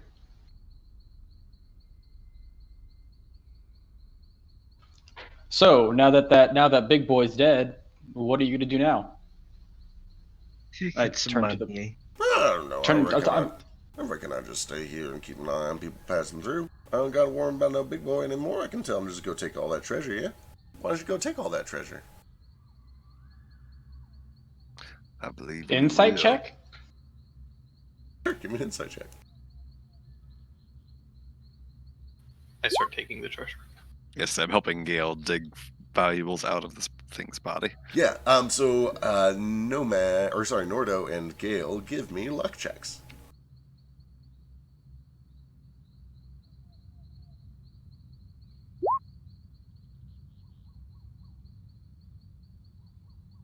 Glassworm poison's so good. It's a lot of damage. Right. I am so glad that thing didn't murder my ass with that poison. Same. I was nervous about you guys just, like, encountering it at all. But then when I saw that on Grover spell list, I'm like, oh shit, well, I guess we're doing this. I mean, honestly, there's a lot of things that went right for us in that encounter, but the rightest thing of all was just Moat literally handling that boss himself for like 4 rounds of combat. Oh, yeah. Like, if that thing would have knocked Moat out in the first round, we would all be dead right now. Yeah. Good thing he's really hard to hit. Praise be. Fear is And everything. The enlarge changed everything. Me not getting just sucked down into the river to begin with changed everything. Did it come out because it heard fighting? No, Nordo got pulled into the water by the vine. It So it was he already was- coming out before that, though. Yeah, it was a combination of multiple things. But, you know, a lot of things hit the water very back to back. If a certain number of things hit the water, it just calls it. I mean, it's not like a fixed number. It kind of depends on what hits the water and, you know, some other stuff. Okay, so, yeah, Ace, while they are searching the body, you said you're going a little deeper in? They recommended that we wait. Probably So- a good call. All right. I guess I'll just like look around to see if I can find any like clues Sure. on where the druids are, or where we might be able to find information about where the cart went. Yeah, go and give me an investigation check, and then Nomad, what are you up to? Oh, that was for earlier. I was asking if I threw myself off the waterfall and took 4 damage. Can it heal me for max? Can it heal you for max? Can at least heal me for max? Oh, That's one way to do it. I mean, technically? Yeah, but then like I got healed anyway, so it's better maybe to just rest. I don't know if that's a good idea, but I guess. Your power is a strange one. You have to be near death to receive the max. It's, It sounds very practical to me. I admit, it's a practice I learned surfing. Oh, fuck. Not Gearus. What is not Gearus in this world? It's not Bast. Not Bast. Jujak. Jujak, yeah. No, Jujak is, hang on. Here. Fuck, what are my own gods? Adra? Zuanu? Zuanu, thank you, yes. Yeah. It's, you know, a practice I learned when I served Zuanu. It's a little strange. It is, There's but very helpful. a thread when someone gets close to death. It only appears when on death's doorstep. But if you can snatch that thread, you can connect deeper to the creature's soul. Yeah, it's a strange process. I like Ace, it. As you're taking a look around, you don't find a lot of super useful clues, except on as you're looking over Grover. First thing that you notice is that there are just tucked into his wings and his chest feathers, into his pockets, are just notes. Notes and notes and notes and notes and notes. Don't forget to brush your teeth. Don't forget you haven't had lunch yet. It literally has a monthly calendar with check boxes for breakfast, lunch, and dinner, and he has got them checked all the way up to today. He's just got these meticulous notes and reminders for everything. Very mundane stuff that should not be difficult to remember. Oh. But then also tucked into his wings, you can see these arcane runes and scrawlings and the things that he was reading off to perform this ritual. However, you do also find that tucked into a little leather pouch. Yeah, for the record, same. I do frequently forget to eat. You do find a little journal tucked into a pouch, and as you kind of flip through the pages, it looks potentially useful. What language is this all in? Mostly common. Grove log. You flip through it. There's probably a good 50 or 60 pages in this log. But these are the last 2 pages that are filled in, and then there's another like 12 or 13 pages that are still blank beyond it. But this appears to be the most recent entry. And one part that looks like it was cut out. It does look like that. Yep. How does it look like it was recently cut out? With a Nat 1 investigation, it's real hard to say. What if I said that I love documents? You do love It's Long documents. John a delicacy. Sorry.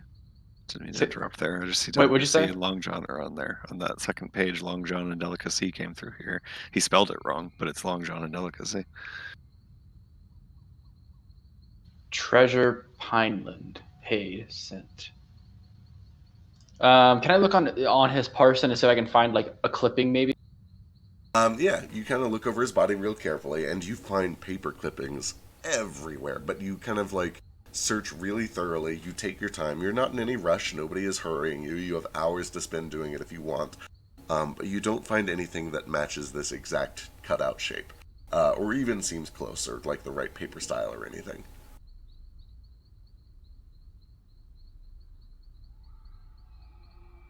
That's a really fancy handwriting. Truly. I accidentally closed it. Where is it at? I'll pop it open. It is under inventory and handouts. There you go again. Inventory hand. What's it called? Oh, okay, I see it. So I take it he's maybe not evil. Maybe he's just crazy. Why is he in here making plant monsters and killing druids? To protect this, I suppose. Well, he had those spores exploding at him. Maybe he's like infected with something. True. This book's missing part of this page. Can one of you guys use sorcery to fix it? I can, yeah. I do not know if it will restore what is missing, but it'll fix the book.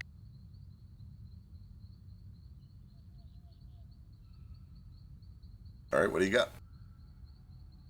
I got this, which is recent. That's right, we have evolving cantrips. So at 5th level, spell repairs a single break attack that's no larger than 3 feet. You can reassemble any number of broken fragments. You can remove scratches and rust from metal. You can restore burned cloth and leather. Okay.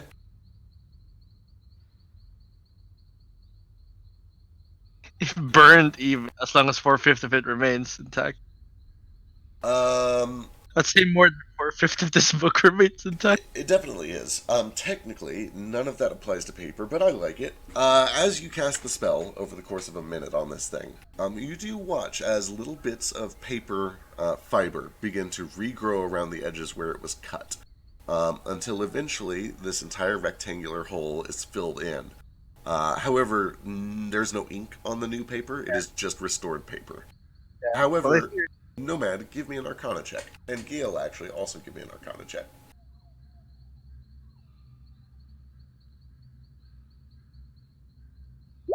Gale, you can also give me a Luck check if you feel like it. Cool.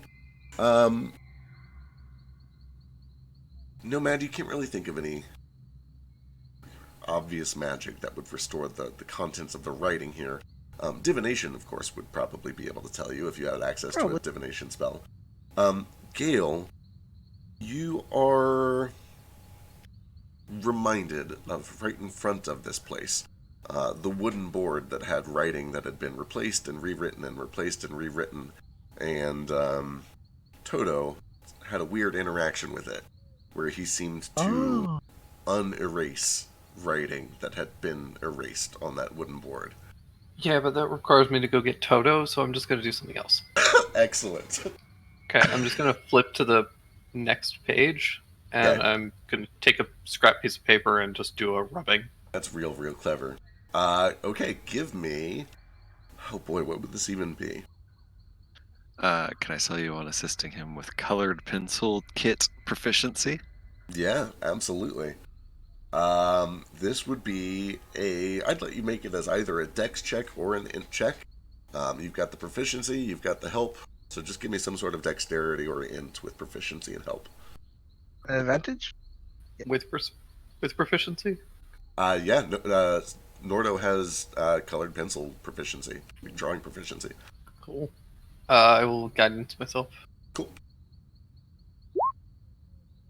Okay, 11, 3, that's with proficiency? Oh my god, is that like a... Oh yeah, it's an Nat4. I rolled real bad. I will use my Flash of Genius, though, so that's an 18. 18, that's much better. Okay. With an 18, the very first thing you notice is the handwriting is a little soft, so it's not coming through as clear as you would like. However, you are able to rub out a few important words. And let me go look up and see what they are real quick before I give you false information. Well, little Jack, and I'll show you how to rub one out.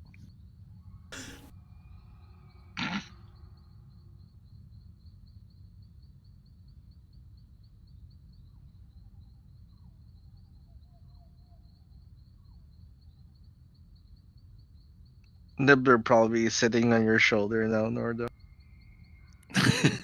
Has managed to climb there. I sort of am like juggling between him and Kakishi, who is staying as far away as possible from him. He's trying to make friends with Kakishi, but Kakishi keeps avoiding. Kakishi's probably having none of that shit. It scuttles slowly closer to Kakishi, and then Kakishi just goes to the other shoulder. Kakishi probably eventually just flies off and goes and lands on the cactus over there and watches from afar. And I just sort of shrug. Give Nibbler a little pat, like he's a little kitty cat. Brain purring?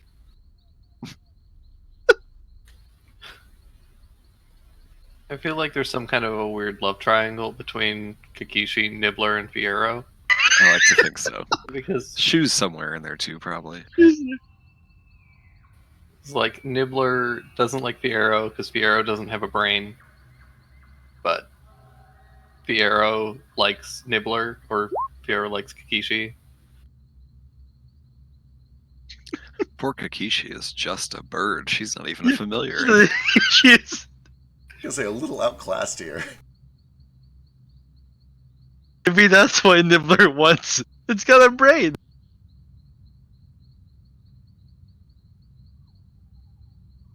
I gotta sneeze, but then there's more treasure in the body. Okay. Let's collect the It's treasure. not like if you sneeze, the treasure goes away. You can sneeze. It's okay. Also, for sneak attack, it doesn't say what kind of damage the sneak attack does. D6s. Yeah, but like type. It's the same type of damage your that weapon. The attack does, right? Yeah. Yeah, Okay. so that does mean for It's a bad- Shadowblade, it is doing extra psychic damage. It is weird, Okay. but yeah. Okay, I was just curious.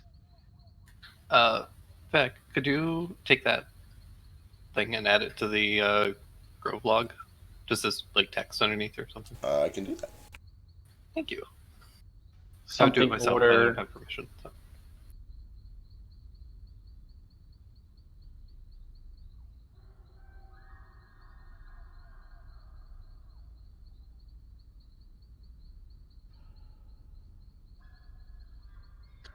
Something order for members of Blue Order, unnamed.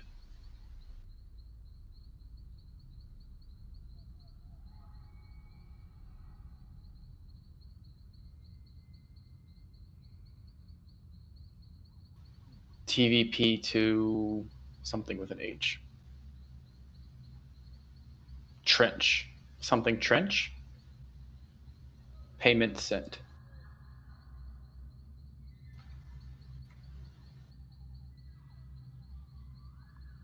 think it's paid sent, as in they paid for it and then they were Yeah, sent. paid sent.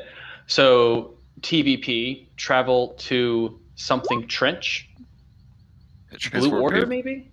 transport via plants to wherever they're going. They paid Yes. for it and they were sent. Yes, what I'm saying is I think the second word is trench. Something trench. Could be. 4 members of Blue Order, unnamed. So some order that starts with an arc. Arc order, 4 members. Arcanist, archivist. It could be Yeah, anything. archivist. Does my mercenary background give me any insight into what order this could be? Archipelago. Interesting. Give me a history check. Do I have to? Oh, it's not bad. It doesn't give you any insight into the order. Tofu Hibs. Arcturus is a 15. place. I forgot about that. Yeah.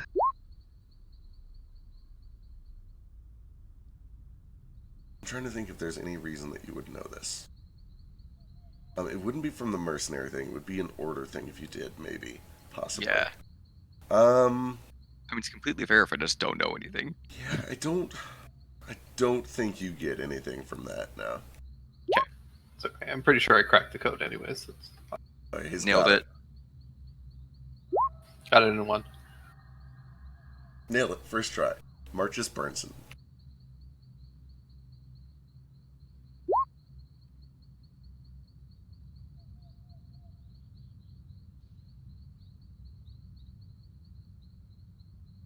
Hey, Flick. You don't happen to know of any, like, trenches? Trenches. Maybe a famous trench where people would. Oh, hold on. Oh, never mind. I guess because how it was printed out, it's a little bit different. Something of something. Hold on. Okay. Flick, you can give me a history check or navigator's tools if you have it. FYI, Nordo can barely read, so he starts pressing a little bit further in to see what's back here. Not very far, but just to get a better view. I'll go with you. Flick. Shit, finally, hang on. Alright, so Nordo and Moat and Ace and Vasu go to check out back there. Noma is resting for a bit, but he's going to look through Nibbler's blind sense, I guess, Cool. and his sentient sensing thing. Yeah. Flick. There are. Ooh, let me do some things before I start spouting information at you and accidentally talk myself into a corner. Okay.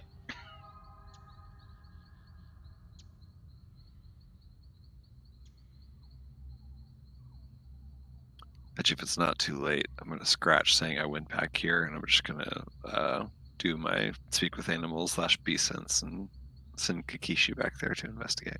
That'll take like 20 minutes. That's fair. I go back there. I'm going to assume it takes like 20 minutes for you guys to read this book and have this whole conversation. So,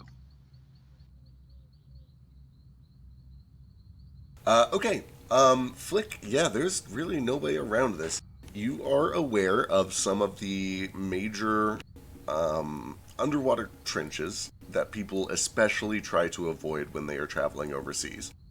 Because the deeper in the water you get, the nastier the creatures get, and flying over or sailing over those trenches tends to be really, really bad news. And you think to some of the names of the trenches that you're familiar with, and you kind of compare them back and forth to the note. There's really only one that kind of matches the pattern of the rubbing there.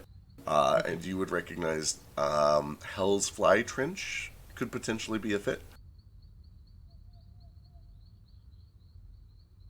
Said Hell's Fly Trench? Yep, Hell's Fly Trench. And Would that fit? is- Because it looks like there might not be enough. There might be an extra letter. HELLS. And it'd be one more letter for the first one, right? Yeah, closest Am I fit wrong? that you can think of, really. Hell's Fly Trench is kind of up to the northeast, past Eisenmar. You've probably never been up there.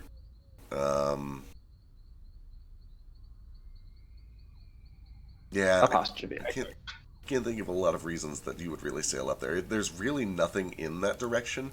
It's kind of sailing way up into like territory where there isn't anything useful or meaningful.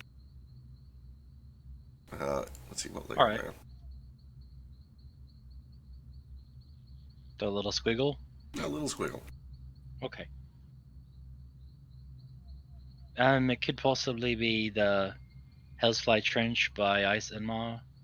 It's the only thing I can think of that even remotely fits close to that. It's way up north. I've never been there myself, but Have I ever heard of this place? Oh boy, you have cartographer's tools, right? Yep. He's also really like he's from a place really close there. Yeah, because you're close and because you have cartographer's tools, go and give me a cartographer tools check. Either one, history or cartography. Oh wait, I don't think I actually have like cartographer's tools proficiency. I just have like I can't remember what my background feature says word for word. Gotcha. Hang on a second. I mean, I remember that you have some sort of map making expertise or experience in your background. Yeah. So history is fine, even if you don't have that proficiency. It's an Outlander or something. Yeah, Outlander. Oh, it's a nice. Yeah, it doesn't really ring any bells, but like most of what you map is the land anyway, and kind of like Flick suggested, like there's nothing up there. It's just open ocean. You've heard rumors that if you sail long enough to the northeast, you're eventually going to hit like a dead, deserted giant continent that nobody talks about because it's full of like monsters and undead. But like nobody, it's suicidal to sail that direction. As a monster and a creature of the deep, can I make a history check? It's suicidal to sail up there. That's why they teleported. Either way, I think I need to go tell my people about this. Who wants to come along and see Eisenmont? It's real pretty this time of year. You just gotta watch out for the falling islands. Will they accept me there? Probably. So We get How all sorts did- of freaks. We get all sorts of freaks and misfits up in Eisenmont. I mean, look at me. Just to be sure, are we entirely sure this is even the people? I mean, it's cut out of the book, but do we know if that's why it's cut out of the book? This could be anyone. I mean- Doesn't say anything about a stone. Aren't we looking for gnolls, not some order of magicians? I mean, do you think You a say gnoll gnolls could have? can't be magicians? I guess my biggest argument is you'd have to, in order to remove a stone this large, they're going to have arcane knowledge, correct? I mean, how did they even take these from these floating islands? That's They what I'm could here to be figure out. disguised. Look, I'm going back to point one here, though. Gnolls can't be magicians. Gnolls are too That's- dumb. They can't learn magic. Of course, gnolls can be magicians. What are you talking about? I've met a lot of gnolls. They're all dumb animals. They can't learn magic. no, I know a particular no who's pretty good at I suppose I Wasn't- shouldn't, didn't being a little racist there. No. Didn't we should fight? make assumptions based on people's types, I suppose. Flashing back to episode 1, didn't we fight like a gnoll in the arena floating on a thingy who was using magic? Oh yeah, 100%. One of the first guys you guys encountered was a Gnoll Bard. Side note, does anyone have a passive perception better than 25? Ooh. But yeah, Shoot my us. hands raised. Chew doesn't. Fuck off. He totally does. Alright, before He's got owl eyes. we come back to that, Gale, what's up? Gale's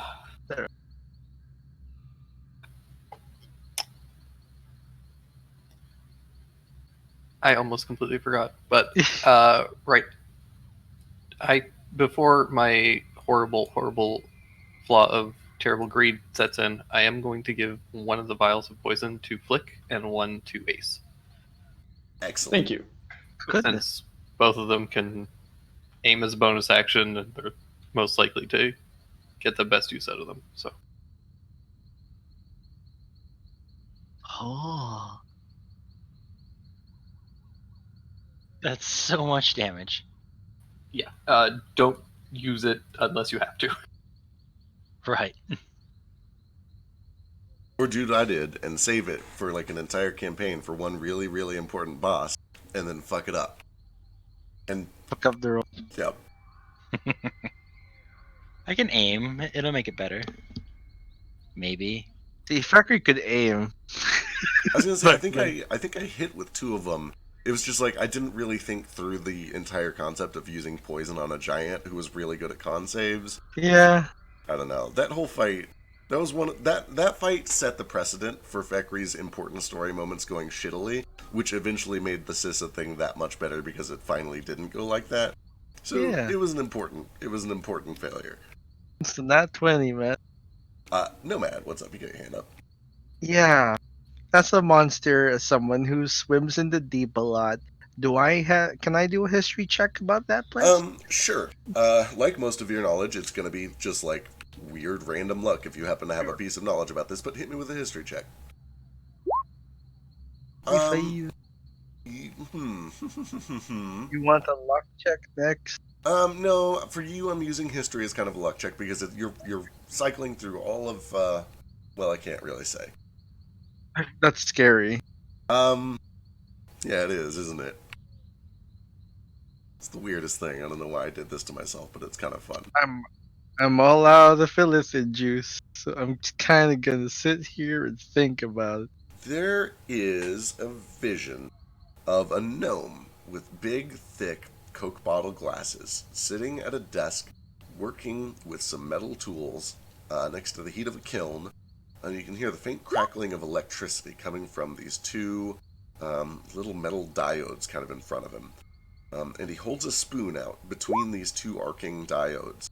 And in this spoon is this weird black material that is kind of like tar or jelly or something like that. And as it kind of sits between the 2 diodes, you watch as these 2 bright blue beams of electricity arc towards the spoon and around this black tar substance. And then there's a set of footsteps that comes in from behind him. And another gnome, a woman, kind of like leans over his shoulder. And it's like, I don't like it when you look over my shoulder. Come on, give me some space. It's like, I just want to see what you're doing. Where'd you get that? It's like, I had it imported. Hellsfly Trench. It's supposed to be real good against, well, this. Lightning and electricity, and it's got some insulative properties. That's what they say. I want to test it first before I sell it. I wouldn't want a repeat of what happened last time. Like, good, you'd better. Can't afford to get chased out of town again. And then, that's all you remember is that one weird little flash of memory. Yeah. Oh, right. I forget. When I ate the brain, did that hairless woman... Sure appear? didn't. Oh, she's dead. Oh, well. It's the end of that quest line.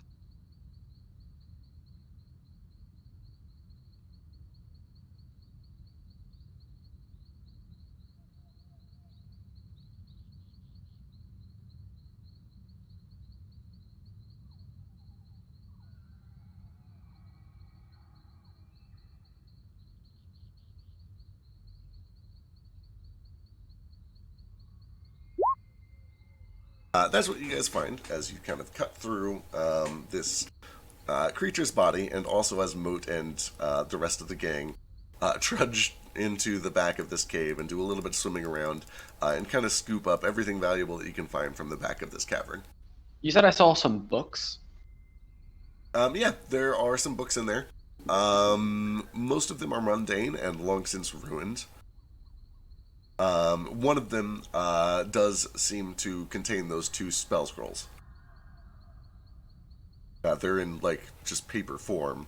But it's like the rest of it is just kind of blank vellum, but those 2 scrolls have been written. It's possible that at one point it was like a spell book, but they're in a form that they can be used as spell scrolls. So is it a spell book, or is it actually just like just a thing for spell scroll? Yeah, I suppose I should commit one way or the other. It's a spell book, and it contains those 2 spells. Hey, Nomad, we got you another spell book. Your druid spells, basically useless to me. Yeah. Gentle, you can't. Wait, wizards can't learn gentle repose. Don't think so. I could check, actually.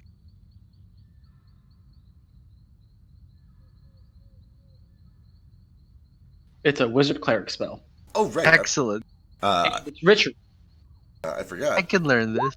So with that 25, all of you hear from the darkness over in roughly this area, this kind of raspy, Which area? up to the northeast, this kind of area next to all these dead bodies. Gotcha. This kind of raspy, almost reptilian voice that utters very hushed as it can be, but still loud enough to hear clearly because it's pretty quiet in here apart from that waterfall. The verbal components of a spell. And, May I attempt to identify? Sure. Give me an Arcana check.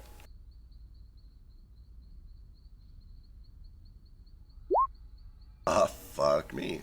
What is it? Is it 5 plus the spell level, or 15 plus the spell level, or is 15 it plus spell level. 15 plus spell level? So I can identify up to 5th level spell, I think. You do not recognize this spell. Oh no, it's high level of magic. We should run. But you hear it's easy to be forgotten. In fact, probably only a few of you, Nordo and those of you with really good passive perception, are even able to determine that it's not just echoes of your own voices at all. Yeah, you hear that, and then like 4 or 5 seconds go by. Does anybody do anything like right away? Try to get behind cover. I guess I like search for where the sound is coming from. Sure. I'll do the same. Yeah, give me perception checks. With my +0, I probably have no idea what's going on. I go make sure that the vulture dude is still tied up. Good call. He's not the one casting spells, is he?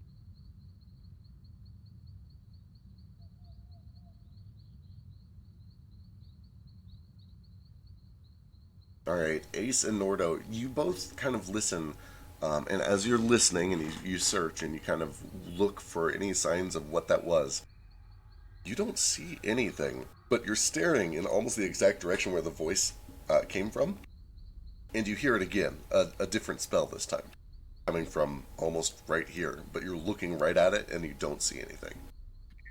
Try that one. Sure, give me an Arcana check. And Vasu, you go over to check out Birdman. He's still tied up. He looks fine. But give me a medicine check.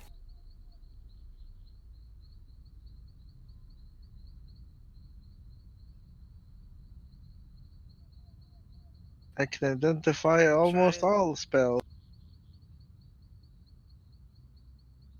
I'm trying. Yeah, he looks fine. He looks, tied up and unconscious still, just like you left him. Nomad, you are more familiar with this one. This is one that you've occasionally heard Drow use, in your time in the Underdark. This was a meld into stone. Oh no. Stay away from the stones.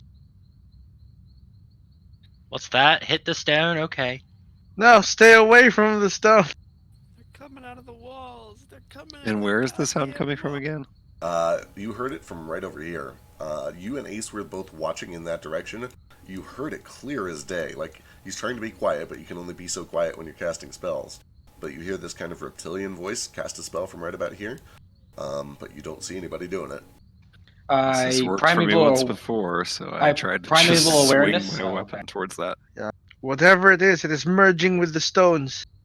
I'm going to start Primeval Awareness to search for humanoids. Alright, that takes a minute. You start kind of getting ready to ping. Flick and Nordo just start attacking this stone. It wouldn't be the first time I found something invisible by swinging my weapon wildly. It's true. It's true. It's not. Is your weapon magical, Nordo? It is, and that's a crit. Oh, fuck.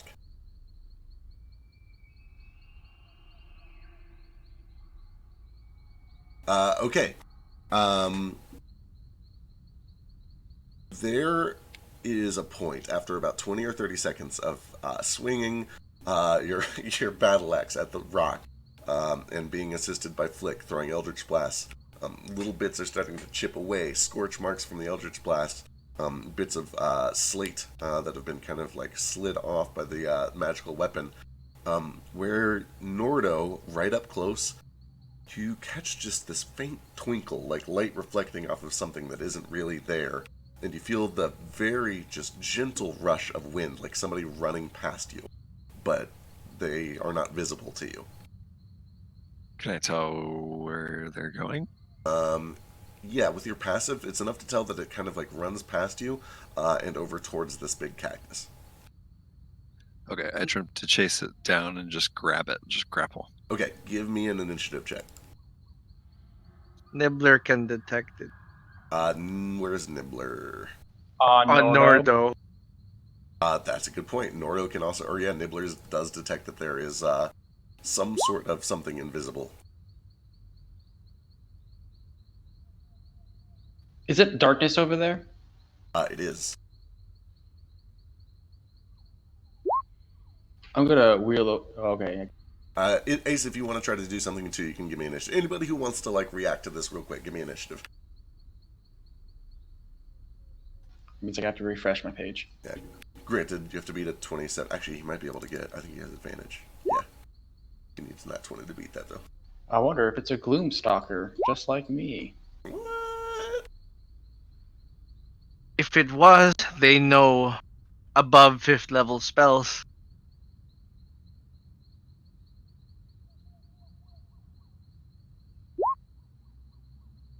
Now I get a nat 20. That's a real shame. Yeah, I just really wanted to move over here so I could like see what's going on. So if he comes into light, he won't only be invisible if he's like me. Because Yeah. the moment, that's kind of the moment. That's what I was getting a very big vibe about. Yeah, so Ace, as if to confirm your suspicions, as you approach rapidly, you hear these swift, near-silent footsteps that start to kind of make their way out of the darkness and into the light. You see this wispy black smoke that forms and coalesces into a shape that becomes visible only when it enters the dim light. It is a lizard folk, jet black, green eyes, yellow markings. And it looks to all of you. It looks to the tied up Nagpa. Gives just this very faint, cold look of confirmation. There's very little emotion on his face. Reaches a hand out onto the cactus and casts a spell. And, unless anyone can intervene, whoops, into the cactus. Jokingly, I touch the cactus too and go with him. No, I'm kidding. I think the portal is open. It stays open for a round, for the record. Yeah, but that's really stupid thing to do. Absolutely, incredibly dumb, but also I want to do it. For the duration, which is one round, any creature can step into the plant and exit from the destination. Can I see it from where I'm at? Where are you at? Yeah, like, this was going on long enough that you could have poked your head in here to watch all this happen. So, snap decision, all of you could potentially dash and get in there if you wanted to. In initiative order, I guess, let's see. Oh, jeez. How stupid is Vasu? Nomad is the first to act, so Nomad, without communicating with anyone else, what do you do? Wait, don't like Vasu emote and everybody need to roll 2 though, just in case? That's a good point, Yeah. yeah. If you want to potentially do something stupid, go ahead and roll initiative. For the record, I don't want to dissuade you guys from doing something stupid if that's what your character would Oh, do. thank God, I have plenty of time to decide how stupid Vasu. Right? Nomad, just creature. We have treasure in an airship. Do not go in there. And he prepares to attack anyone who goes in there. He casts, what do you call this? Telekinetic hammer? And is actually showing off that he will attack anyone who goes through it. Woo! All right. Nordo says, go in where? What are you talking about? Nordo, He doesn't move. as you look at this cactus, you do see that there is this shimmering blue portal, very large, big enough for anyone to easily step through. And you can see just this rippling light, like looking up from the ocean towards the surface. Can I see through it? Not really. I step up without touching as close as I can, try to look in and see if I can see where this portal leads to. Yeah, like it's a very obvious magical effect, but you can't actually like see through to the other side. It appears to just be some sort of a magical gateway or surface of some sort. As far as Okay. portals go, it's very inconvenient. I stop. Norda decides against it. Ace? I'm going to use my turn to investigate and look for some. Oh, my bonus action actually. Investigate, see if he left any clues behind. Anything. Like obviously, I get the feeling he was a ranger. Sure. Let me check a thing real quick. Go and give me an investigation check. Isn't he definitely a druid? Don't only druids learn that spell? I'm pretty Not sure that I it's a know druid that rules. in character, but yeah, it's only druids that know that spell. Unless he's a very high level character who's like dipped into ranger. It's true, I Yeah. guess. Unless he was So, using or he was using something else. Who knows? so it's not hammer, it's crush. Ace, as you're looking around, kind of ignoring the portal and just trying to find other clues, you do actually find that there are a couple of fragments on the ground near these bodies that weren't there before, and you kind of pick them up and look them over, and they appear to be glass marbles that have been kind of shattered into a few pieces each. Are there any markings on them? Not really. They just look kind of like standard, like kids' marbles, except they're kind of split down the middle. The splits are very clean. It's almost like each one has been split into thirds. Oh my god. So I, as an inquisitor, I can use my bonus action to check for clues. Could I also use my main action to make another check? Sure. What kind of check do you want to make?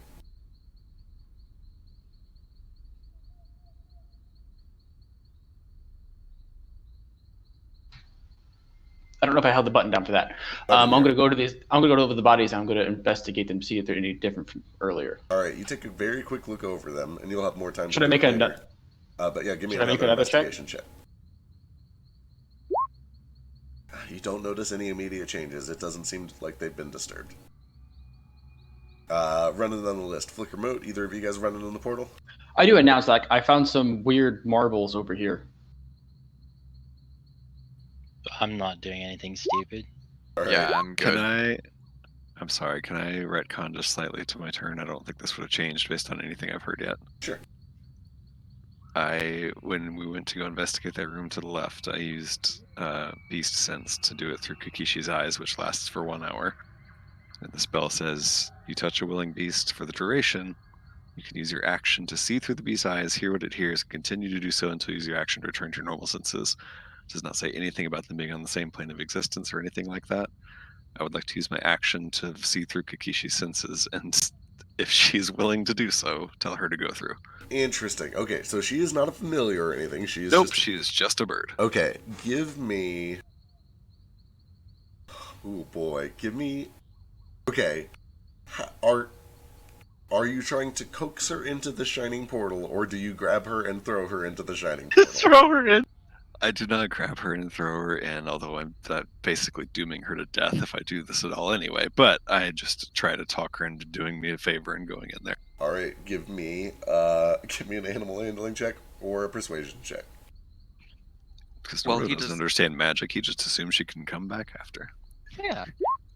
Well, he does that. I am going to retcon a little bit. I'm going to hold my action. If Vasi goes through, I will follow after him. All right. Kakishi looks at this kind of awkwardly. She's not voluntarily going through. If you want to like kind of gently nudge her through, she's not like afraid of it, but she just doesn't have the. Well, you're able to talk to her. You're actually able to ask her to do this.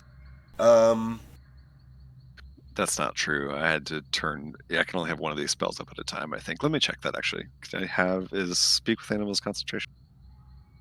It lasts for 10 minutes. If you have to originally cast See Through Her Senses. Oh you yeah, so I would lose it. lose it by the time Okay. I have it. Yeah, I So, don't have yeah. Speak with Animals. I will say that without the ability to actually speak to her and say, "Hey, please go through the portal," you're not able to just kind of get her to willingly fly into this thing. She doesn't know what it is. God damn it, that's a bad wisdom saving throw though. I don't want to like violently throw her at this cactus or anything, Sure. but I do like try to physically like hold her up to it as she's just like a little bit spooked by it. Sure. But she's willing to like touch it if I hold her up to it, then I try to. And as There's soon so as many she, familiars we just send through there and pop them back over with no problem. Yeah, as soon as she touches through, there's a little, and she is gone, and she is sucked into this thing. And you kind of focus your senses on what Kakishi sees. There is no range on this. Okay. You are immediately... So the only senses that you get are seeing and hearing. You're immediately surrounded by water, crushing depths. Her eyes suddenly close. You can sense that there's salt. There's pain. Oh no. There is just this crushing pressure. You're not really able to feel pain, but there is this almost immediate weight of being deep, deep, deep underwater. And the spell really only lasts for like another 20 or 30 seconds, and then everything goes black. Oh, rip in peace, Kakishi. Kakishi, come back! Yes, I mean I can't command her anymore, but I assume that she would be able to just turn around and come back through a portal, which obviously does not happen. Don't know if she can fly underwater. She is in a better place. No! F in chat for Kakishi.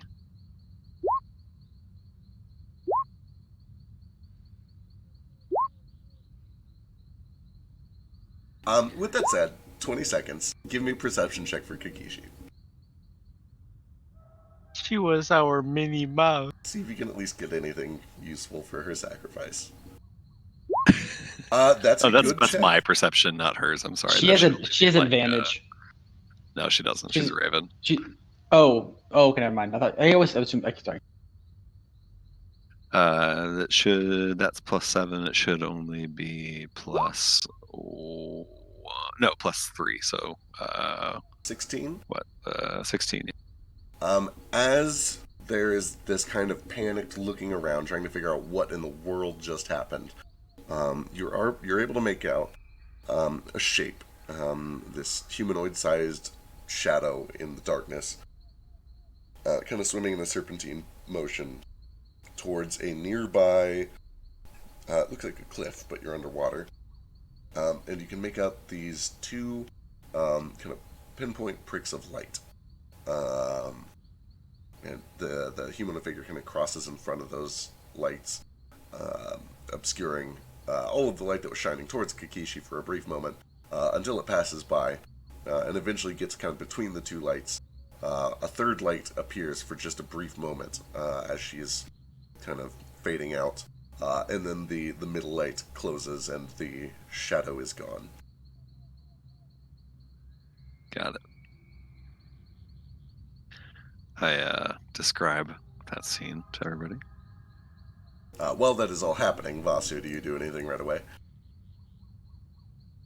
I fly up to the cactus, but I'm not going to try to go through. It's not going to work, but Vasu is going to try to message this lizard folk that I saw for like 3 seconds. Sure. Like, hey, where the fuck do you think you're going? I just want to talk. And I'm sure he's much, much further away than message will reach. Yeah, and because you're just like calling this out real quick, you're able to get that off before he slips in through the cactus. But he doesn't respond, and he seems to look past you, kind of coldly, at the tied-up body of Grover. He seems very focused on that for some reason. And unless Gale decides to go through alone, I think we're all out. Sure. Give me an insight check. Just to see if it was, like, cold because he's, like, tied up, and it's like, oh, you fucked up big time, old man. Cold because it's like, oh, you're tied up, you deserve this, I hope they kill you. Could I also do the same since it's my entire class feature as a rogue? Yeah, you were also pretty close. You would have been able to read his expressions probably better than anyone else. Vasu, it's a little hard to tell. He is stoically cold, which is kind of true for a lot of lizard folk. They tend to be a little bit detached, a little bit emotionless sometimes. But Ace, you've spent a decent amount of time reading targets that are difficult to read. He was confirming something. He was here to do something to Grover, and he was making sure that it had been done before he got out. And you catch just this very faint curl at the side of his lips that seems to indicate that whatever he was doing, it has been done, and his job is done, and he can go fuck off to somewhere else.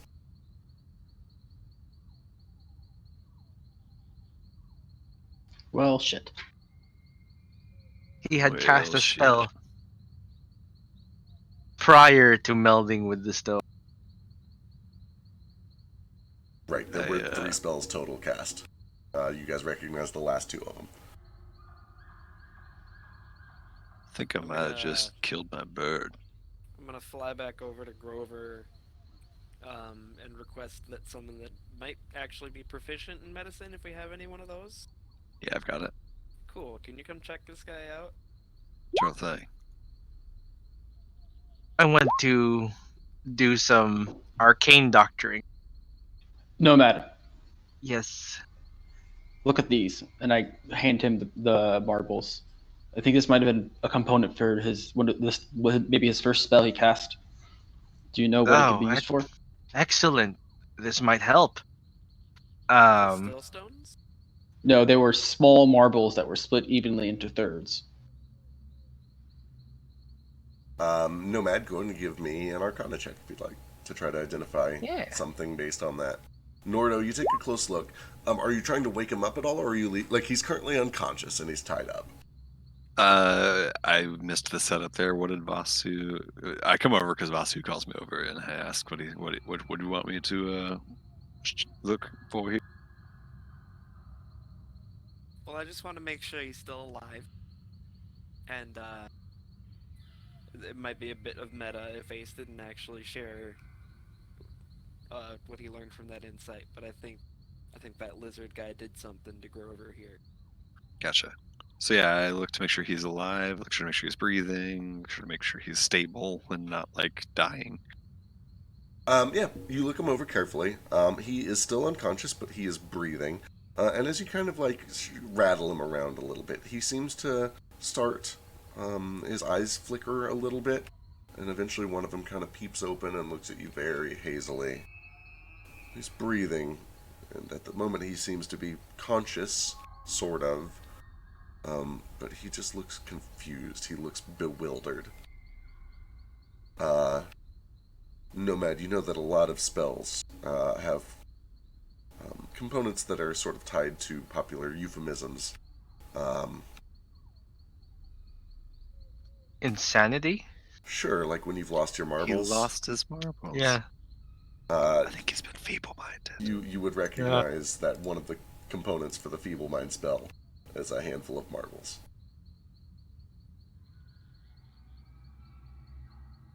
So this means that he may not be able to tell us anything now.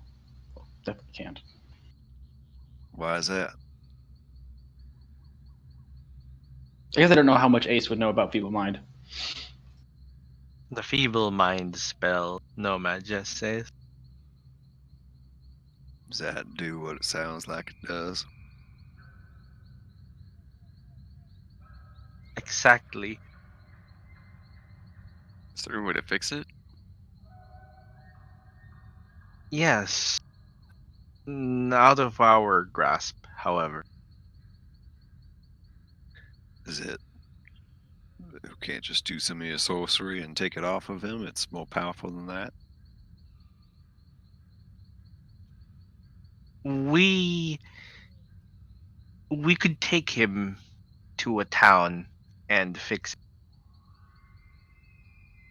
Well, I just mean if it's powerful magic that we can't fix, then somebody must have spent a lot of their magic doing it. It means he must know something they really didn't want us to know.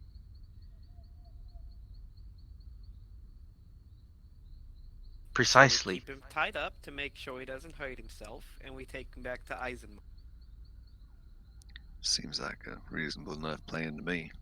How magical are the people of Eisenmar? I mean, they know a lot more about it than I do. They will require At least a greater restoration. Sure, somebody there knows that. Maybe Elise knows it. Oh, I've heard of powerful magic like that, but I'm afraid this is beyond me. It's okay, Sugar Mama. Christ. Why have we all started calling her mom? I don't get it. He doesn't call her Sugar Mama. She's the party mom. I don't know how I feel about all this yet. Yeah, no, Nomad tries to help him up, He'll recognize who his friends and his enemies are. We treat him well. He won't try to run, perhaps. He's also very stupid. The most unappetizing piece of work I've ever seen. Well, maybe we finish whatever collecting we want to do here, and then take him back to the ship, put him in Yeah. the brig, and find our next order of business. I gotta find a new bird. Sorry about Kakishi. That's all right. She died bravely. That's all any of us can ask for, right? Not dying would be a good thing to ask for, I suppose. We all came Everybody very dies. close today. Very exciting. I almost screamed today. That takes a lot.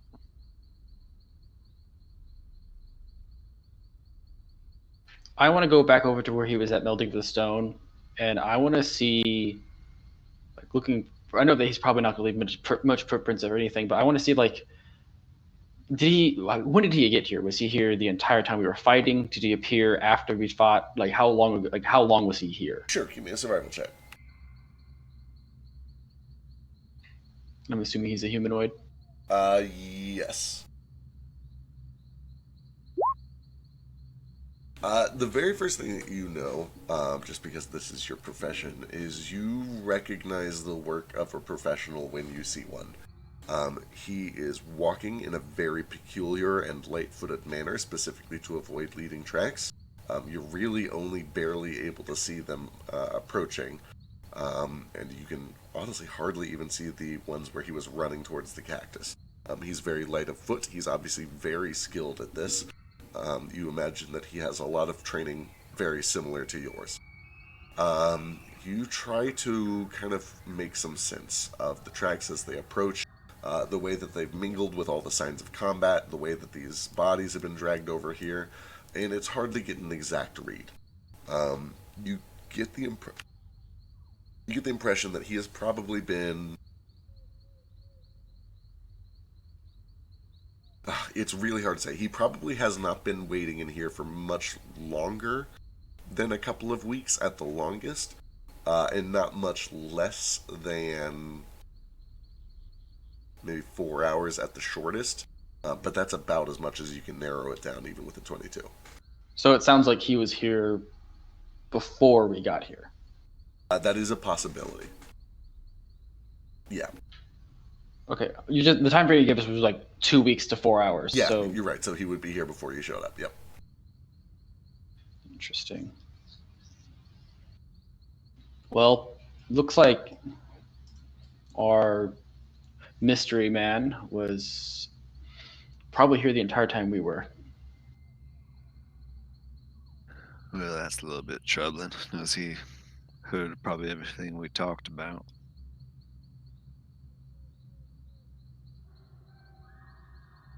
I don't suppose we should spend much more time here than we need to. We want to gather up the rest of the gold and such. It seems like the druids are gone. They don't need it anymore. Yeah, you said that you saw like a cliff underwater, like a trench. And the missing page, in fact, also said something about people going to a trench.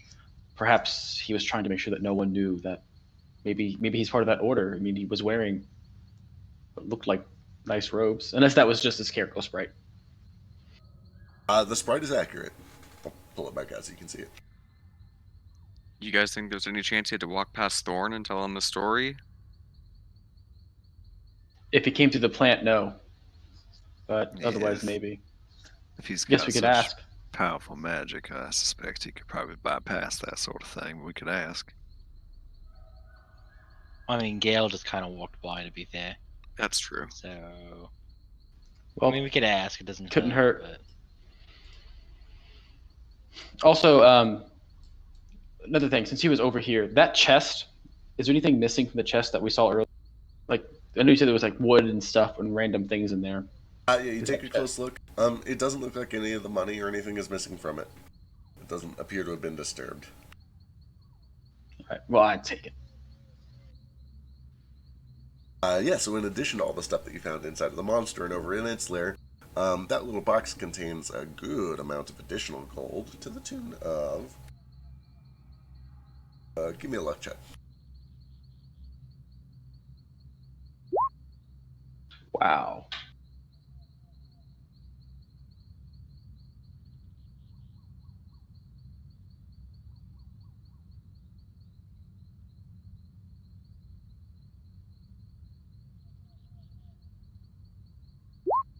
$280 gold pieces. And what was this? What was this like wood and stuff you said that was in there as well? As you look it over kind of carefully, you do see that there are just little bits of grass and a little. You saw it recently enough to recognize that it's some of the plants that were surrounding this pond out here. Gotcha. Kind of like it was just scooped up with all the stuff and just thrown in. Yeah, the only other thing that looks out of place is the bark. The bark kind of looks a little bit like the woodwoods bark. Got this kind of knotted, very distinct texture to it. Interesting. I'll take it. Maybe it could be good for like Gale or something. It's interesting at the very least. All right. Looks like we got everything pretty much. Actually, we didn't explore down where he was casting his spell when we first came in here. Also, like I pull up the notes and I give the ones that were clearly like magical chanting stuff to Nomad, so he has like those notes to look through. Thank you. Should we go down there and check that out first before we leave? Yes, please. All right. All right. So I'll go down there with whoever will come with me. Sure, go and give me. I'll go down, but I'm terrible at investigation. Sure. I can do I've- it. You can help me and I can have advantage on it. I've had a good rest. I'll come with. Give me some investigation checks. Is someone helping me? Yeah, I'll help. Oh, okay. I'll do it on my own. Wow. All right, you take a close look around. You find more skeletons. You actually notice down here that there are a couple more dead bodies of druids, but they have decomposed more heavily than the ones you found up there. They also seem to be wearing different garb. The ones up there are mostly this kind of orange and red garb with little bits of white. They all kind of look similar to those wrist wraps that you showed Vasu earlier. The ones down here mostly are wearing kind of greens and golds. Looks like they're probably from a different order. They look like they've been dead longer. And a lot of them have been stripped of their flesh, just down to the bone, and kind of just dismantled. It looks like there was some sort of real dark, gory, gross, necromantic stuff going on down here. You don't really find anything valuable or useful outside of that. Just a pile of detritus. None of these outfits match the one of the lizard folk. No, they do not. Any symbols or sigils that kind of like say if they were like part of an order? You would notice that they all have these leaves on them, but they have been turned to this kind of dark, chalky black material. No other identifying like sigils or logos or names or anything. Do you find anything on Grover? You've looked over his body pretty thoroughly. You found all those scraps of paper, the notes and reminders about very mundane things. You found his journal. You don't find a coin purse. You find a dagger that is just a mundane dagger. You find a druidic focus. And that is it. Okay, I think it's safe to say we take all of his stuff away from him. And possibly gag him since, vocal components. I mean, he is We might- feeble-minded can't- too, but still. Oh, true. Never mind. It's very much like we could take away his weapons at least. Yeah, I just wanted to make sure that he didn't hurt himself. But yeah, if you guys are cool with it, my next goal is to first write back home and let them know about what we just learned here, and then head back there anyway, since it sounds like the place we want to go is right near Eisenmar. Seems reasonable. And take I this would guy like, with him. if the timeline is not quite as hot anymore, I would like to maybe try to go to Caldus and get some real myth and try to get our ship taken care of so we can stop flying around on a slave. That's good. Yeah, I like While that we're too, close. But, where's the world map at? Let me pull your. I don't know where Caldus is compared to where. It's south of here. Yeah, it's like a half day-ish from where we are right now. If it's only a half day, that's not too bad. That'll give hopefully a little bit of time for these letters to make their way over to Eisenmar, and then Yeah. this new one. I mean, the main thing, aside from the wood, is going to be however much time it takes to build a goddamn airship. But, we can address Yeah. that. We got to stop Maybe in we Salt can Bowl get on the to way anyway for Eisenmar Flick and to then- drop off his stuff. And Zeke, did you upgrade the update the party loot with the all the money? yes, well, with all the money from that chest, not from what's in the pool yet. Gotcha. Beyond that, since we'll be down Vaso anyways, it's probably good not to Yeah, go that's true, directly too. to Eisenmar. Caldus Yeah. and Salt Bowl Yeah. week while Vasu's gone, and then Yeah. Cool. Gives How you do plenty we- of I time can't Get shake this Gale damn out. void flu. for it. How do we get Gale through the dragon That- the tree? question is, how does Gale get Gale through the dragon? He could easily just talk to it. It doesn't matter. Stop Just being so put- proud. Matters to me. Gale needs that illusion of control that all humanity chases. Gale's feelings are important as well. Here, hide in this chest. We'll bury you in gold and we'll carry you through. Does this seem better? Then you might be swimming in molten gold. Sure. I'll get into the chest. There we go. I walk up to the tree. I'm like, I know you said you really didn't want to talk about stories, but were there any like lizard folks that I described, lizard folk, trim like this that came through here? Because we ran into one that was in there, and it seems like he was there for a while. I don't know if he came past you or just came through the cactus. Perhaps. It's hard to say. Again, I don't really see. I hear what my vessel tells me, and I tell it what to send back to you. I don't see everything that passes back and forth. So, for instance, I don't know. You could be a lizard folk. I only know if I'm told. True. Well, did anyone recently tell you a story about, I guess, Hell's Fly Trench? Hell's Fly Trench. No, I don't think I've heard anything about that in quite some time.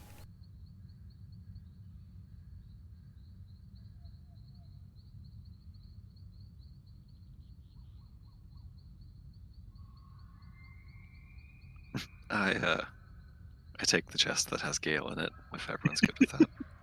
I'm also like distracting him by talking to him. So I'm assuming Sure. we're walking away. Thank you very much, Gold Dragon Tree. Well, I Do you know approach. any stories about Hell's Fly Trench? I can't say that I do. I feel like the name is somewhat familiar. Perhaps I've heard it once or twice, but It's like pretty far north, deep underwater, crushing depths, darkness. Maybe a fiend? I don't know if there's a fiend there. Maybe I'm making that up. I'm afraid I Does have can't hell. say. I guess, Norda, what are you doing with this chest? Yeah. So this thing has said a couple times that he can't see through his tree form, right? Seems to be the case, yeah.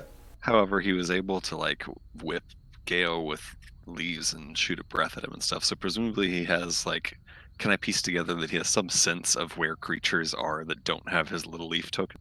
Sure. And actually, even you've got really good insight. You probably get the idea that the voice you're talking to is not necessarily the tree, but something channeling the tree. the tree is able to kind of identify and see things. I actually Okay, have so a much with better, the safer same- idea. With the same insight check, do I get the impression that he's going to know that Gale is inside of this box?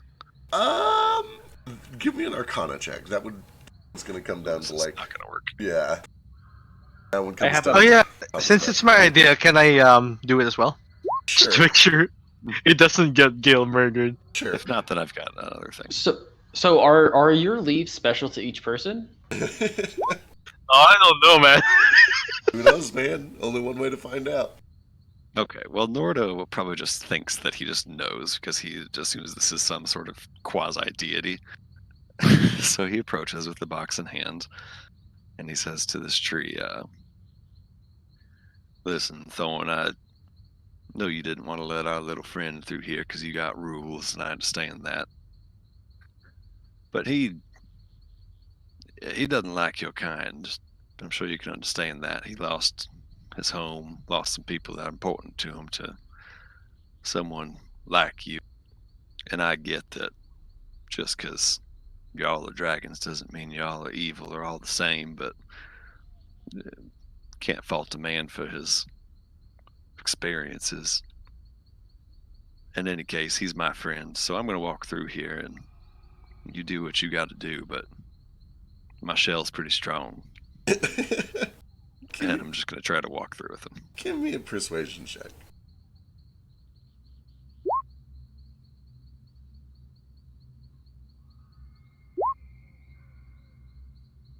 Not I bad. would have liked to hear that story from him, but I understand. We can be intimidating to some, fearsome to others. Could I hear this complete and utter betrayal through the chest? Absolutely.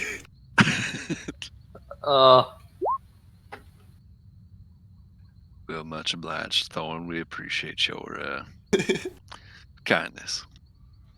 I have one more question, if it's all the same to you. Hmm. The kobold that serves you and is currently over there by the pond. What was his name?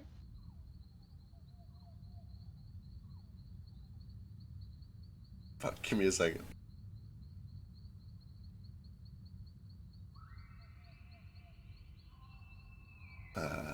Tariku. He was always one of my favorites. And he seems to have great feelings for you. I'll be right back. And I run over to Tariku and I was like, hey, Thorn told me that your name is Tariku, and you were always one of his favorites. Tariku, that's a funny name. Don't matter now, I guess. I'll No, just sit but- here and watch this cave. Gonna be real quiet now. Big boy's gone. All that treasure gone. Sounds like many of them druids are gone too. Oh well. Time passes.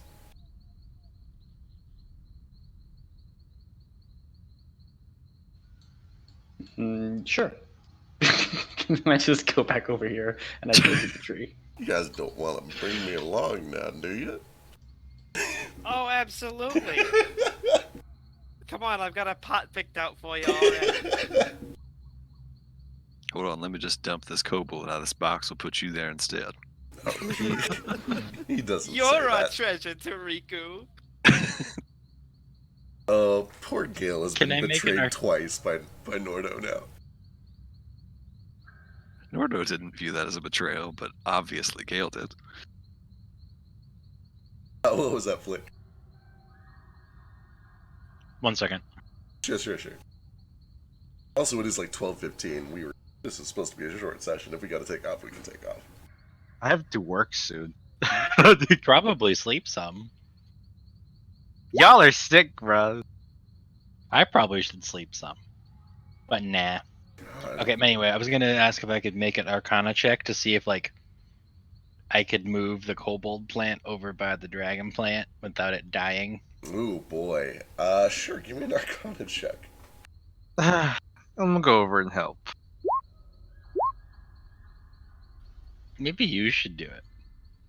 Okay, I'll do Too bad you're not I'll help you. Zircon, because it'd be right up his alley. Truly. Nomad, you are immediately able to assess this situation. and are extremely confident that if you were to try to move this thing, it would just die. Oh. And the attempt of moving him, he will just die. Yeah, there might be some extremely, a very complex druidic ritual similar to the one that made him could potentially be used to relocate him.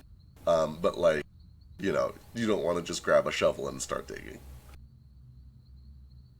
What if I mold earth and just kind of shimmy him over to Just move the earth. 5 feet at a time? We learned meld them to stone. We meld them to stone. Move the stone. Meld them out of the stone into a new location. It's perfect. Yeah, but that's moving him. That'll kill him, apparently.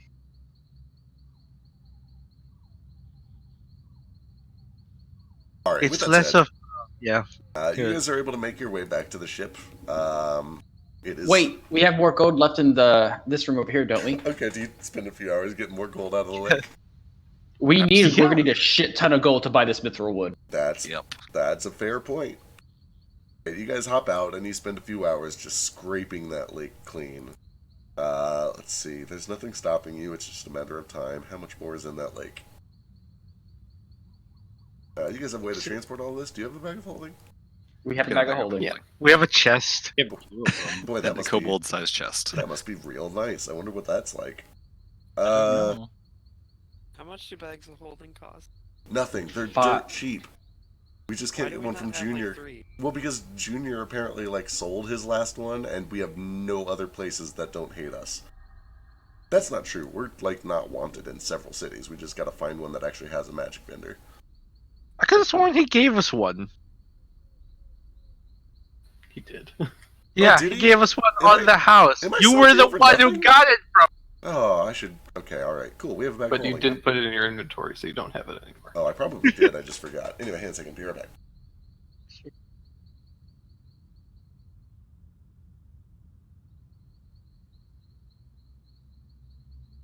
I totally remember that now, yeah. I should write that down, though, before I forget, if I didn't already.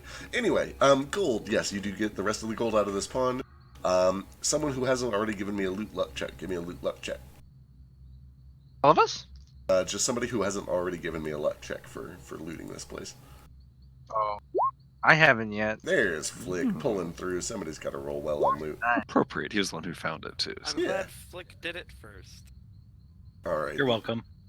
You guys are able to get a decent bit in here, and the coinage is mostly taken up. But underneath all of this coinage, you find that one of the very earliest donations, kind of buried down on the bottom under a lot of silt and clay, is a little jewelry box that contains a bunch of emeralds. The coinage comes out to... No, you don't have to track this separately. Okay. Yeah. Yeah, well, if it's all emerald, I could use it as to write spells. Even better.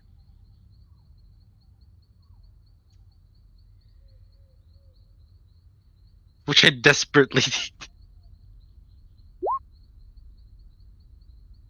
Oh, that's 500 golden emeralds. I can't take all of that. For now, I will just write them down under Yeah. treasure and art objects. Or no, that would be under materials and crafting. And then My Actually- name has emerald in it, so therefore all emeralds belong to me.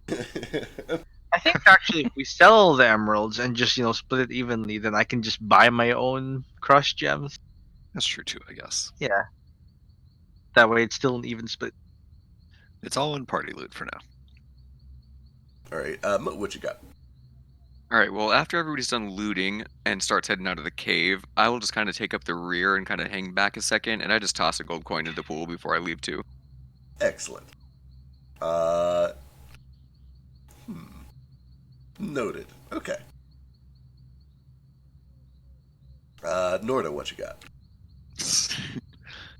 On the way back to the ship, as we walk through Thorngrove, I would like to try to find somewhere to purchase a parrot. Easy enough. In fact, Preferably a pink parrot if I can find one. That's what I wanted the first time. Oh, yeah. Stupid old Kokishi. Oh! Did anyone grab the broken stinger? It was snapped off. I'd like to grab it. you guys could have harvested that. That's fine. Yeah. I remember, shut it off. Yeah, you're in a tropical trade city. It is no problem at all. You're able to find somebody that's selling some exotic animals. Give me a persuasion check. What does he say? Killed the last parrot? No, it's Give more me of another a- one. Okay, Good so boy. as you're interacting with this vendor, you're getting just real nasty attitude from him and a lot of the other vendors the entire time. You've been here before selling your food, and people were at least like, they put up with you. But there's just this air about the citizens in town lately, towards you and the rest of your party. You just feel very unwanted, you feel kind of out of place. Nobody's getting violent, but you kind of feel like you're getting some really dirty, potentially violent looks. You do eventually find somebody that is willing to sell you a pink parrot. You are able to find one. But they upcharge the shit out of it. Yeah, I was they're- about to say I just offer way more than I think it's worth just to get out of the situation. Sure. What do you go in with? What did I pay for the first? Well, no, it was supposed to be free because what do I remember what the guy was selling the parrots for? Even though he ended up just giving Kikishi to me. I feel like it was 2 gold. 2 gold sounds right. Okay, that's about right. I offer 5 gold for this parrot. Yeah, he'll take 5 gold. Does it seem like a well cared for parrot? It does. It's in good shape. It's not in the best shape of its life, but he takes good care of his inventory. It's Dead, is healthy. it? No, it's in good shape. Is it a man parrot or a woman parrot? It's in better shape than Pink. Kishi. If you have a preference, you can choose. Otherwise, we'll roll for it.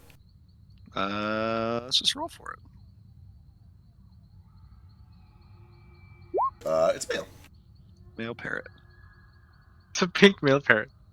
As we're walking back to the ship, I have a brief conversation with him and speak with the animals, introduce myself, inform him that I've never had any problems with parrots before.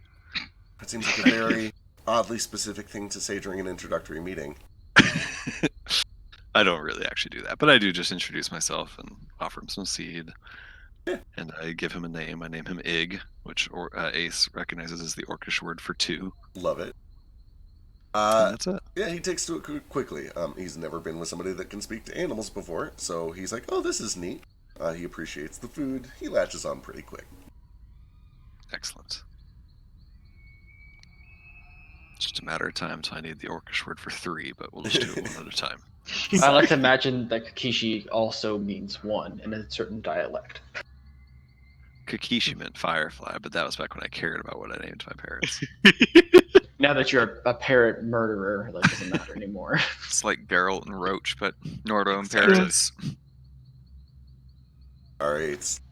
That's Are where we we'll pick done up. for the? Yeah, we'll wrap up here. Next week we'll do some Caldus and some Salt Bowl. Get things figured out from there.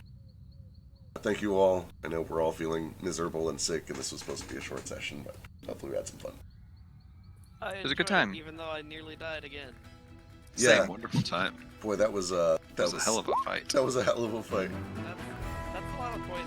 That was a big troll real early. That was terrifying.